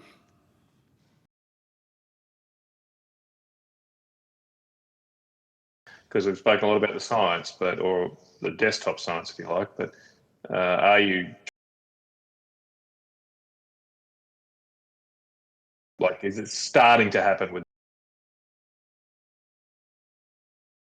happening in the fisheries space?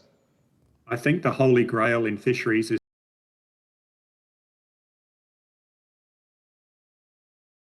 Burrows developed a new approach called close-kin mark recapture methods, which allow you to get a population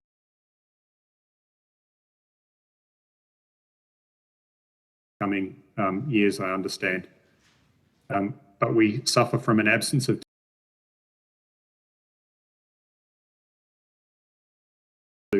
is needed. It's an assumption because it's in a place where there's not very much data to use.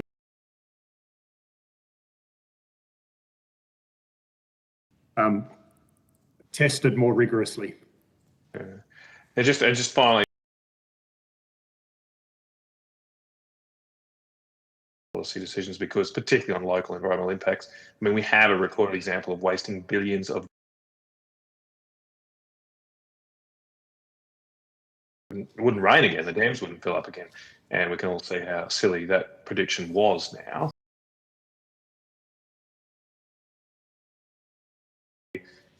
Before you allow some climate predictions to influence real world policy. Floods, individual events based on climate change science.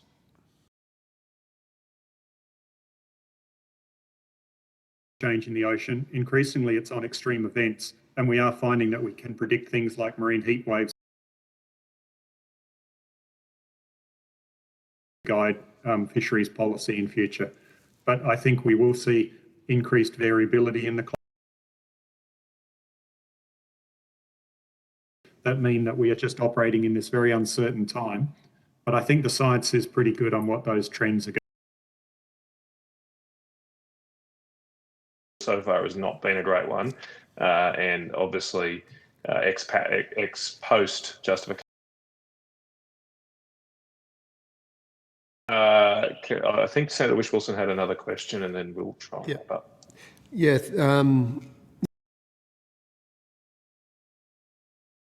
Certainty will play into stock assessments, but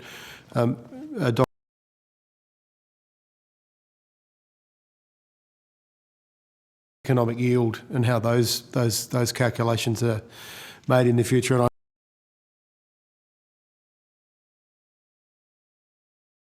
optimal in how we do those calculations.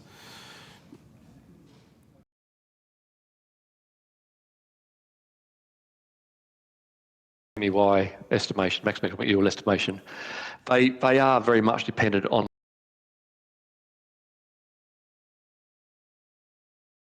So any issue that affects those will affect the MEY estimates. Got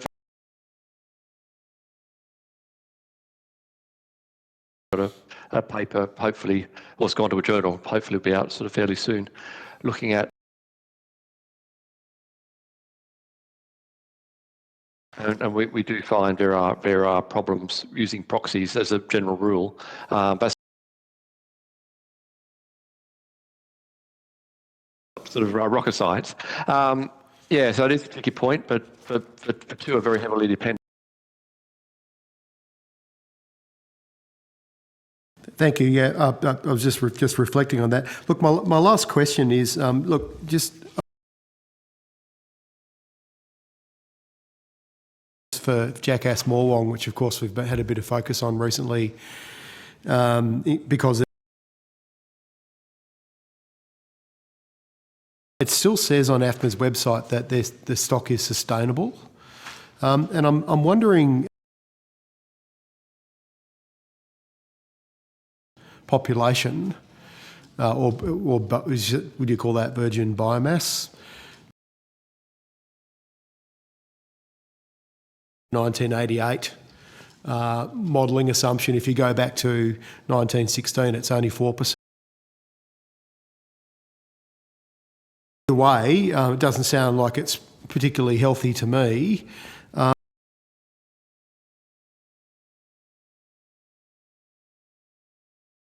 You know, there's kind of excess quota there that's not being caught. Is that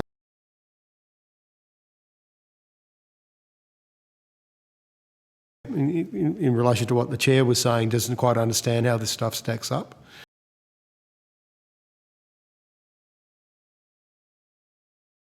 In that way, to it not meeting the TAC, it's related to its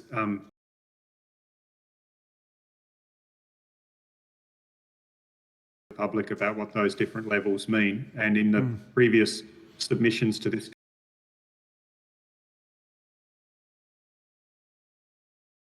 and I think that's my point around the precautionary principle, we maybe will need to revisit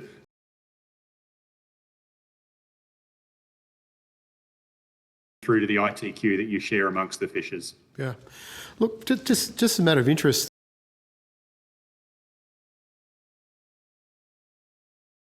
We've had sub-submissions on the economic front saying these fisheries are underutilised.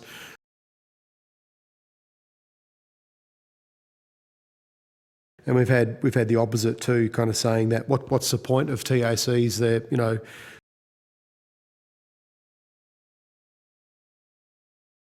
finish on that point. It's just as an academic discussion. I think his point affecting what's happening with undercaught TACs. Some of it is related to TACs are set on an individual species basis, where when you've got multi-species fisheries, you could end up with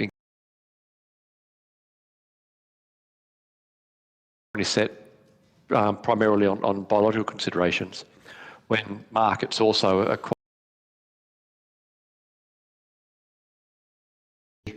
then potentially, you know, the prices would fall, and we've got some sort of very not be the ideal approach. And finally, at the moment, we've got the real issue of fuel costs just out of a TAC. Yeah. So it's less to do with sustainability of the stock, and in some cases, a lot to do with the economics of fishing. Another hour or two pursuing all this stuff with you if I could, but I think we're out of time, aren't we, Chair? Thanks for your great... Thank you very much, Senator Wilson. Thank you too to the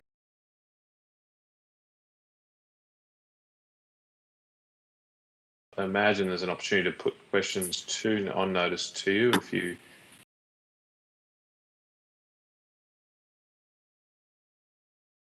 turn by the next Wednesday, 23rd of November. Sorry for the short notice, but it's to help us conclude our report. Thank you again. Okay, bye. Now just brief.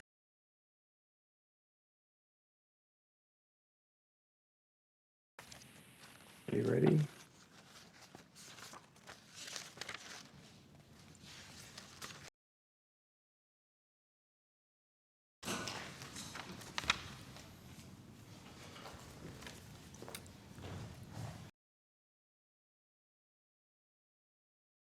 They're ready? Okay. Well, I now welcome representatives from the section of witnesses giving evidence to Senate committees has been provided to you. For the Hansard record, could you please? Group Executive Director, Performance Audit Services Group at the ANAO. Jennifer Miles. Group. Thank you to you both. And I'd now invite you to make an opening statement. Chair, I don't have a specific opening statement, but I'm happy to give you an overall summary of the report that we tabled if the committee would like. I'm probably more in the hands of those in the room. Senator Whish-Wilson or Senator Colbeck, would that be you? I'd like to go straight to questions if that's possible, Chair, given... Okay, well, I'll go straight to you, Senator Whish-Wilson. Yeah, thank you. Yes, I've got some specific questions about your report that you released, a very timely report with the audit of AFMA, 23rd of June 2021. Could I ask, I might just go to some of the specific questions on quotas, if you could.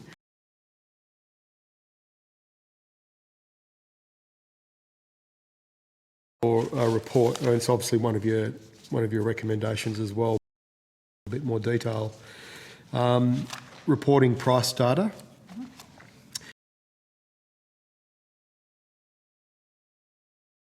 Is obviously good for markets and flexibility and efficiency.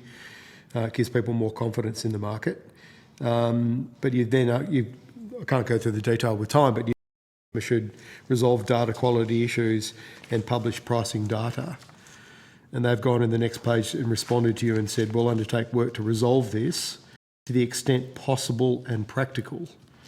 Why is that important for quota, that kind of data is made available publicly? I think the report, the paragraph you referenced at 3.69, AFMA itself has decided that it's actually important because it can improve flexibility of the quota market, and it does make trading easier when that information is transparently available. We'll resolve the issues to the extent is possible and practical, because we've had a number of submissions that we've received from the inquiry, and we're obviously very interested in this subject from a different perspective. At, for example, concentration of ownership in the quota market, foreign ownership.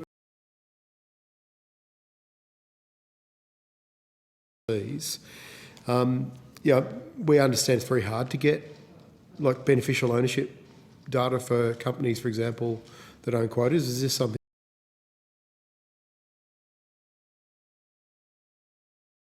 that specifically, how difficult that information was to get? Right. That it wasn't available, that there had been some discussion about. And when we looked at the data, there was quite a lot of issues around the quality of it. Okay. Could I ask in relation to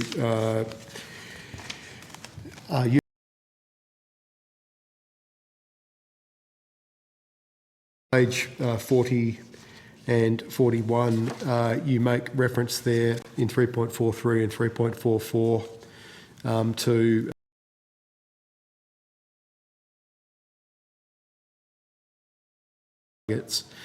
but you note there in 3.46 below that management arrangements, ABARES note for some fisheries the reasons for persistently high latent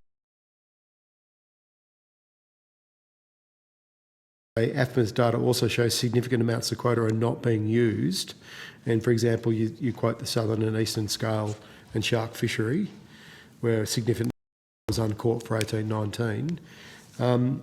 Why as an issue for AFMA to address?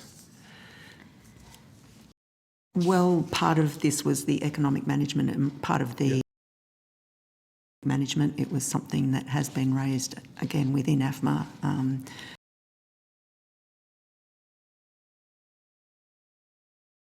The issues surrounding that, I guess it sounds as though from the discussions earlier that there may have been some work in this space.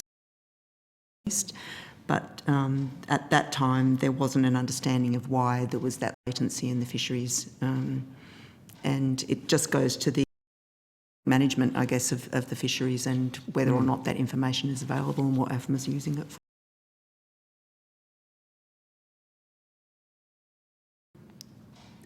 Could I just go to your, in terms of the legislated objective, which I think is recommendation 1 of your report.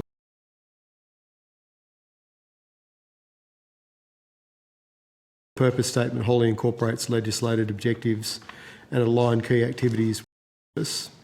And you've got some other the requirements of public governance. AFMA said that they've agreed to do that.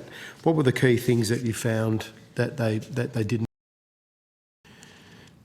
Okay, so the legislated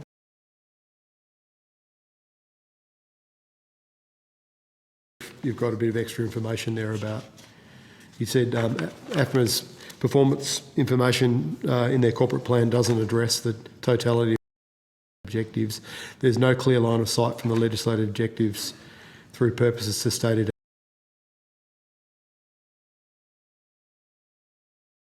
and the public with useful information in relation to AFMA's performance against its legislated objectives. So it's obviously a pretty big finding. I think 9 we set out that one of the issues we identified was that the purpose statement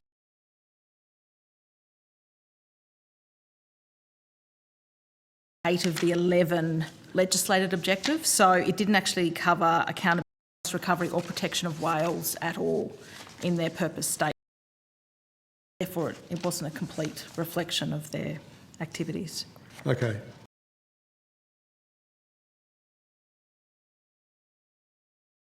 It interests me in their response. They talk about differentiating between what's legislated.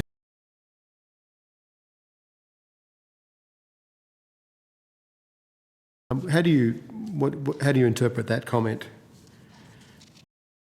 Is this? I mean, if you don't have a view, that's fine. But I'm not a lawyer, and then it is something that should be taken into account by an entity. Okay. You mentioned also on page. This is something that was raised by the Borthwick Review 10 years ago. The Borthwick Review is a matter of interest in terms of you referencing. Yes.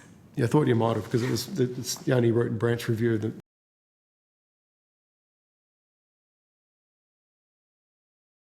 stakeholder engagement, and you've provided some examples that they haven't consulted. Why do you think stakeholder engagement is important for the Fisheries Management Authority? Once again, it is part of their corporate plan to try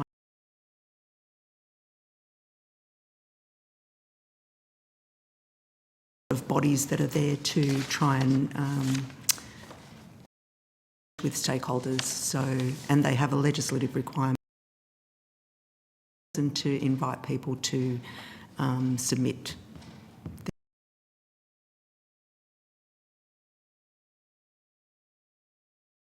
scope of work to engage with all the various. Okay. And at the time we were informed us that they were developing an implementation strategy for stakeholder engagement that was completed by 30 June 2021. So we did not look at that. They advised us at the time. We can ask them, how they're going with that. You mentioned talk a fair bit in here about ecological risk. You mentioned reassessments haven't been completed in accordance with a framework.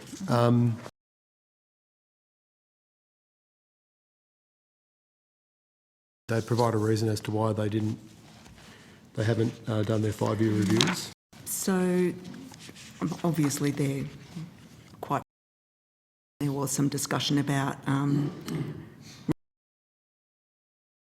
place or the planning for the ecological risk assessments. I'm not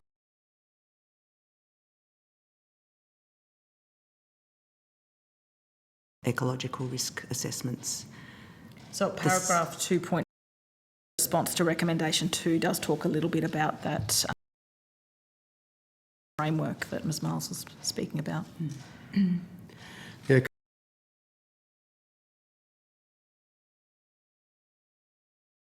Amending legislation, the Fisheries Management Act and the Fisheries Administration Act.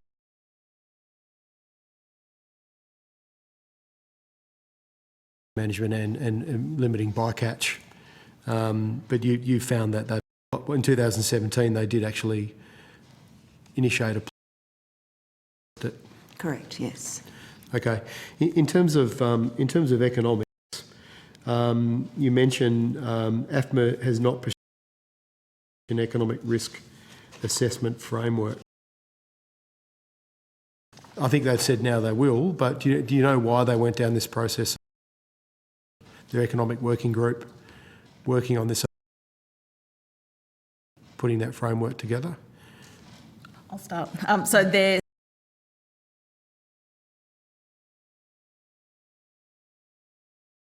activity on developing efficient quotas through a variety of different approaches. Then annual meetings, they said they were doing work on it.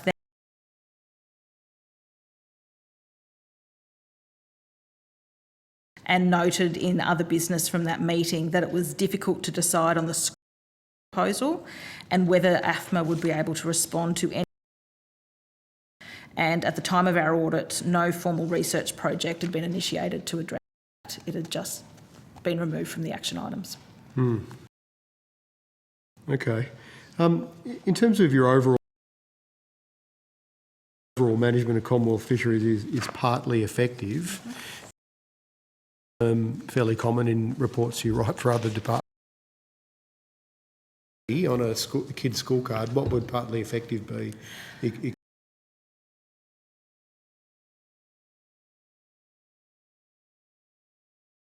As a general rule. Okay. So could I ask as an issue that you raise and certainly raise also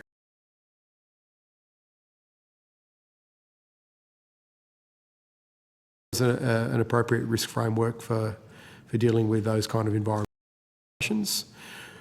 Or did you find that to commercial quota holders? I don't think we can comment on who they give priority to. Framework which says how often they're done and how often they were done, and I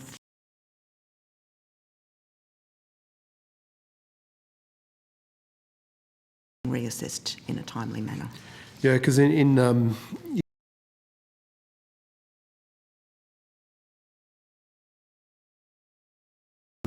yes. I think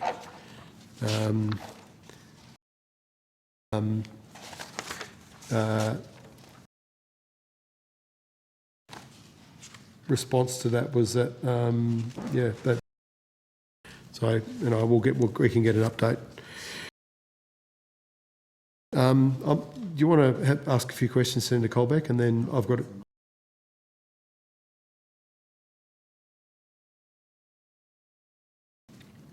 Got some questions when you need to. Yeah, if you could come back to me, I've got just got a few more to. Look, I just wanted to go somewhere where Senator Wishawson was talking about some of the fisheries not being fully exploited. That AFMA has an obligation to maximise did you have a look at why they're not being exploited? I mean, presumably there are reasons well.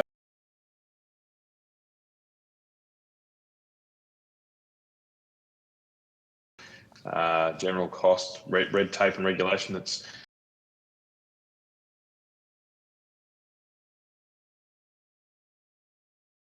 due to AFMA's decisions?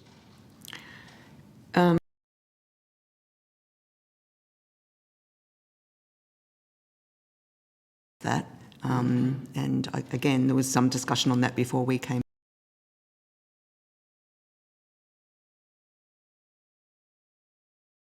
I guess our job was to see if that, and at the time that the audit was as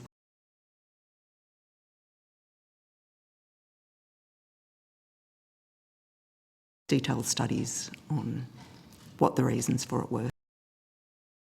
We did not go to try and find out. The goal was to find out whether what they stated they were going to do.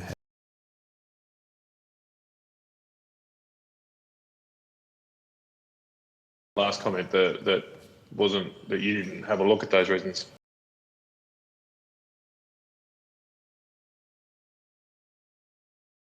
Why there was this underexploitation and the range of factors that could explain that. I think it was just an observation that that was the situation.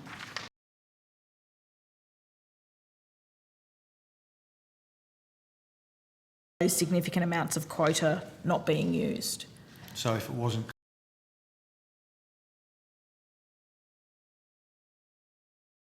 legitimate reason for it not being fished? Potentially, yes. At the actual data of whether they were under quota or not.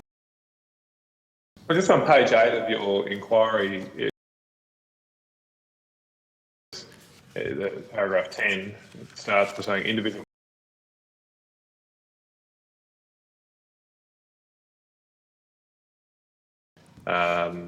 arrangements for conflict of interest, but one of them is based on scientific modelling has not progressed. It sounds like you are a partly ineffective element of AFMA. Reading that wrong? So you're not critical of AFMA not delivering on the full exploitation of fisheries.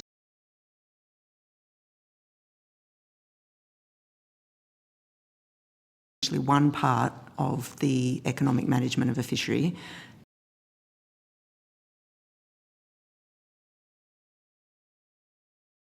discussion in the report around the use of proxies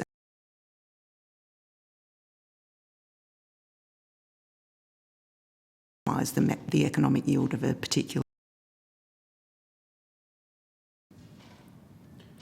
potentially right. a part. Sorry, go on. Discussion around the setting of the maximum economic yield.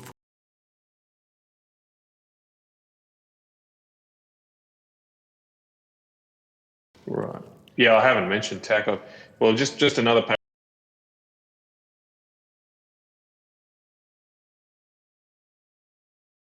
Page 9, and maybe I was going with the PDF before. Page 9. Meet the requirement to maximise the economic return. Mechanisms to maximise economic yield are not mature.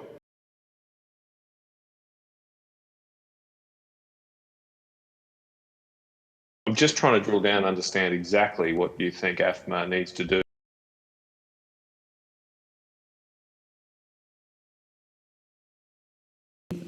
The optimal way of setting the maximum economic yield is metric data, and it's not being used. Most of the fisheries use proxies.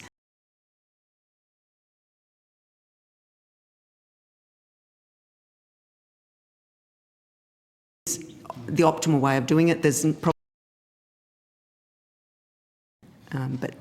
that has been accepted by AFMA.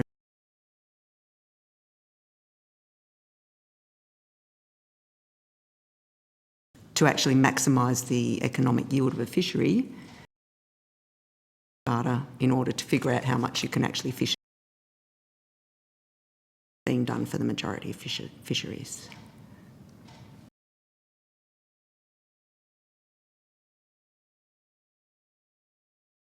Biometric data, maybe, because I'm not. Bioeconomic data.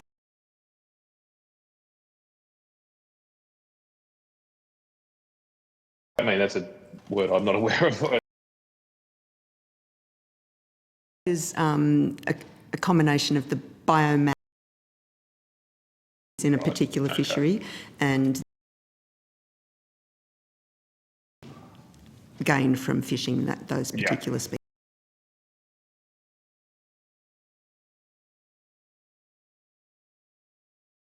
That's right. So that's how the quotas are tax are set. Probably need to take.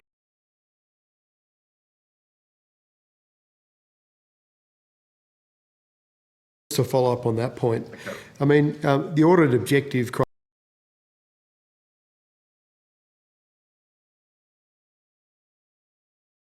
of AFNA's management of Commonwealth fisheries, and as we just said, it was partly effective. Was that we're looking. We've heard a lot of evidence from stakeholders that their quotas have worked really amazing objectives. So how is it that you're really effective in the quota system? At the AFMA's management as a whole,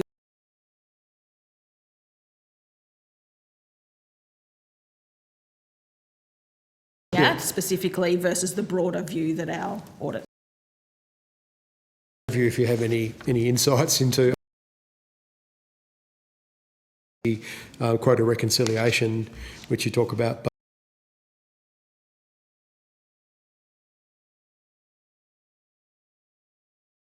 through the TAC and the economic aspects of it. Are you able to make any comments on the Australian fisheries, or is that beyond the scope of?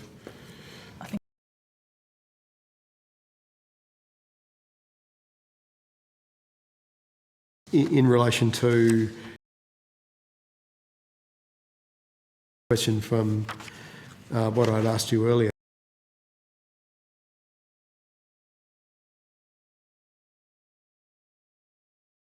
and 5 fishery management strategies, and then in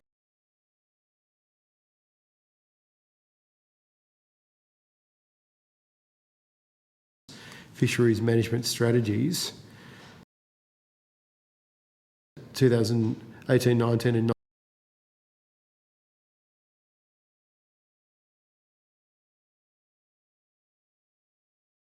That's so wrong, did they explain? I think that's a question for AFMA.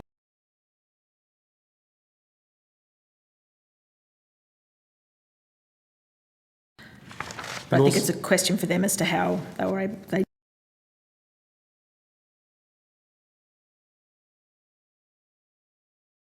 Out of the 10 key performance indicators into 16, 17, 17, 18 annual reports, and they related to economically specific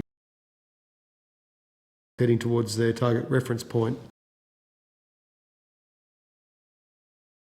The reference point's critical for the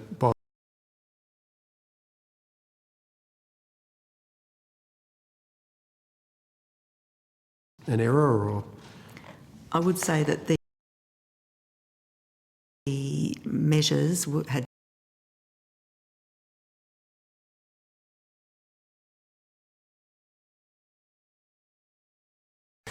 well, I'm glad you did the audit because it was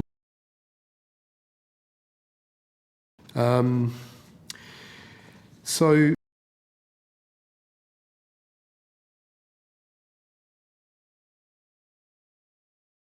risk internal compliance. Are they being stakeholder consultation and reporting information to the community? In terms of... Well, both, because I'm interested in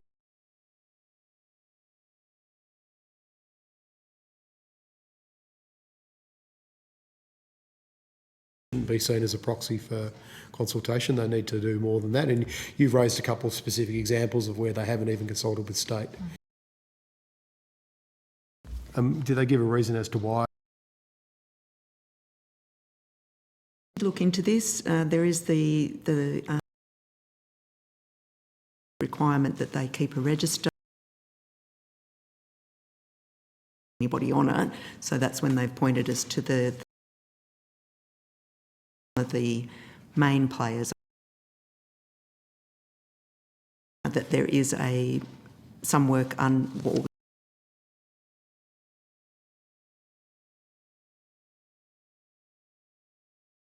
by now. Okay. And we also provided recommendations.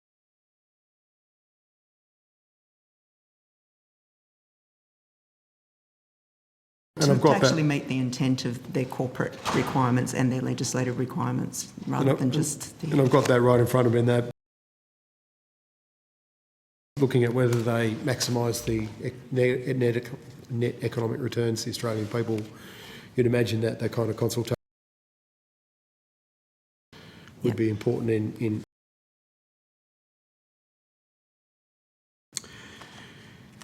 I might put some, if that's okay. So it sounds like the other questions might be better to ask. Really 15 months. When you do these kind of reports, and I know you've done one for the environment,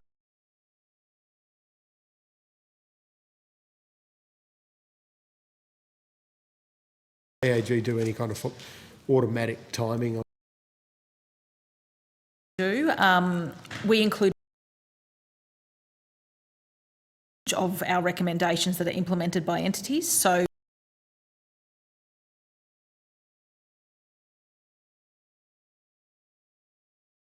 they make a self-assessment as to whether they've implemented those recommendations. So that's one way. We do also have audits that we do across either portfolios or entities. So there's a possibility we may do this portfolio, both parliamentary and follow-up or follow-on audits where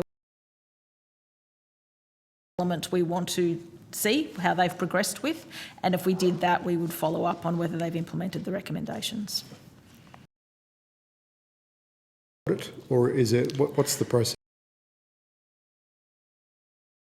You stated that in your introduction to your report.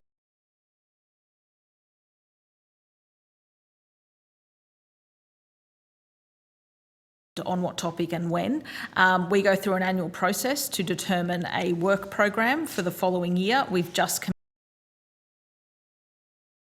financial year. As part of that process, we identify potential entities and topics that we may want to do. Public accounts and audit to seek feedback on those topics, but also if you've got any other suggestions for topics that we should look at. Across entities, portfolios, types of audits, activities, that type of thing each year. So it's quite a considered process. Okay, and sorry, just quickly, what was in the report? It is, so I couldn't. Okay. Right, yeah, thank you. It's a very valuable report for me for where we are with the committee in terms of. Thank you.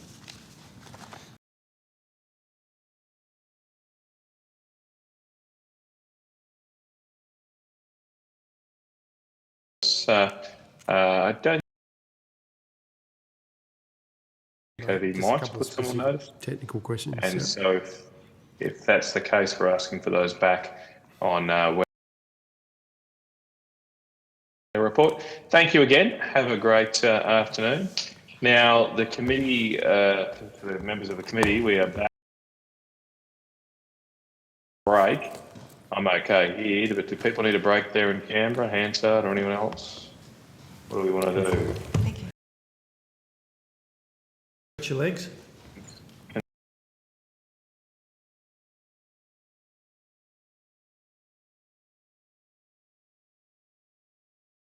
I'll just wait. Jerry, if you can. Yes. Is ready.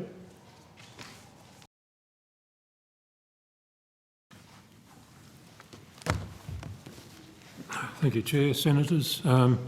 It's Brian Jeffries. I'm the Director. Sorry? Just 1 second. Sorry, Mr. Jeff. You're protected legally, I think. I don't know if we need to do it, but I'm told we do it. So, but I do formally welcome you, Mr. Association. I understand that information on parliamentary privilege and the protection of witnesses giving evidence to Senate committees has been provided to you. For the Hansard capacity in which you appear today. Brian Charles Jeffries, Director of the Commonwealth Fisheries Association. You are welcome to make an opening statement. If you could keep it brief, that'd be great, because when you finish that, we'd love to ask you some. First of all, we to repeat those. So we've read all these committee and the Hansard as well. First of all, I'd just like to recognise there are some people who have been we've those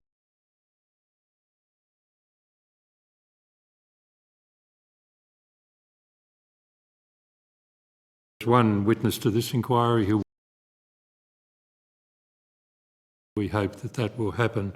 But second, on that issue, one of the senators mentioned at the Queensland inquiry that in most cases these people sold their quota. Now they sold their quota and then recognised maybe for them, or they didn't get an adequate price, or some reason the quotas made the total allowable catch go. I still get, in fact, in the Tuna Association, people complaining about the 1984 allocation of quota. A raw nerve, but which is significant, is yeah.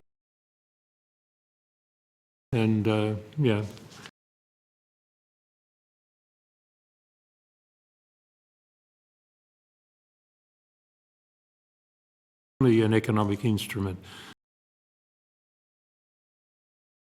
Longreach Marist in their evidence has submitted exactly how many less fatalities there are now because of quotas. The second point, big advantage that's not recognised is value adding. Because you have undercaught, for example, and undermined by other people who have quota or don't have quota in an unmanaged value added. Port Lincoln's probably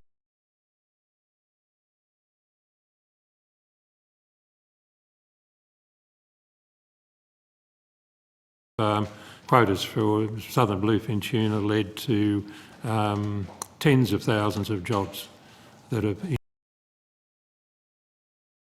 just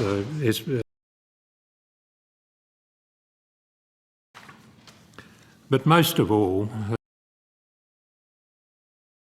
and I don't, it's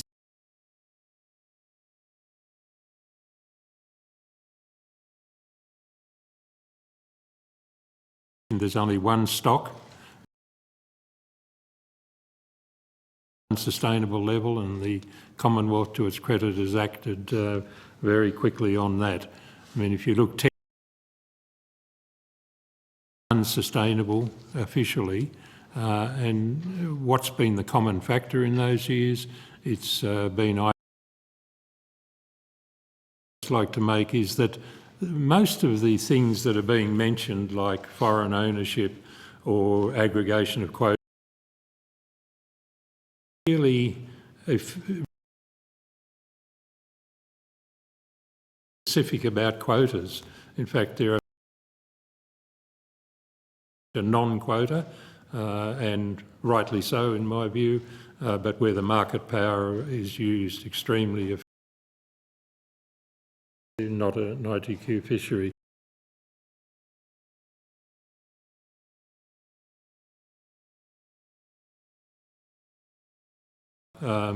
to act, full power to act on that, even though the FIRB on the surface does not cover fisheries purchases. Now, the issue of transparency, which was raised, and properly so, the Commonwealth has excelled in who owns the quota and who has leased the quota in and out. And you can get the names in it. You can trace those through. So the idea that I understood what the Senator was talking about with beneficial ownership. Scan those documents, see what is happening in other fisheries as well as in the case of the southern bluefin tuna fishery. 100% of the quota is owned by Australian citizens. There is owned by family companies.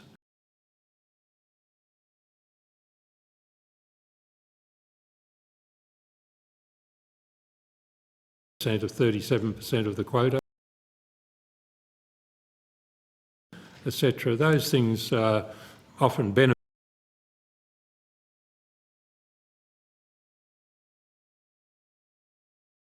Some states, obviously, the situation is different. The transparency is not what you would want, but I think succinctly in the Queensland inquiry, there are qualitative differences in the management between states of fisheries. The inquiry is largely about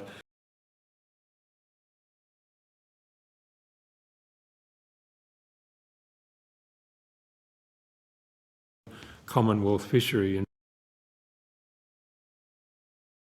holding, and that's a benign shareholding.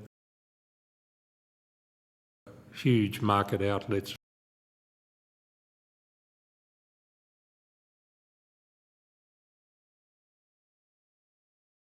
Continually addressed. The system has generally worked. I couldn't think of a better one.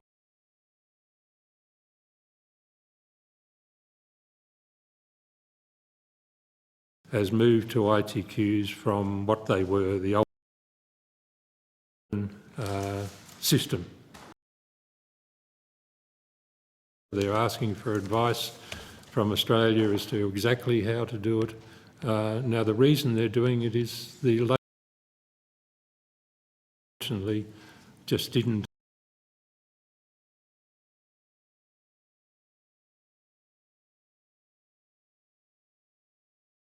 history of it, and that's why TQ. Thank you. Mr. Jeffries, Senator Whish-Wilson, if he has questions.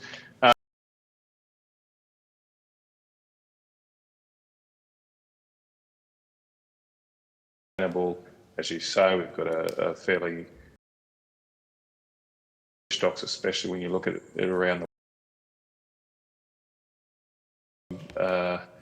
I'm complete.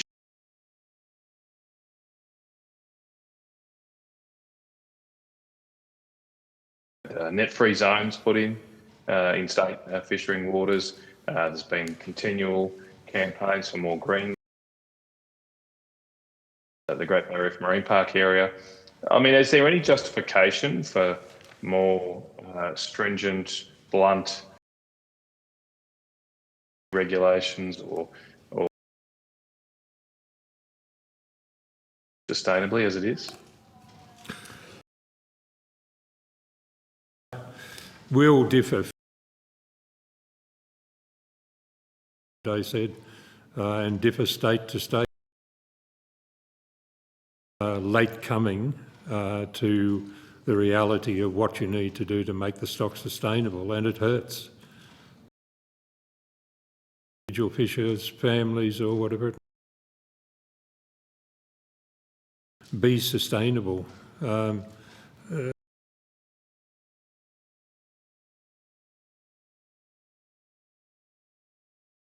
the stock is going, and that's what happened, frankly, in Alaska.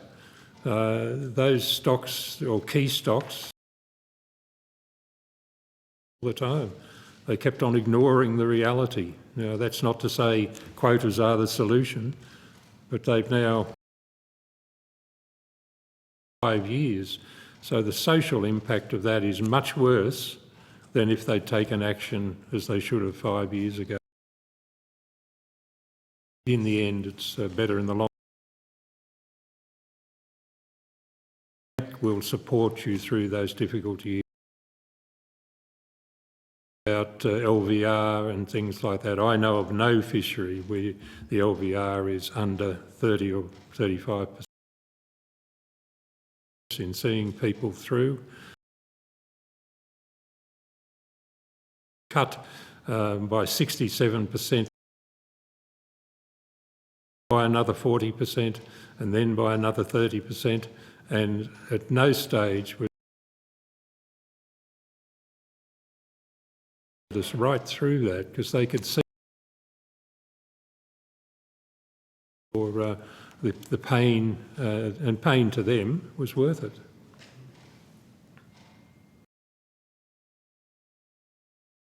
Wilson.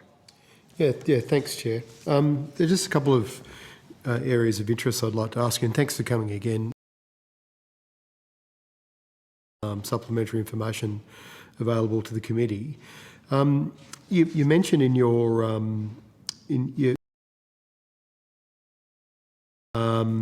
that IMAS made, you said it kind of doesn't make sense, or it's illogical that the industry has no control over the price of fish, so why would they not catch the fish? And obviously, significant holding costs, including paying penalties to AFMA and other levies.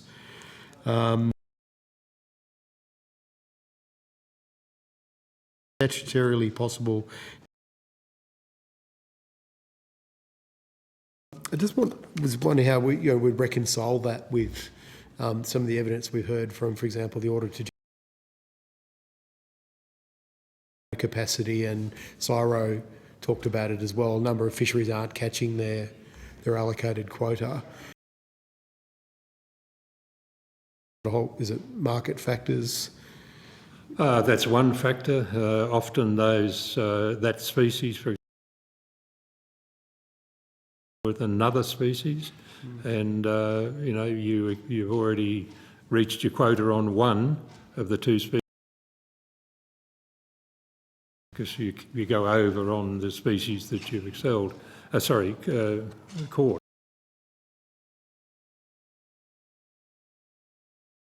Often want to maintain a fixed TAC or catchable for various reasons. So a lot of this is driven by industry.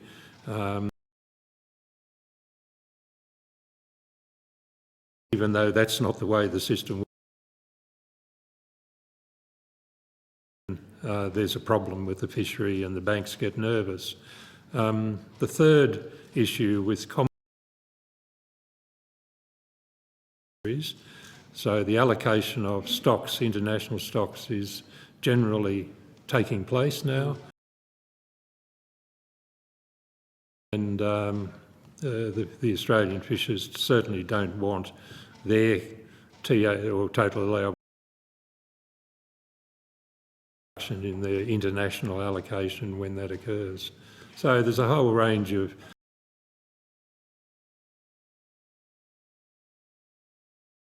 often strategic reasons as well. Yeah, because I've just, some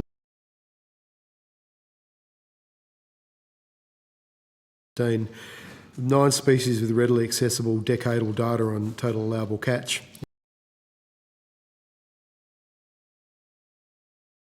Only 2 species, the tiger flathead and the pink ling, achieved between 50 to 100% of the allocated over the TAC at 166. Deepwater flathead, jackass morwong, redfish, silver wahoo average only 24% of their It's just, I Well, can the see issue why there- they'd be concerned sorry. TAC. I can see why they'd be concerned that TACs are being cut. But they're not even catching their anywhere near their TACs anyway.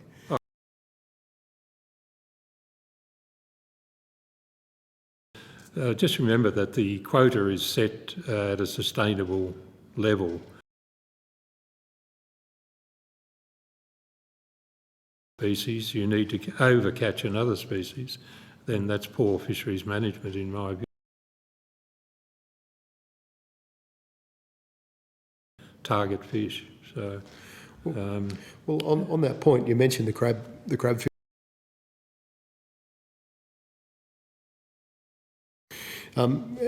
You have members in the CFA that are, for example, involved in the southeast. The buyout that's in the budget. Some areas in that fishery. Have you got any views? Whether you think that's necessary? well, I thought it was appropriate government. A lot of this is driven by climate change. Just because some fisheries choose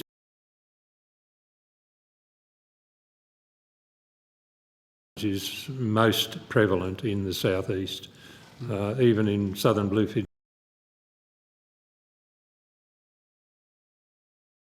In a closed area or a marine park. That means maybe what is the situation, but most fisheries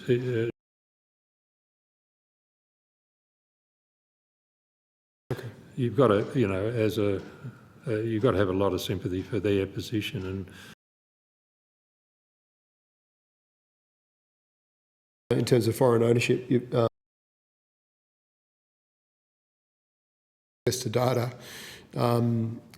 because that point I made about beneficial ownership earlier, I think applies to board. Unless you're really in banking, you don't really need to prove who the beneficial owner is when assets are purchased, even though they might have nominee Australian directors and Australian address.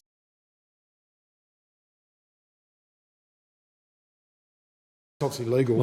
Anyone can appoint a nominee director and a...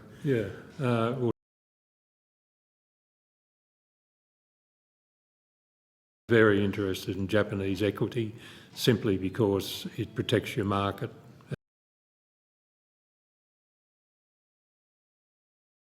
Strategic reasons and good for Australia to do that.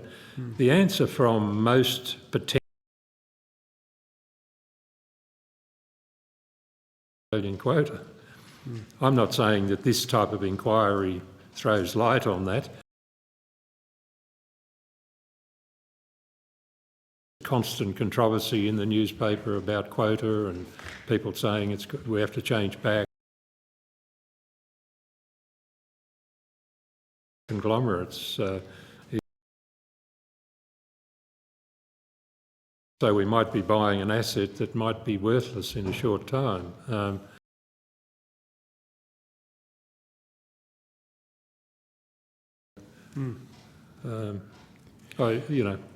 A balance.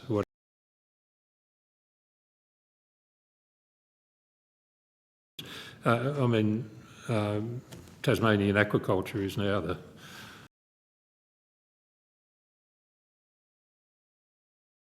doesn't make it right or wrong. It's just. I'm not sure if I'd call it an egg. I could probably think of something else, but.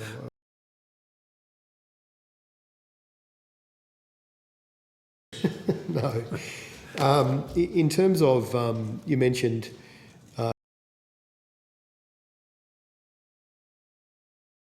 ITQ markets in Australian fisheries. Are there any you're aware of any market concentration and processes? Is there? I hear a lot about that, particularly in rock. To people is that if you have a problem, then complain to the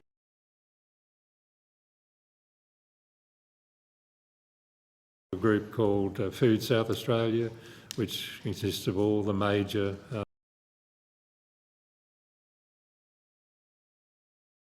discussion. They get a lot of satisfaction on misuse of market power or alleged. And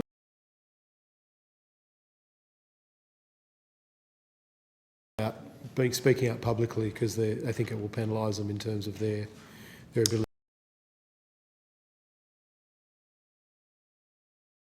Equally give you examples like the Southern Rock Lobster Zone in South Australia.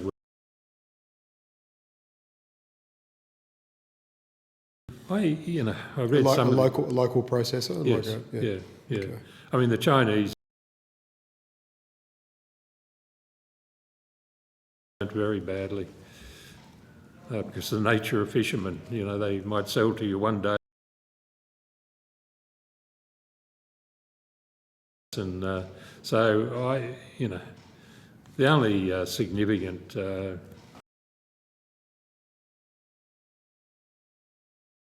my knowledge is some rock lobster, where if I would see it's yeah, well, that's one reason I initiated the inquiry, was because that was certainly raised for an analysis of this. Just on that point, it's just a chance, because it is. And following the evidence we heard in West Australia around the West Australian government's, shall we say, intervention, the CFA has been involved with the Tasmanian Rock Lobster Association to seek a deed of agreement with the. My understanding, this happened in Western Australia 4 years ago, and raised the issue of taking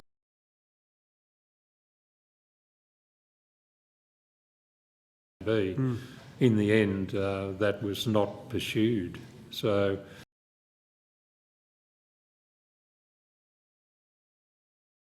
of quota. I might say on that issue, this is the problem that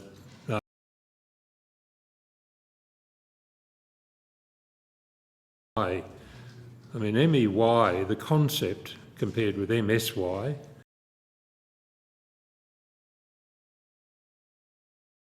yep, force up the price. Now, if I was a recreational fisherman, I'd say, well,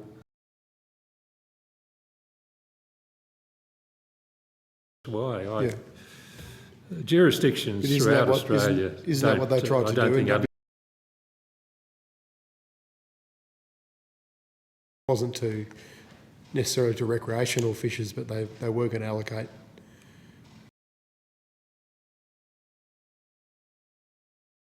Board. The question of the difference between MEY and MSY wasn't the foundation of the minister. Community fishers would benefit more from it than the professional fishermen said. On that point, I mean, was raised in some submissions, but it's obviously, I don't know if you noticed CSIRO found that there was a big divergence of views about the success of ITQs or perceptions about state or Commonwealth versus industry associations like yours. In terms of a way forward with, but they're still fishing and they're being squeezed and they're contacting me and others, and a lot of them are going through a lot of markets and a whole range of factors. That difference between MSY and MEY would to lease fishers that can't get access.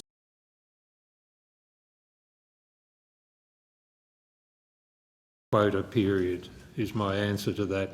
Unless you were there,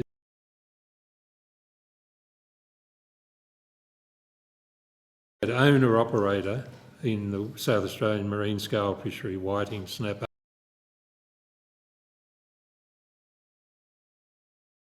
operator like they have in Japan or had in Japan, and or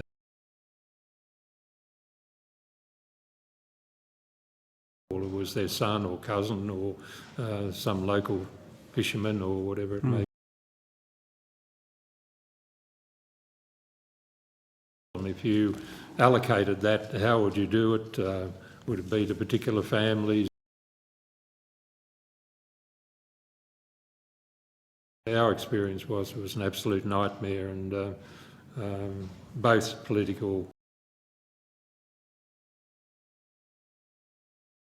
possible after that, those type of experiences for a marine scale, which is called. Any thoughts about allocation of quota to Indigenous fishers? Is that something as made in abalone previously, where they've given a percentage of the quota to Indigenous fishers? Owners who bought the quota and would maybe opposed to maybe.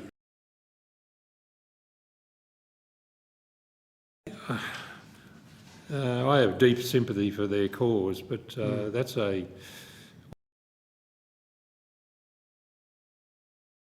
and other places rather than government giving away, because if you start with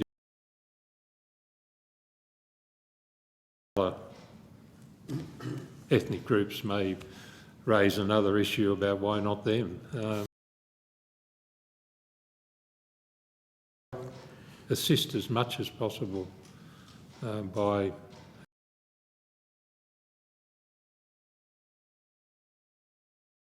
etc. It is a much more constructive long-term way to address it.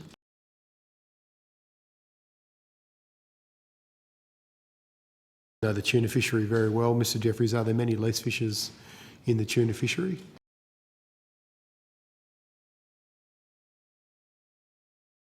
Or any of the tuna fisheries? There is one, what you would call and they have added huge value to the fishery. For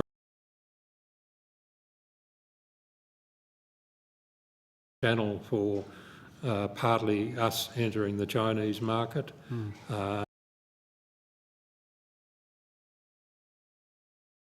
There's a larger capital participant share. The lease prices, because the lease quote, remember, one great thing that AFMA quota and carry back, we call it, of small overcatch. Lease quota don't hold the whip hand any longer, and that's wasn't put intended positive consequence. So thank you. So, Mr. Jeffries, I've got a couple of quick ones before I go to Senator Cole. We have 45, of which there's 7 significant families in who are not originally in the business, are now exiting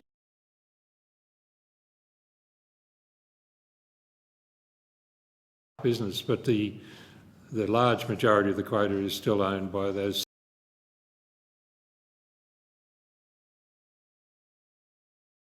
some of whom are just ex-fishermen who've held on.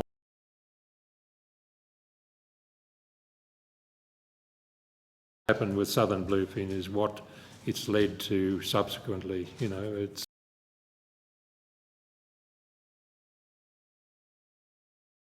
kingfish being aquaculture.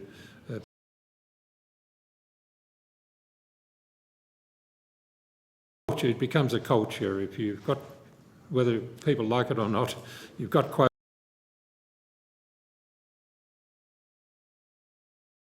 to follow. It's hard to beat the model.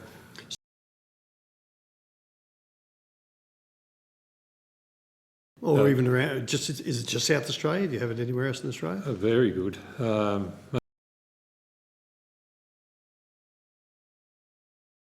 Cash that's been talked about in this committee, but certainly the harvest strategy. We're using current methods like Dr. Hobday was talking about. And it's because I see over the fence what they're doing. So, as I said, there's been many thousands of jobs, new jobs created, which have been official studies each year by professional consultants who have advised the state government. Fisheries management, do you have any views about potential reforms or things that might make the system more fit for purpose? I think what the Audit Office was talking about, that needs to happen.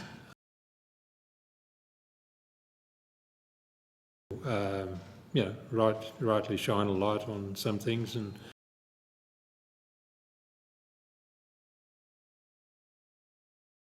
all the talk about, I understand the discussion about resource rent and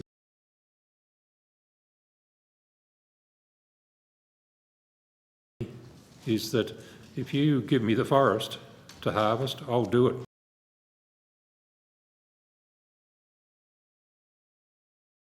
Or 10 tonnes. It's a totally different situation. I just get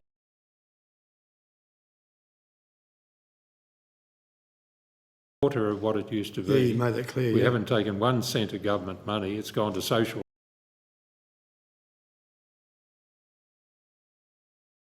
policy. Not everyone shares that view, obviously. Well, I certainly wouldn't argue with you, but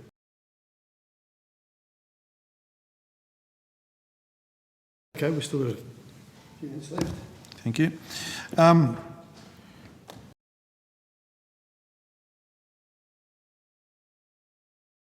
Relatively well that moving to ITQs has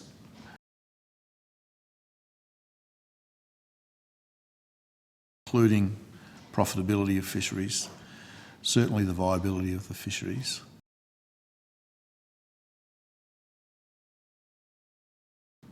You did make a point earlier that in the initial allocation,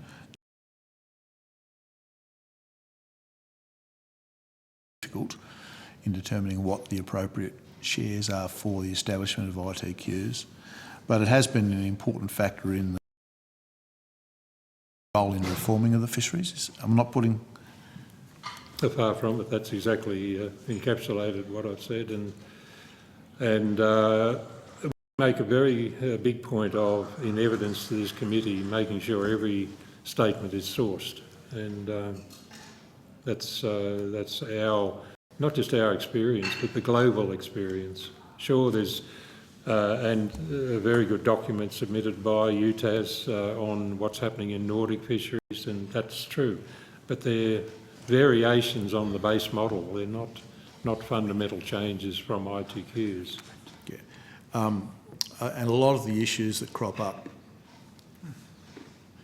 relate to not specifically ITQs but other factors in the fishery, which can be many and varied, but market at the time and changes in those variables. Today around the impact of fish moving and the possibility, probability of having to look at those ecosystem effects as a part of that process in setting the TACs, which the owners of ITQs carry the risk on them, and you've referred to.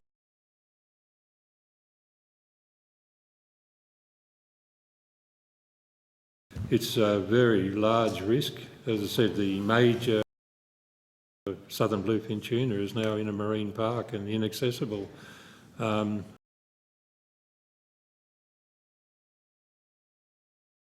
will move again, and I don't see why the community should take that risk. You know, that's the reality of it, Senator.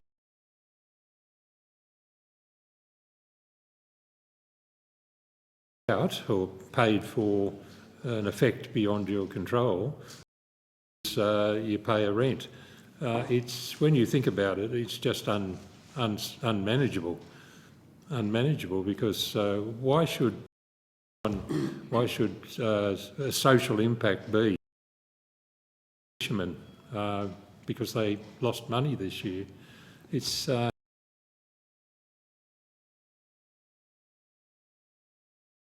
and the difference between fisheries, as I said, and forestry and minerals. Well, particularly minerals where you've got a once-off extraction, whereas in the context of fisheries, in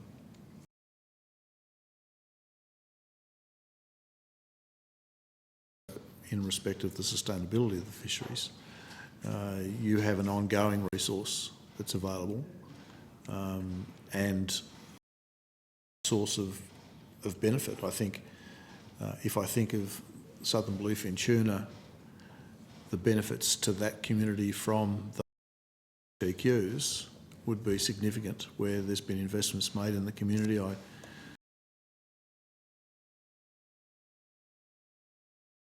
Industries from people in the abalone sector on the East Coast. I'm aware of other investments out of abalone into the circular head.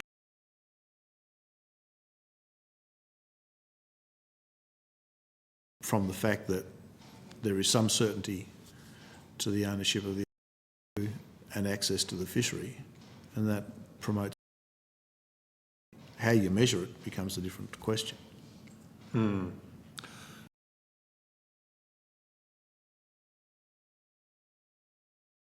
might say what works there or doesn't work doesn't necessarily apply to every other state, but I think again people are overstating what risks those abalone fishers and quota owners take. If you look at the trend in the quota, and we get briefed trend every 3 months in another forum, it's a risk. For example, I'll show you data, which AFNA will have been, that one major southern bluefin tuna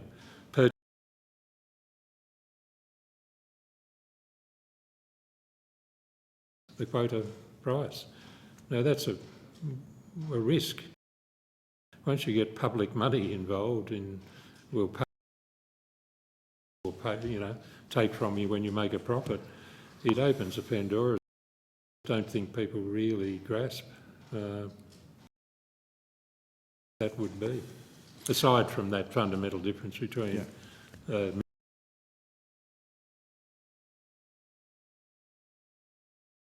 court quota, and I think you've indicated that particularly in a multi-species fishery where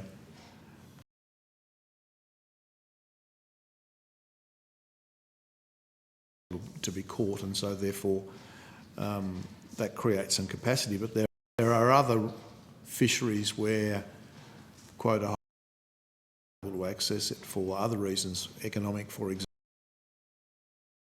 where there are other input controls into the fishery that just mean that access, because the input controls make it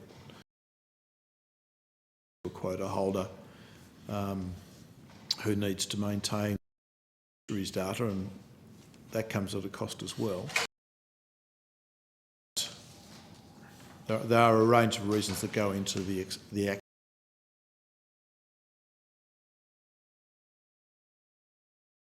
Agreed. So I'm thinking of SPF, and I hesitated to say that triggers Senator Wilson too much. We've been on the but that fishery is effectively not being accessed due to input controls. Yeah. It's expensive to maintain the data required to maintain a level of quota. Or TAC, I should say. Yeah. As I said, the foreign ownership quota, the other issues with I also apply to all other management systems. I mean, you know, there are fisheries in Port Lincoln which are not IT fishery for good reason. Yep. Because there's stock and it's significantly concentrated. So, you know, it just doesn't apply. As I said, there's a proper channel for that. That's the ACCC, and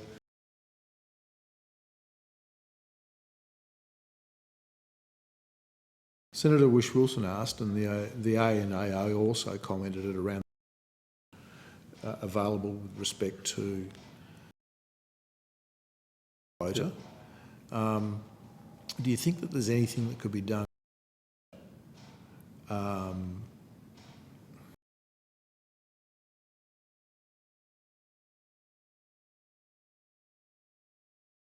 not just agreed with AFMA, but AFMA has lease quota, and they will be published like water rights. The average of water rights is published each month, 7,000 to 8,000,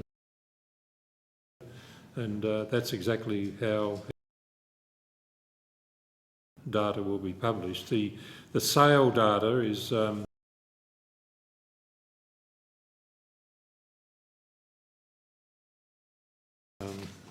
you know, there's a pros and cons of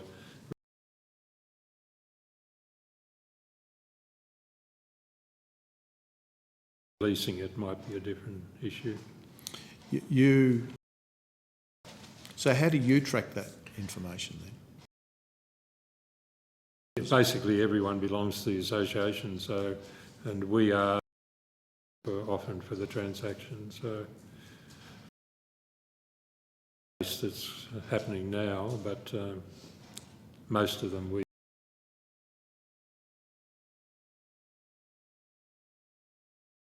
Okay. You talked about one foreign ownership.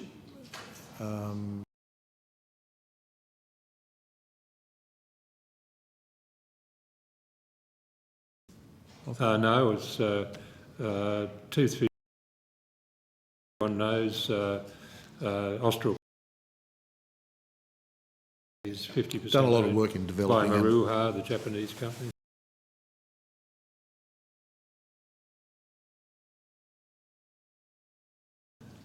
And Northern Prawn, sorry. Yeah. Austral, yeah, two.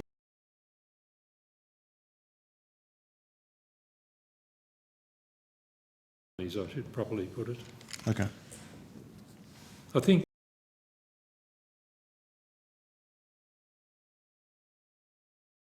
validly that that fishery might never have been developed if it. You cannot get skippers of boats in Antarctic conditions. They have to be South Africans or Argentinians. Know what theirs, the Austral one is, or the or Sea Shepherd skippers. I find Sea Shepherd skippers very good, Senator.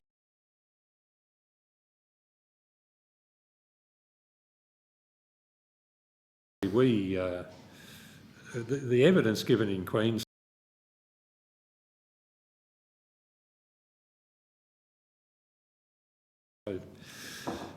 I personally think it's to be encouraged. So. It's interesting that you might get Senator Jeffrey. Because we significant ESG, particularly southern bluefin fishery, and they do add value. They lease.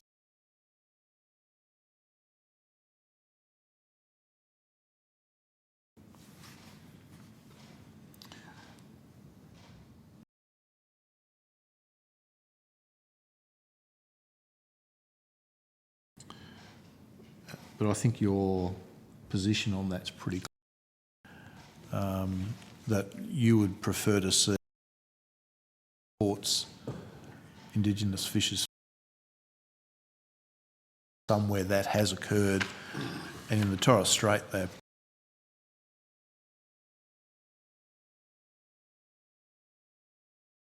fisheries. I think they're largely owners, not owners of, but I can deal with that with AFMA. So call it quits there. Thanks, Chair. Can it be new there? Oh, there he is. Yeah. Very much, Senator Colbeck. Thank you very much.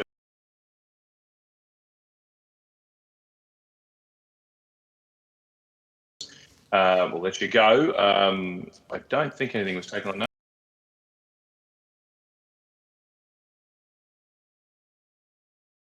Have a great day. Thank you, Chair.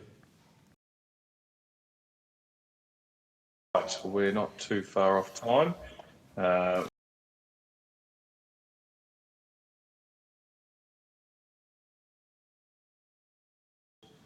While that's happening.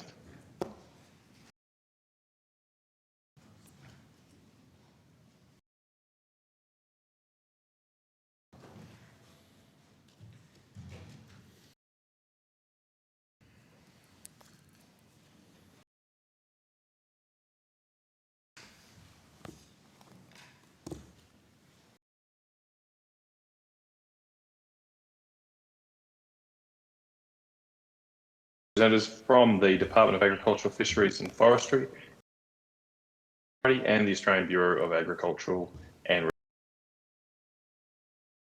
Parliamentary Privilege and the Protection of Witnesses giving evidence to Senate committees.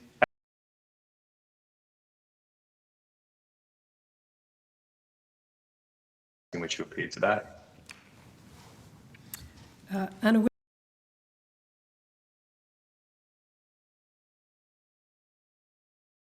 Wes Norris, Chief Executive Officer, Australia. Assistant Secretary, Agvet Chemicals, Fish Forestry, Fish and Forestry. George Day, Culture, Fisheries and Forestry. And Dave Galliano, Department. Do now invite you to make an opening statement.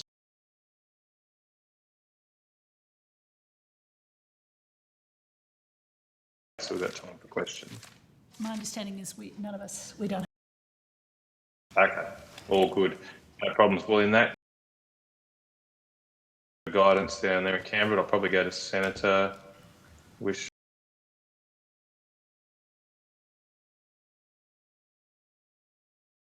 I just might start with the same question we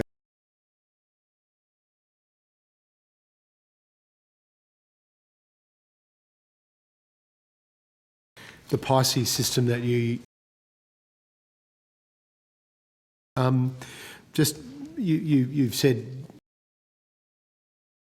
by providing pricing data.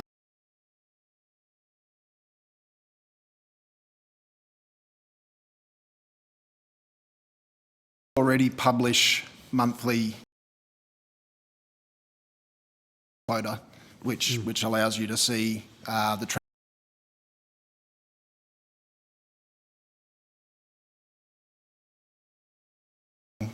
price data on those transactions. SIRO to one of the challenges with it is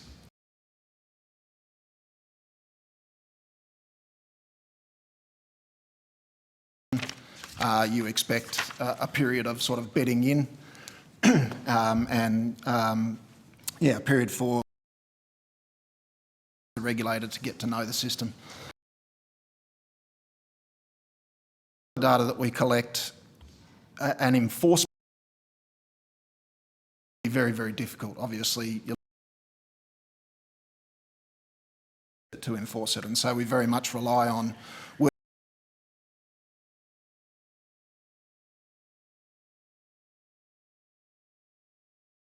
some quite large anomalies in the information that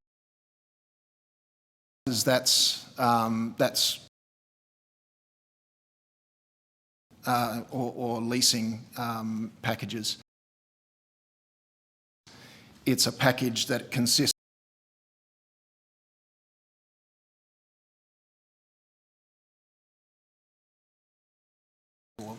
What was the flathead worth? What was this? Reasons why there are different data coming through, and we wanted to make sure before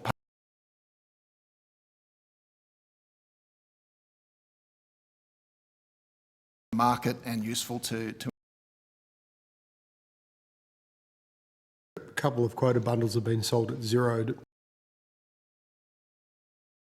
Is that just because it's going to family, or do you investigate that kind of thing? Or I think there are a couple of reasons.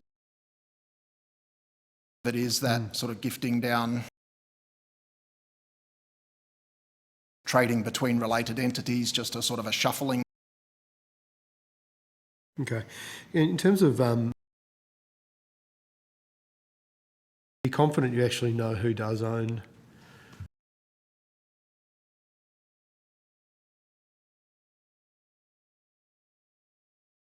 is there any kind of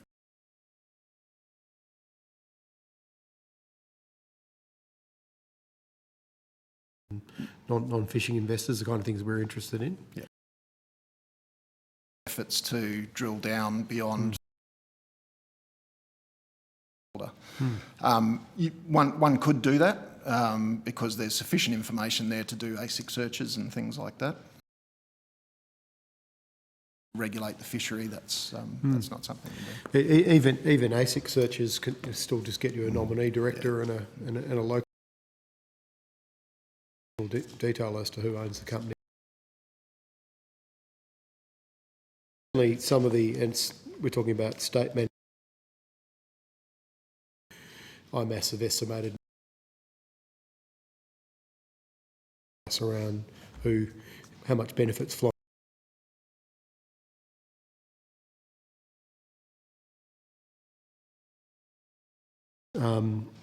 Recommendation number 8, workflow contained in the quota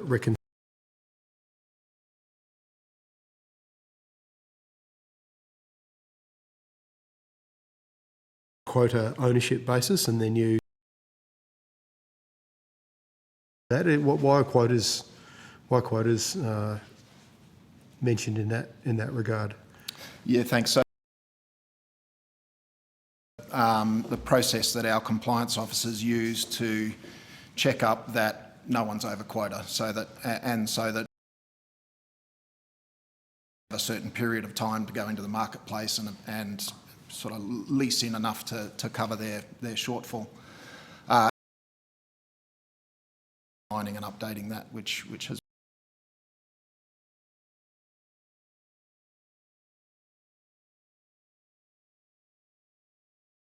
the way it goes, or? So, Senator, I think by and large, quota are relatively small, where people are trying to get a final trip in for the year type of thing. Okay, look, I've got a number of other topics, but could perhaps we start with looking at your economic assessments.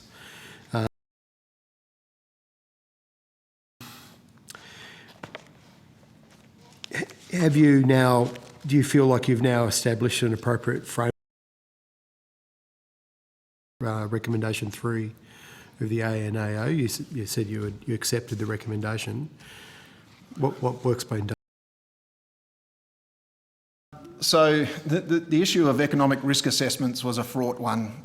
It was something that was discussed 2015. The AFMA Strategic Research Plan.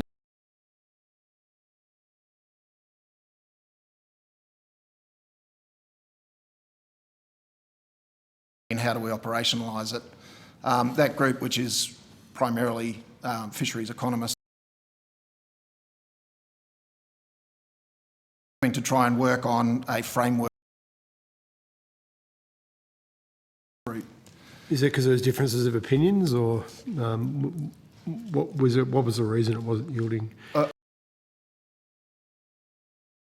Is an unusual one anyway, because the economics of each fishery are so different. secondly, perhaps the level of understanding of economics in each fishery is so different that it's pretty hard to contemplate a single framework that. And so we've felt that a better use of time and effort would be to develop, contribute to our understanding about net economic returns in each fishery, so that we can then use that to report on our achievements. So that includes surveys which lead to specific NER, economic indicators that we can use in a qualitative or semi. Some and things like that, and so those are bodies of work that have all been carried forward since that time.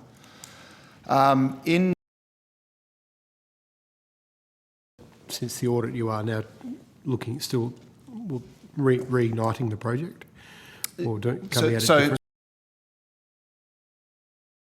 Economic risk assessment, because I don't really know what that means. So all of that work.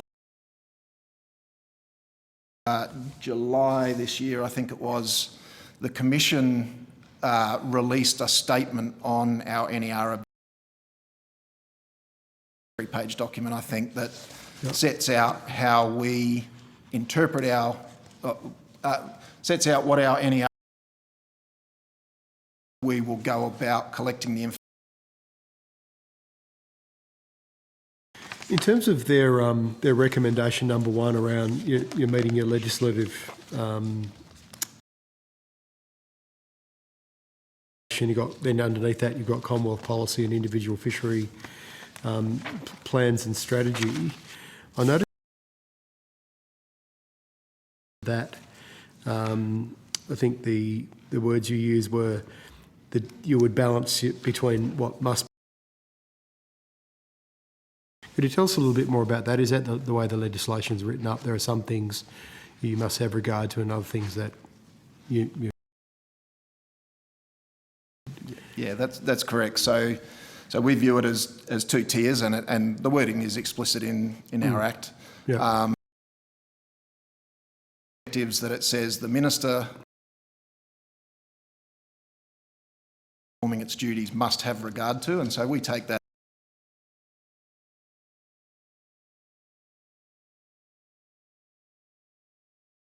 That's what we have to go after. And then there's a secondary set of objectives that says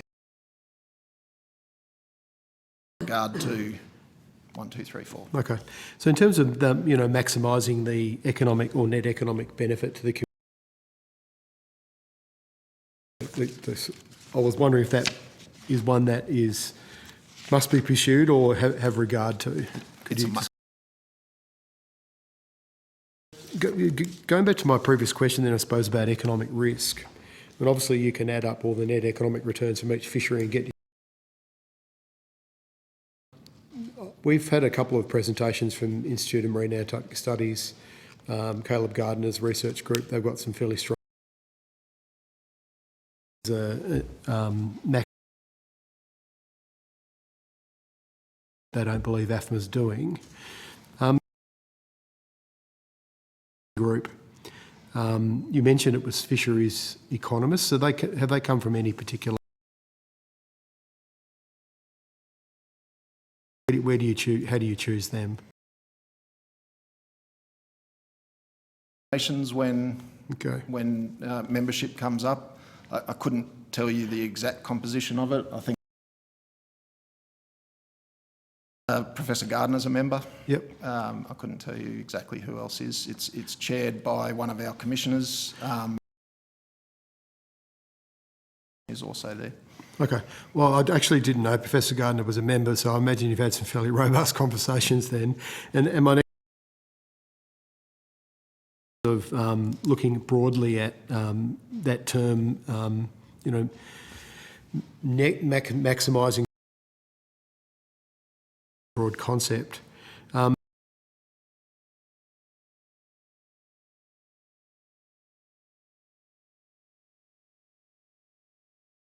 that in the... Yep. Yes, yes, it okay. is. Yep. And they've then provided advice to the RAG. What's the other group called again?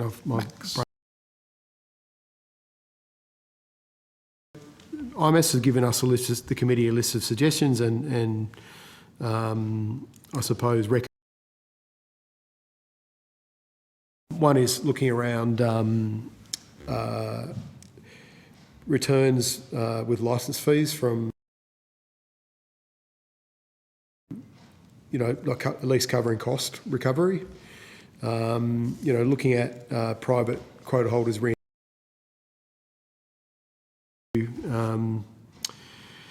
into the fishery or into local communities, maximising returns by managing foreign ownership, reviewing concentration of quota ownership, and of course royalty payments, which you're probably aware of. And they also recommendations maximising net economic returns through seafoods, increased seafood. Of course, they raise issues around looking at the quality of employment with the hardship of lease fishers, these kind of things that they believe would be delivering for the community. Mr. Galliano, perhaps at your annual meetings of the Economic Working Group? I remember it was a little while ago, but we could certainly take that on notice and let you know what we discussed at the last meeting. Yeah, so but how meetings? I've only for a couple of years been in charge of our natural resource economics area. So I think this area. If I could jump Please, in though, Senator, with the exception of cost recovery, which I'll sort of areas of suggestion fall outside of AFMA's remit. They very least change direction in government policy. And so from that perspective, sort of academic discussion about this would be a better way to do it. The Economics Working Group is not the things. You just led into my next. It isn't discussed by AFMA, and as you say, it's not on your agenda and perhaps is outside your remit. They've suggested to us to explicitly refer to MEY rather than maximising the economic benefits to the community, because they don't believe could include in discussion as to what is maximising the benefit.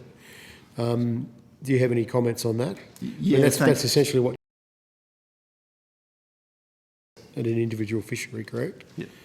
Yeah. So this economic objective in the Fisheries Management Act has a very long and in a paper called New Directions for Commonwealth Fisheries in the 1990s. Of the Fisheries Management Act. Maximising economic efficiency in the exploitation of fisheries resources. And so the difference between profit, maximising the difference between cost of fishing and profit from fishing. Challenges to that, including a couple of court cases. The Act was amended in 2006. Change that objective to its current wording. In the second reading speech, Senator did make it clear that the intention was not to change the meaning of that objective, but to try and explain it better. AFMA will, and I'll just read it out, AFMA will still be obliged to manage the effort and catch of and total costs. So that is an MEY model. And that was which explicitly requires us to use MEY as our management target. I think perhaps, as opposed to amending it, because each go that we've had, or we being the collective we, have had created the simplicity we wanted. Our intention is to develop a fisheries management policy. We want to develop a specific one on this, which explicitly says, here is what we mean by that objective. We've put that on hold at the moment because the harvest strategy policy is under review on the instructions to AFMA as to how we go about our work. Okay. I might...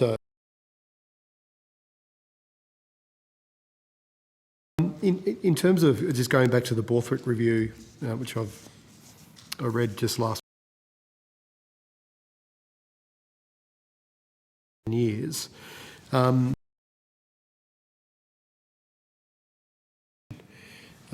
think the Borthwick review said that the RAGs and the MAGs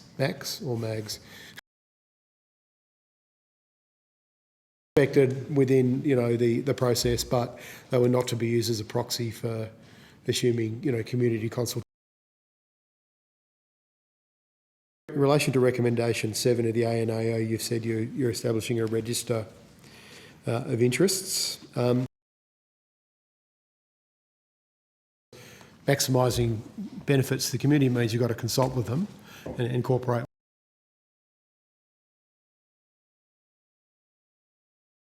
How will that drive your consultation or better engagement going forward?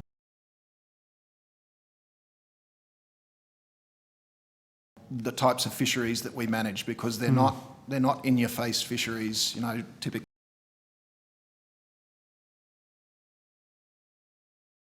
The level of interest that you have in some of the state managed fisheries.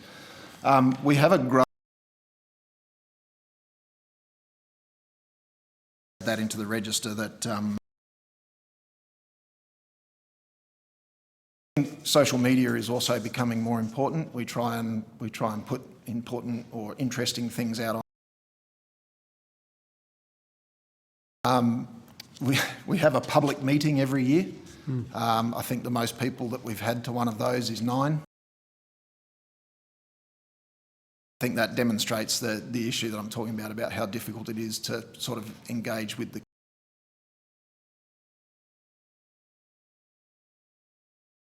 fishing industry. I think our relationships with the state agencies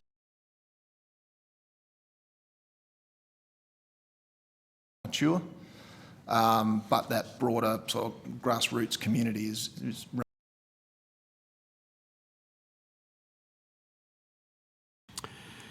groundbreaking court case recently around an oil and gas project off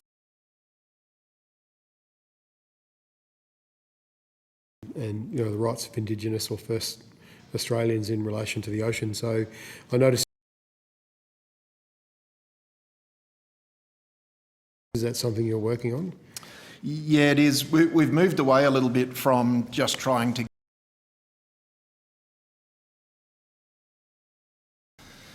because it's not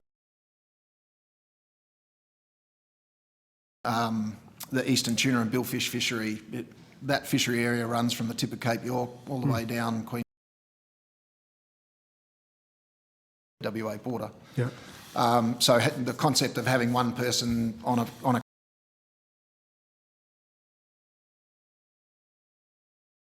you could have more than one. You could have more than one. You've got lots of industry representatives on those.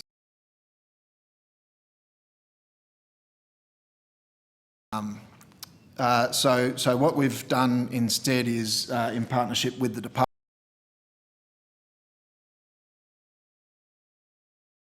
from the University of Technology, Sydney, to work with us pilots of how we might better engage with the Indigenous sector on specific issues. Leading will be our first cab off the rank. broad area around ecological risk assessments, which I know we've talked about, Mr. Norris. Once again, going back, the recommendation at the time was that the Fisheries Management Act was amended to include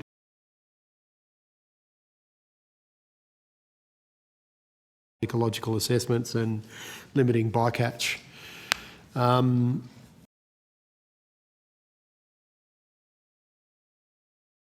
Come up in the ANAO report and was one of their recommendations. Do you feel like that has the fishery in recent weeks and climate, and CSIRO today said, 5 years ago.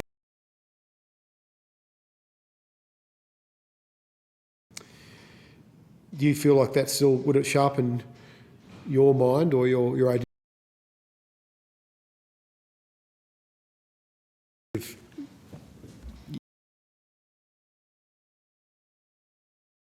By virtue of the way that the environment's changing, regardless of what our legislation says. I think that the legislation,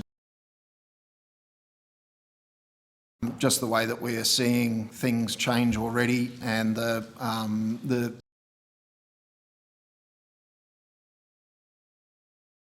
change in the future will drive that greater sort of ecosystem.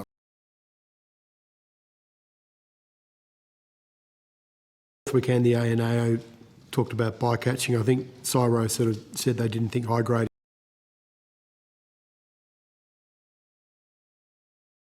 spillover effects. Do you think harvest strategies in the past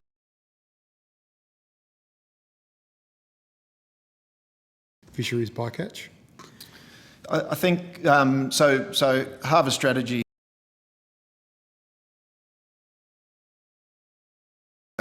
they need to be, when we're making decisions based on a harvest strategy, we need to be aware of the necessarily expect the harvest strategy to accommodate that. We would say we need to bring to bear other fisheries management. They said they felt this is a really big issue. Southeast trawl, this has been a big issue now for a number of years. Yeah.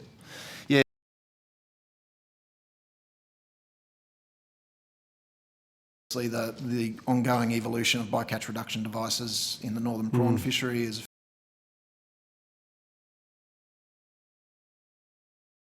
and seabirds and so on have all been really successful in reducing the interactions with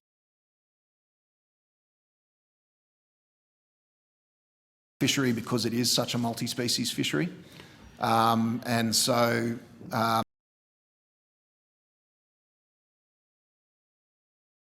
reduce the TAC on that stock, but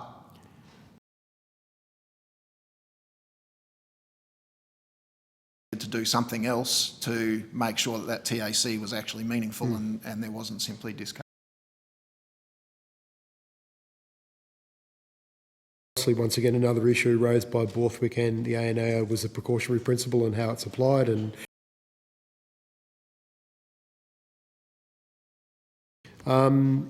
would you say the southeast trawl and what you've done recently with the spatial closures is your an irreversible environmental harm to those fisheries? Yeah, so about exactly what the precautionary approach means, and for us, it's so yep. When the new stock assessment was delivered in November, it would have been fairly easy to say, oh no, there's such a big change, there must be something wrong, we'll send it back and get another stock. Okay. And so what we've done is certainly we think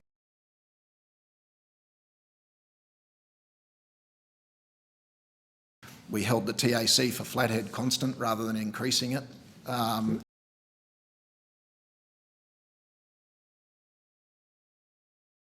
As another example, I mean, I asked CSIRO this question today. You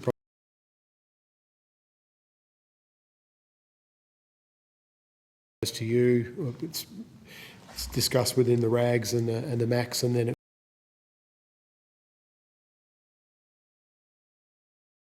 the TACs to suit industry interests in your assessments. I know you've got to balance compete.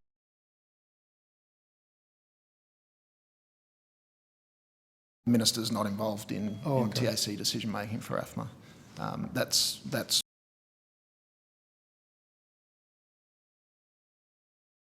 so the minister's responsible for setting the policy direction. Right. So he will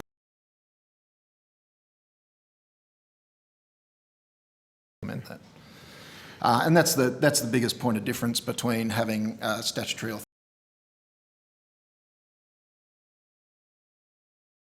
In terms of your question of do we tweak things?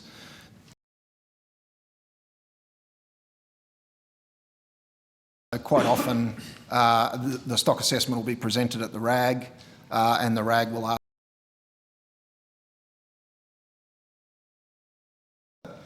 And that's exactly their role. That's why we have those resource assessment groups. They're populated. How many scientists are we talking about? A couple? I think we've got the ANA.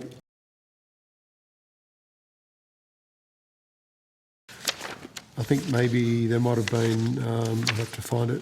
Yeah, so it was on page.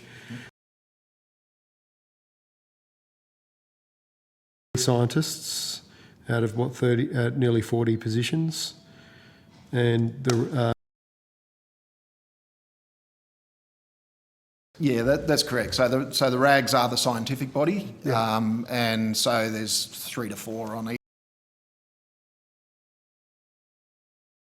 More present. So obviously the team that's doing the stock.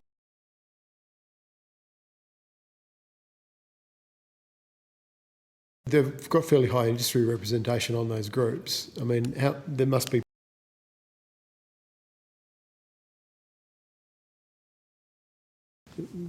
Orange Roughy is an example. You mentioned the other day that you got a.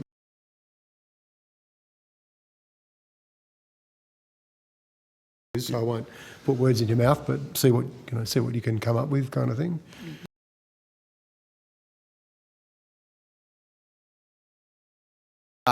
Quite often, what the requests are is, can you model a range of scenarios?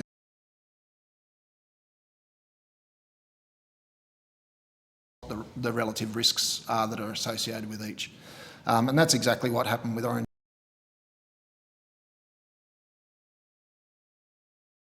In front of it, industry had one more that they wanted to test, and so the MAC said, you know,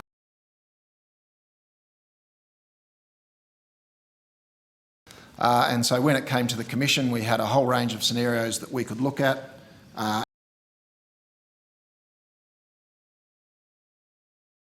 Point over a 3-year time frame and a 10-year time frame. I think the chair's about to.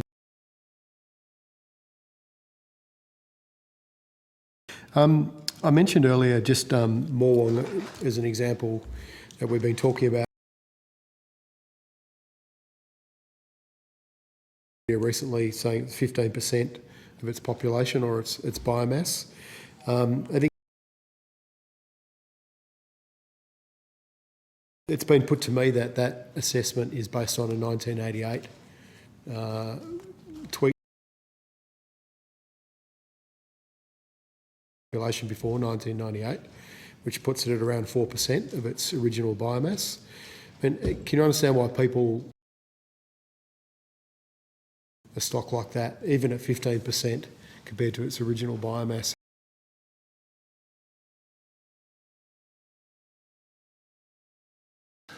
So those green or orange or red boxes that appear on our website simply reflect the last published. So the new fishery status report is about to come out, and they will no longer be. You know, perhaps we should have changed our procedure since we know, and we've been talking about Morwong all year. That's the answer to the ANAO found a number of, let's call it just misreportings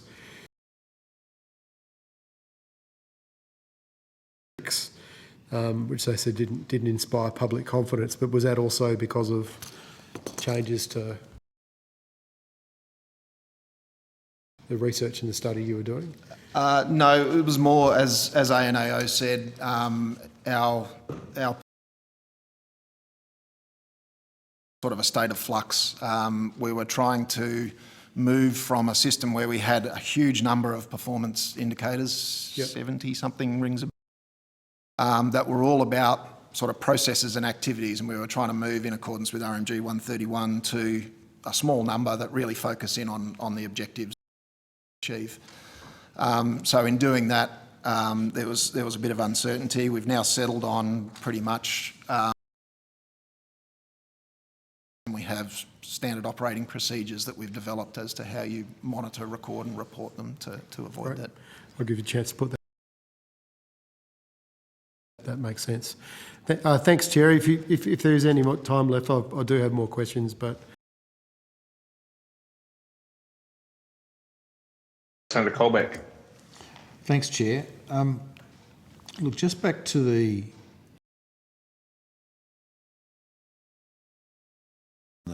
establishment and utilisation of those.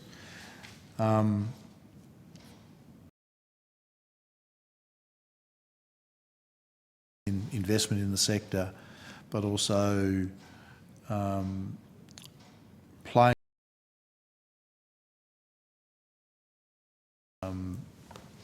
alongside the setting of the TACs, the overall management of the fishery and achieving the goals that you've just been talking about with Senator Whish-Wilson in the fishery, including the economics of the sector. How important have they been in actually achieving those things? Yeah, thanks. So in regards to their, their value for investment and security, what we're told by industry, and I think Mr Jeffries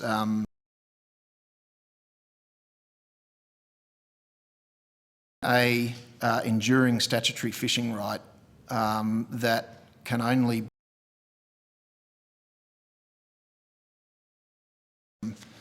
gives the greatest amount of certainty that a fishing business could have. He made the point, and I agree with it, that it is still pretty volatile. Seas go up and down, a whole range of external. But the presence of that enduring right really does add value to the ability to invest, to borrow, the long-term picture. In terms of their importance to the management structure,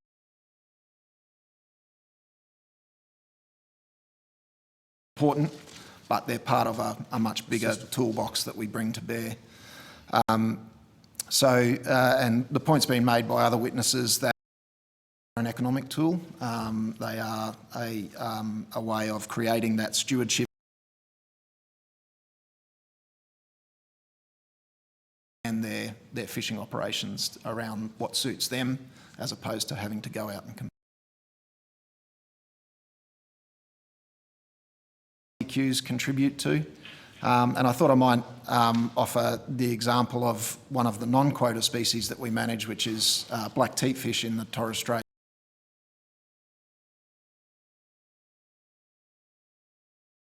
To catch. Because there is no ITQs in that fishery for very good reason.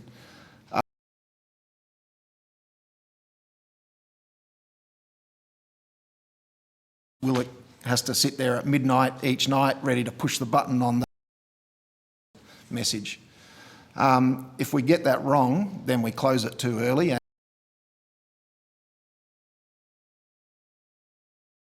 if we get it wrong, then we blow the TAC, and this is a stock that's very vulnerable to overfishing. It's CITES listed, so there's all sorts of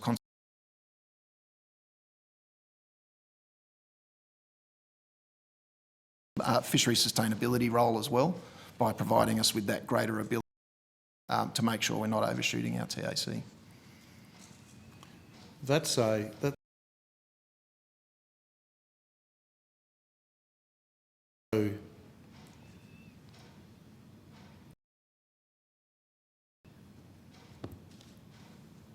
What are the internal management issues to looking after that fishery. I mean,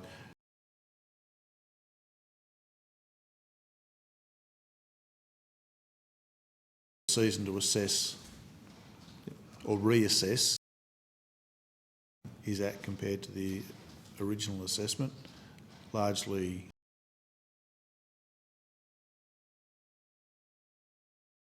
independent as far as the fishery is concerned. What are the processes to manage the monitoring of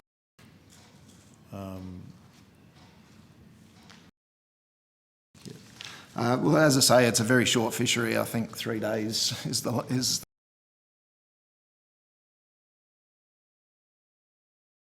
last year, but it has taken an enormous going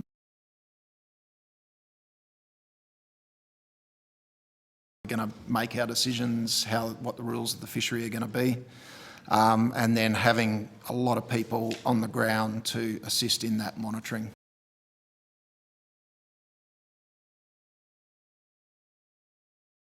Something like that, Senator. So we have our fish receivers out there all, so we know where they're placed. We've got our compliance people on the ground, forms and meet their responsibilities, checking everyone has licences, doing daily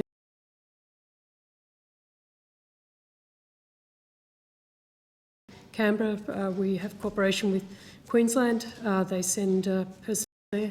So it's a large cooperative effort, but it does come down to Mr. Norris said about how much are we anticipating will still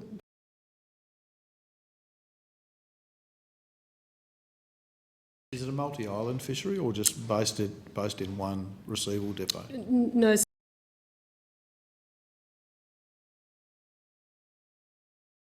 Islands, so communication can be a bit of a challenge. They are then serviced by vessels that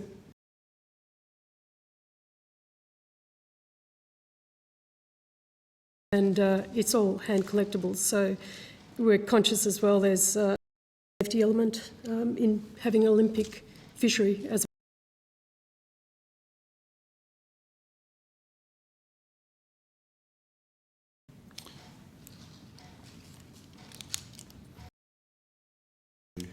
where we were before.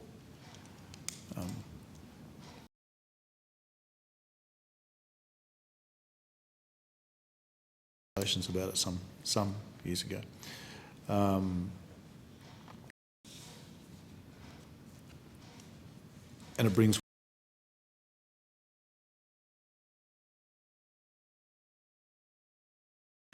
in the context of safety, which is one of the things that the removing from fisheries that have moved to ITQ.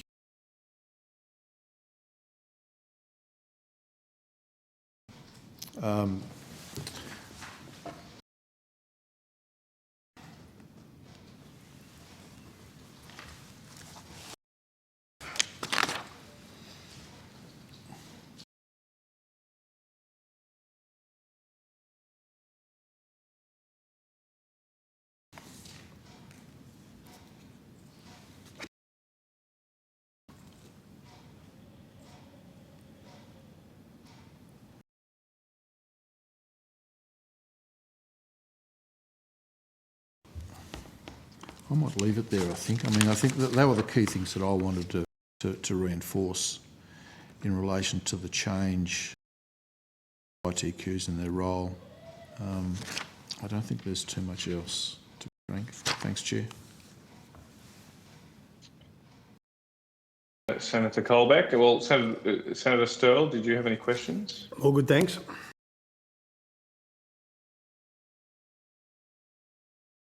Wilson, and let's see how we go. Okay.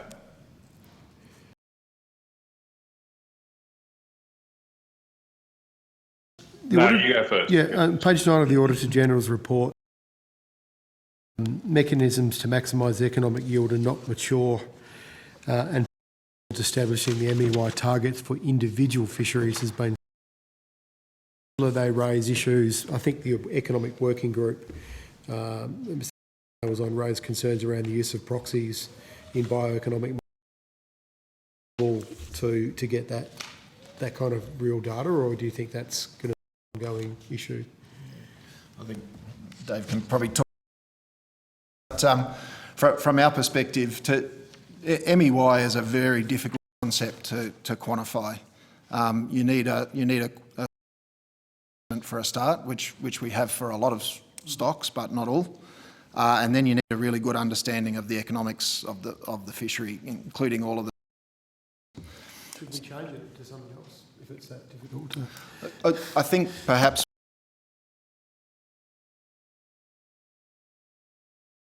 So for some fisheries, it's really appropriate, and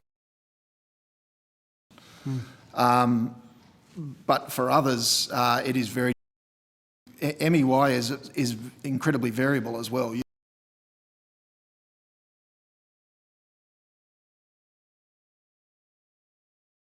That completely and utterly changes it.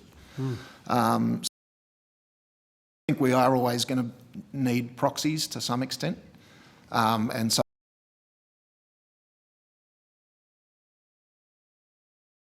So I think Dr. Pascoe said something similar earlier about you need a fairly detailed stock assessment from a scientific point of view to be able to calculate the Y estimate. So MEY is really about this trade-off between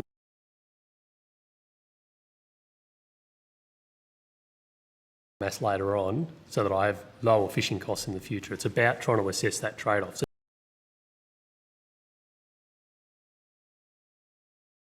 have that detailed biological information. I suppose what I'd say about whether or not you should get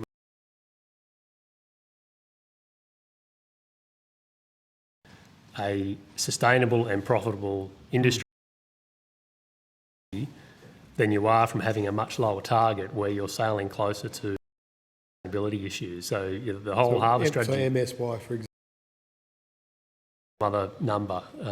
So the whole idea is to build in that extra buffer.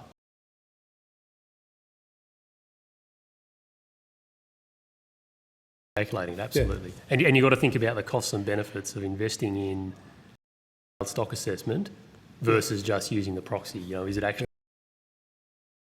As I mentioned before, one of the key criticisms we've seen in some submissions is, it is managed for the profitability of the industry.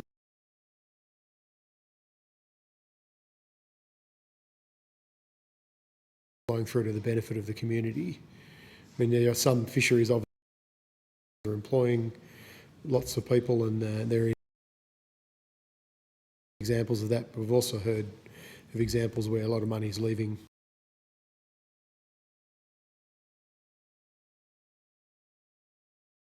And some of these fisheries don't even cover their costs, so taxpayers are covering, fisheries. Anyway, it's a philosophical. I mean, Mr. Norris might comment on the cost recovery side.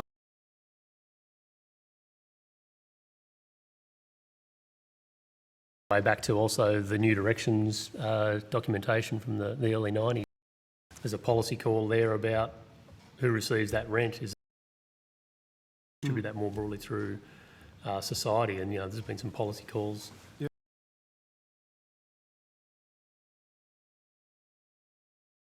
8%, essentially a royalty to begin with. It's changed over the years in its composition, but that was the originally.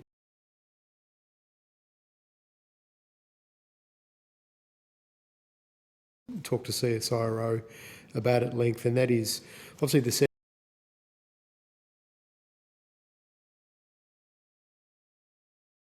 component, and just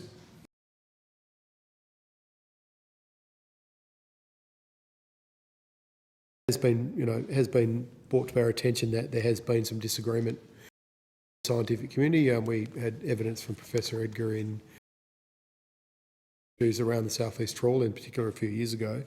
Kind of felt like he got his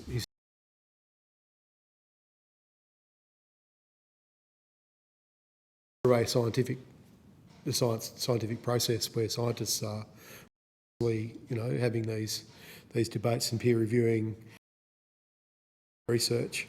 Are you been involved in any kind of shops between, if I could call them, fisheries ecologists Who? No, AFMA hasn't, Senator.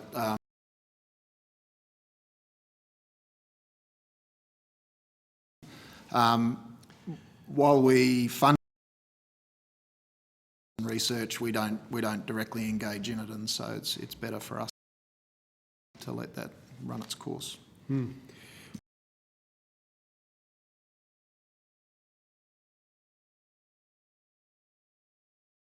Would there be any potential to bring in broader perspectives, like, or anyone on your resource assessment groups?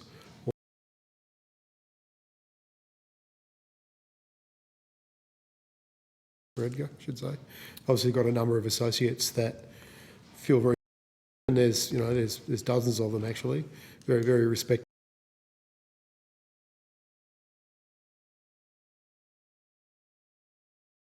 Very protected areas and other forms of perhaps not direct ecological environmental management techniques.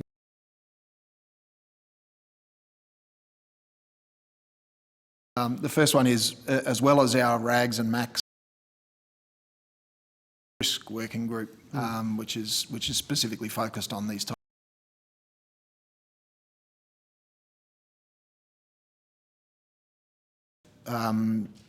The Commission agreed earlier on this year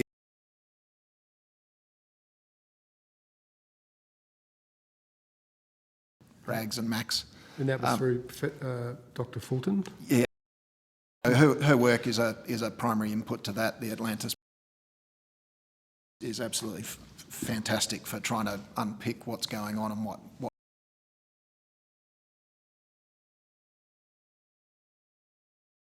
climate and ecosystem. They prepare and update a climate and ecosystem report card.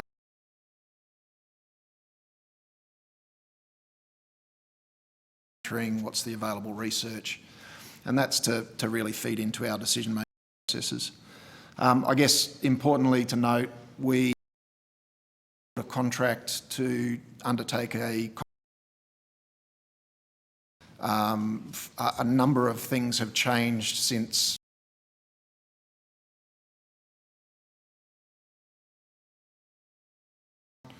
the need for us to switch to multi-species as opposed to single species and so on. Issues that I think will come up in that review, and that's what we'll be looking for. Okay. In relation to that last comment then, just using the South East Trawl as an example, had pretty good buy-in from commercial fishing stakeholders in relation to the action.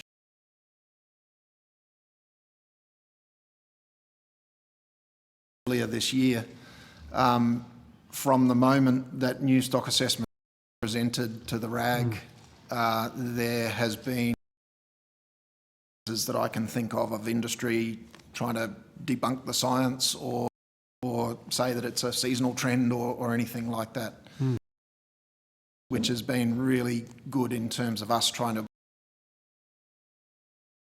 implement the closures that we have and the TAC reductions that we have. Bill asked climate change, and he stepped through the three obvious ones. Are there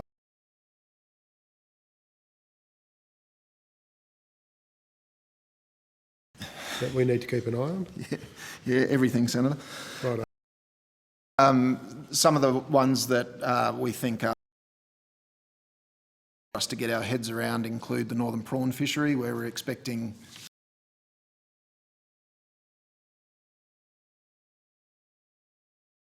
the sub-Antarctic fisheries, and there's one more that's escaping me at the moment, scallops in Bass Strait.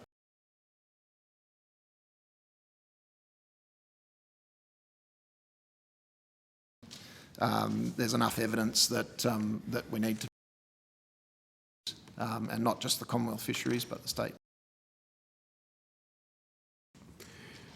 Thank you very much for your evidence, Chair. That's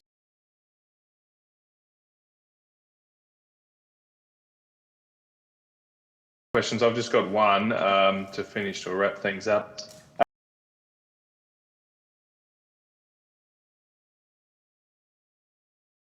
The economic value. we've kind of discussed, we generally have been moving. Our stocks seem sustainable, but the one metric that doesn't mentioned at all, I think, today really is that seafood, despite having all of this ocean territory, how does that?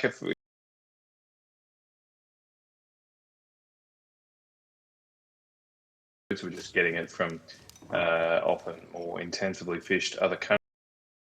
Do you at all factor this in your assessments of the sustainable catch levels in our country? From AFMA's perspective as the regulator, that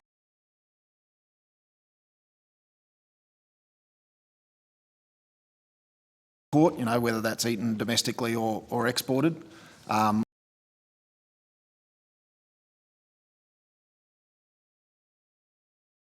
Does feature in our discussions quite a lot in terms of the competition, and I found the discussion between yourself why TACs are under court, and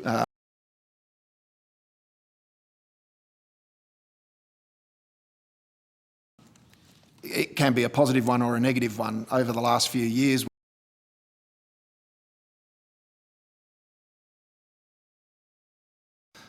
As a result of COVID.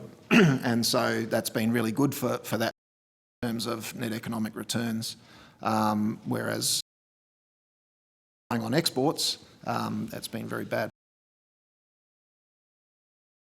So, sorry, someone. I wanted to say something. Yeah, I was going to say, while relatively low productivity of water, so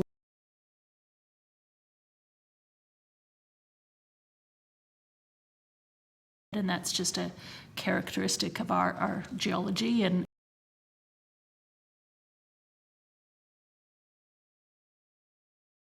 value fish. So abalone, rock lobster, southern bluefin tuna export high value fisheries, but fish out of Southeast Asia and New Zealand does provide a significant portion of fisheries, and as that's probably a government policy setting on. I haven't really been convinced with that argument, Ms. Campbell, because in these countries, I can't remember the exact figures, but the intensity of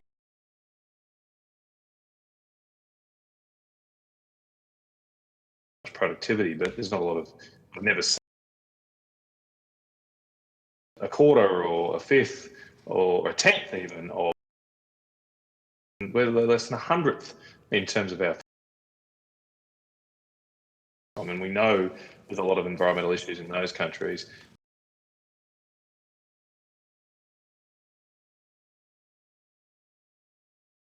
We've gone over, and I'm pretty unfamiliar with this whole area, but you've got to maximise the net economic returns to the Australian community.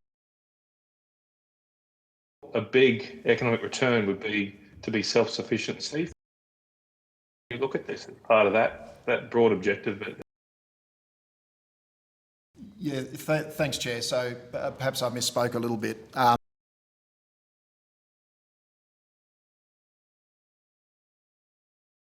Ability to regulate, control. We're not involved in nothing in our legislative heads of power. But certainly it is an issue that is important to our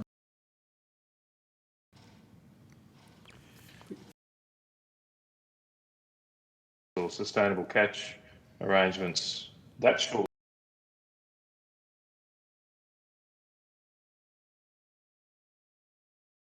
Impact the overall question. Yeah, correct.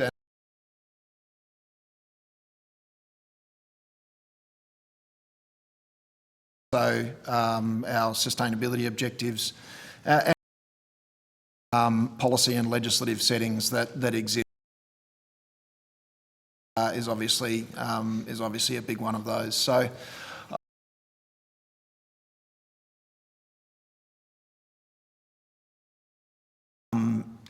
significant opportunities for expanded fisheries. There is, if we were under the future harvest strategy policy, for maximum sustainable yield, then we could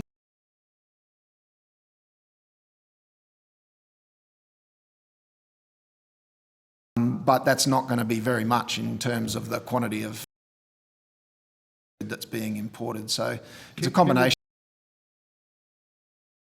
That's why, or does that, would that be in contravention?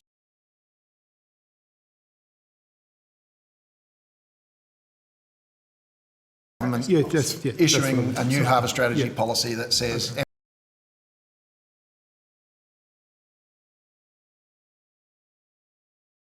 but economists are pretty good at that. Just finally then, obviously, I mean, my issue here, I don't think the quota system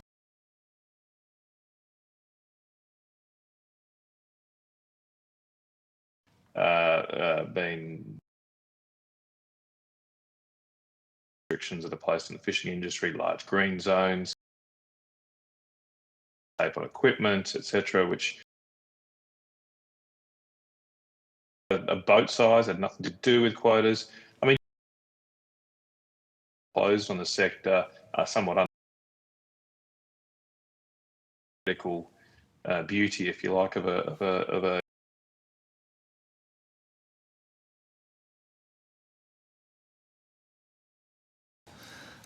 trying to look for deregulation.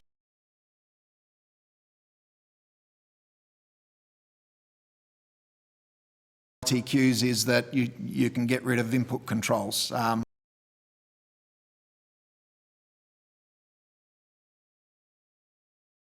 Opportunities to say, okay, well, if we're regulating the catch,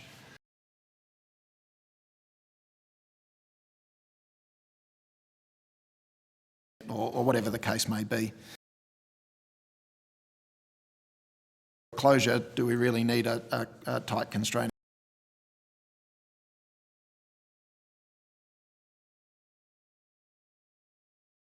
Able to take rules out. Well, thank you very much for that.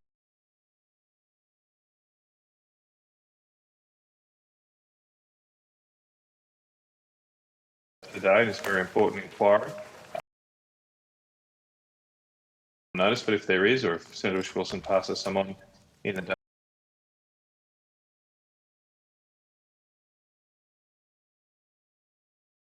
We are trying to conclude our report. Someone? I might just ask on the profitability of individual fisheries. Do you have the kind of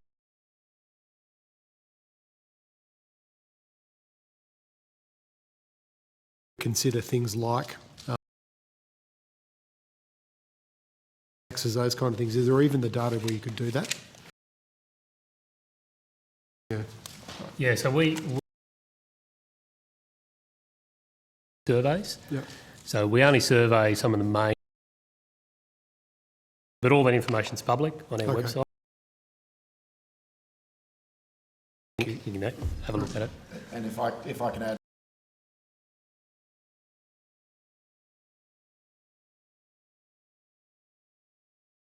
Okay. A year we recover from the fishing industry. Guidelines are those bits that we think are attributable to the existence.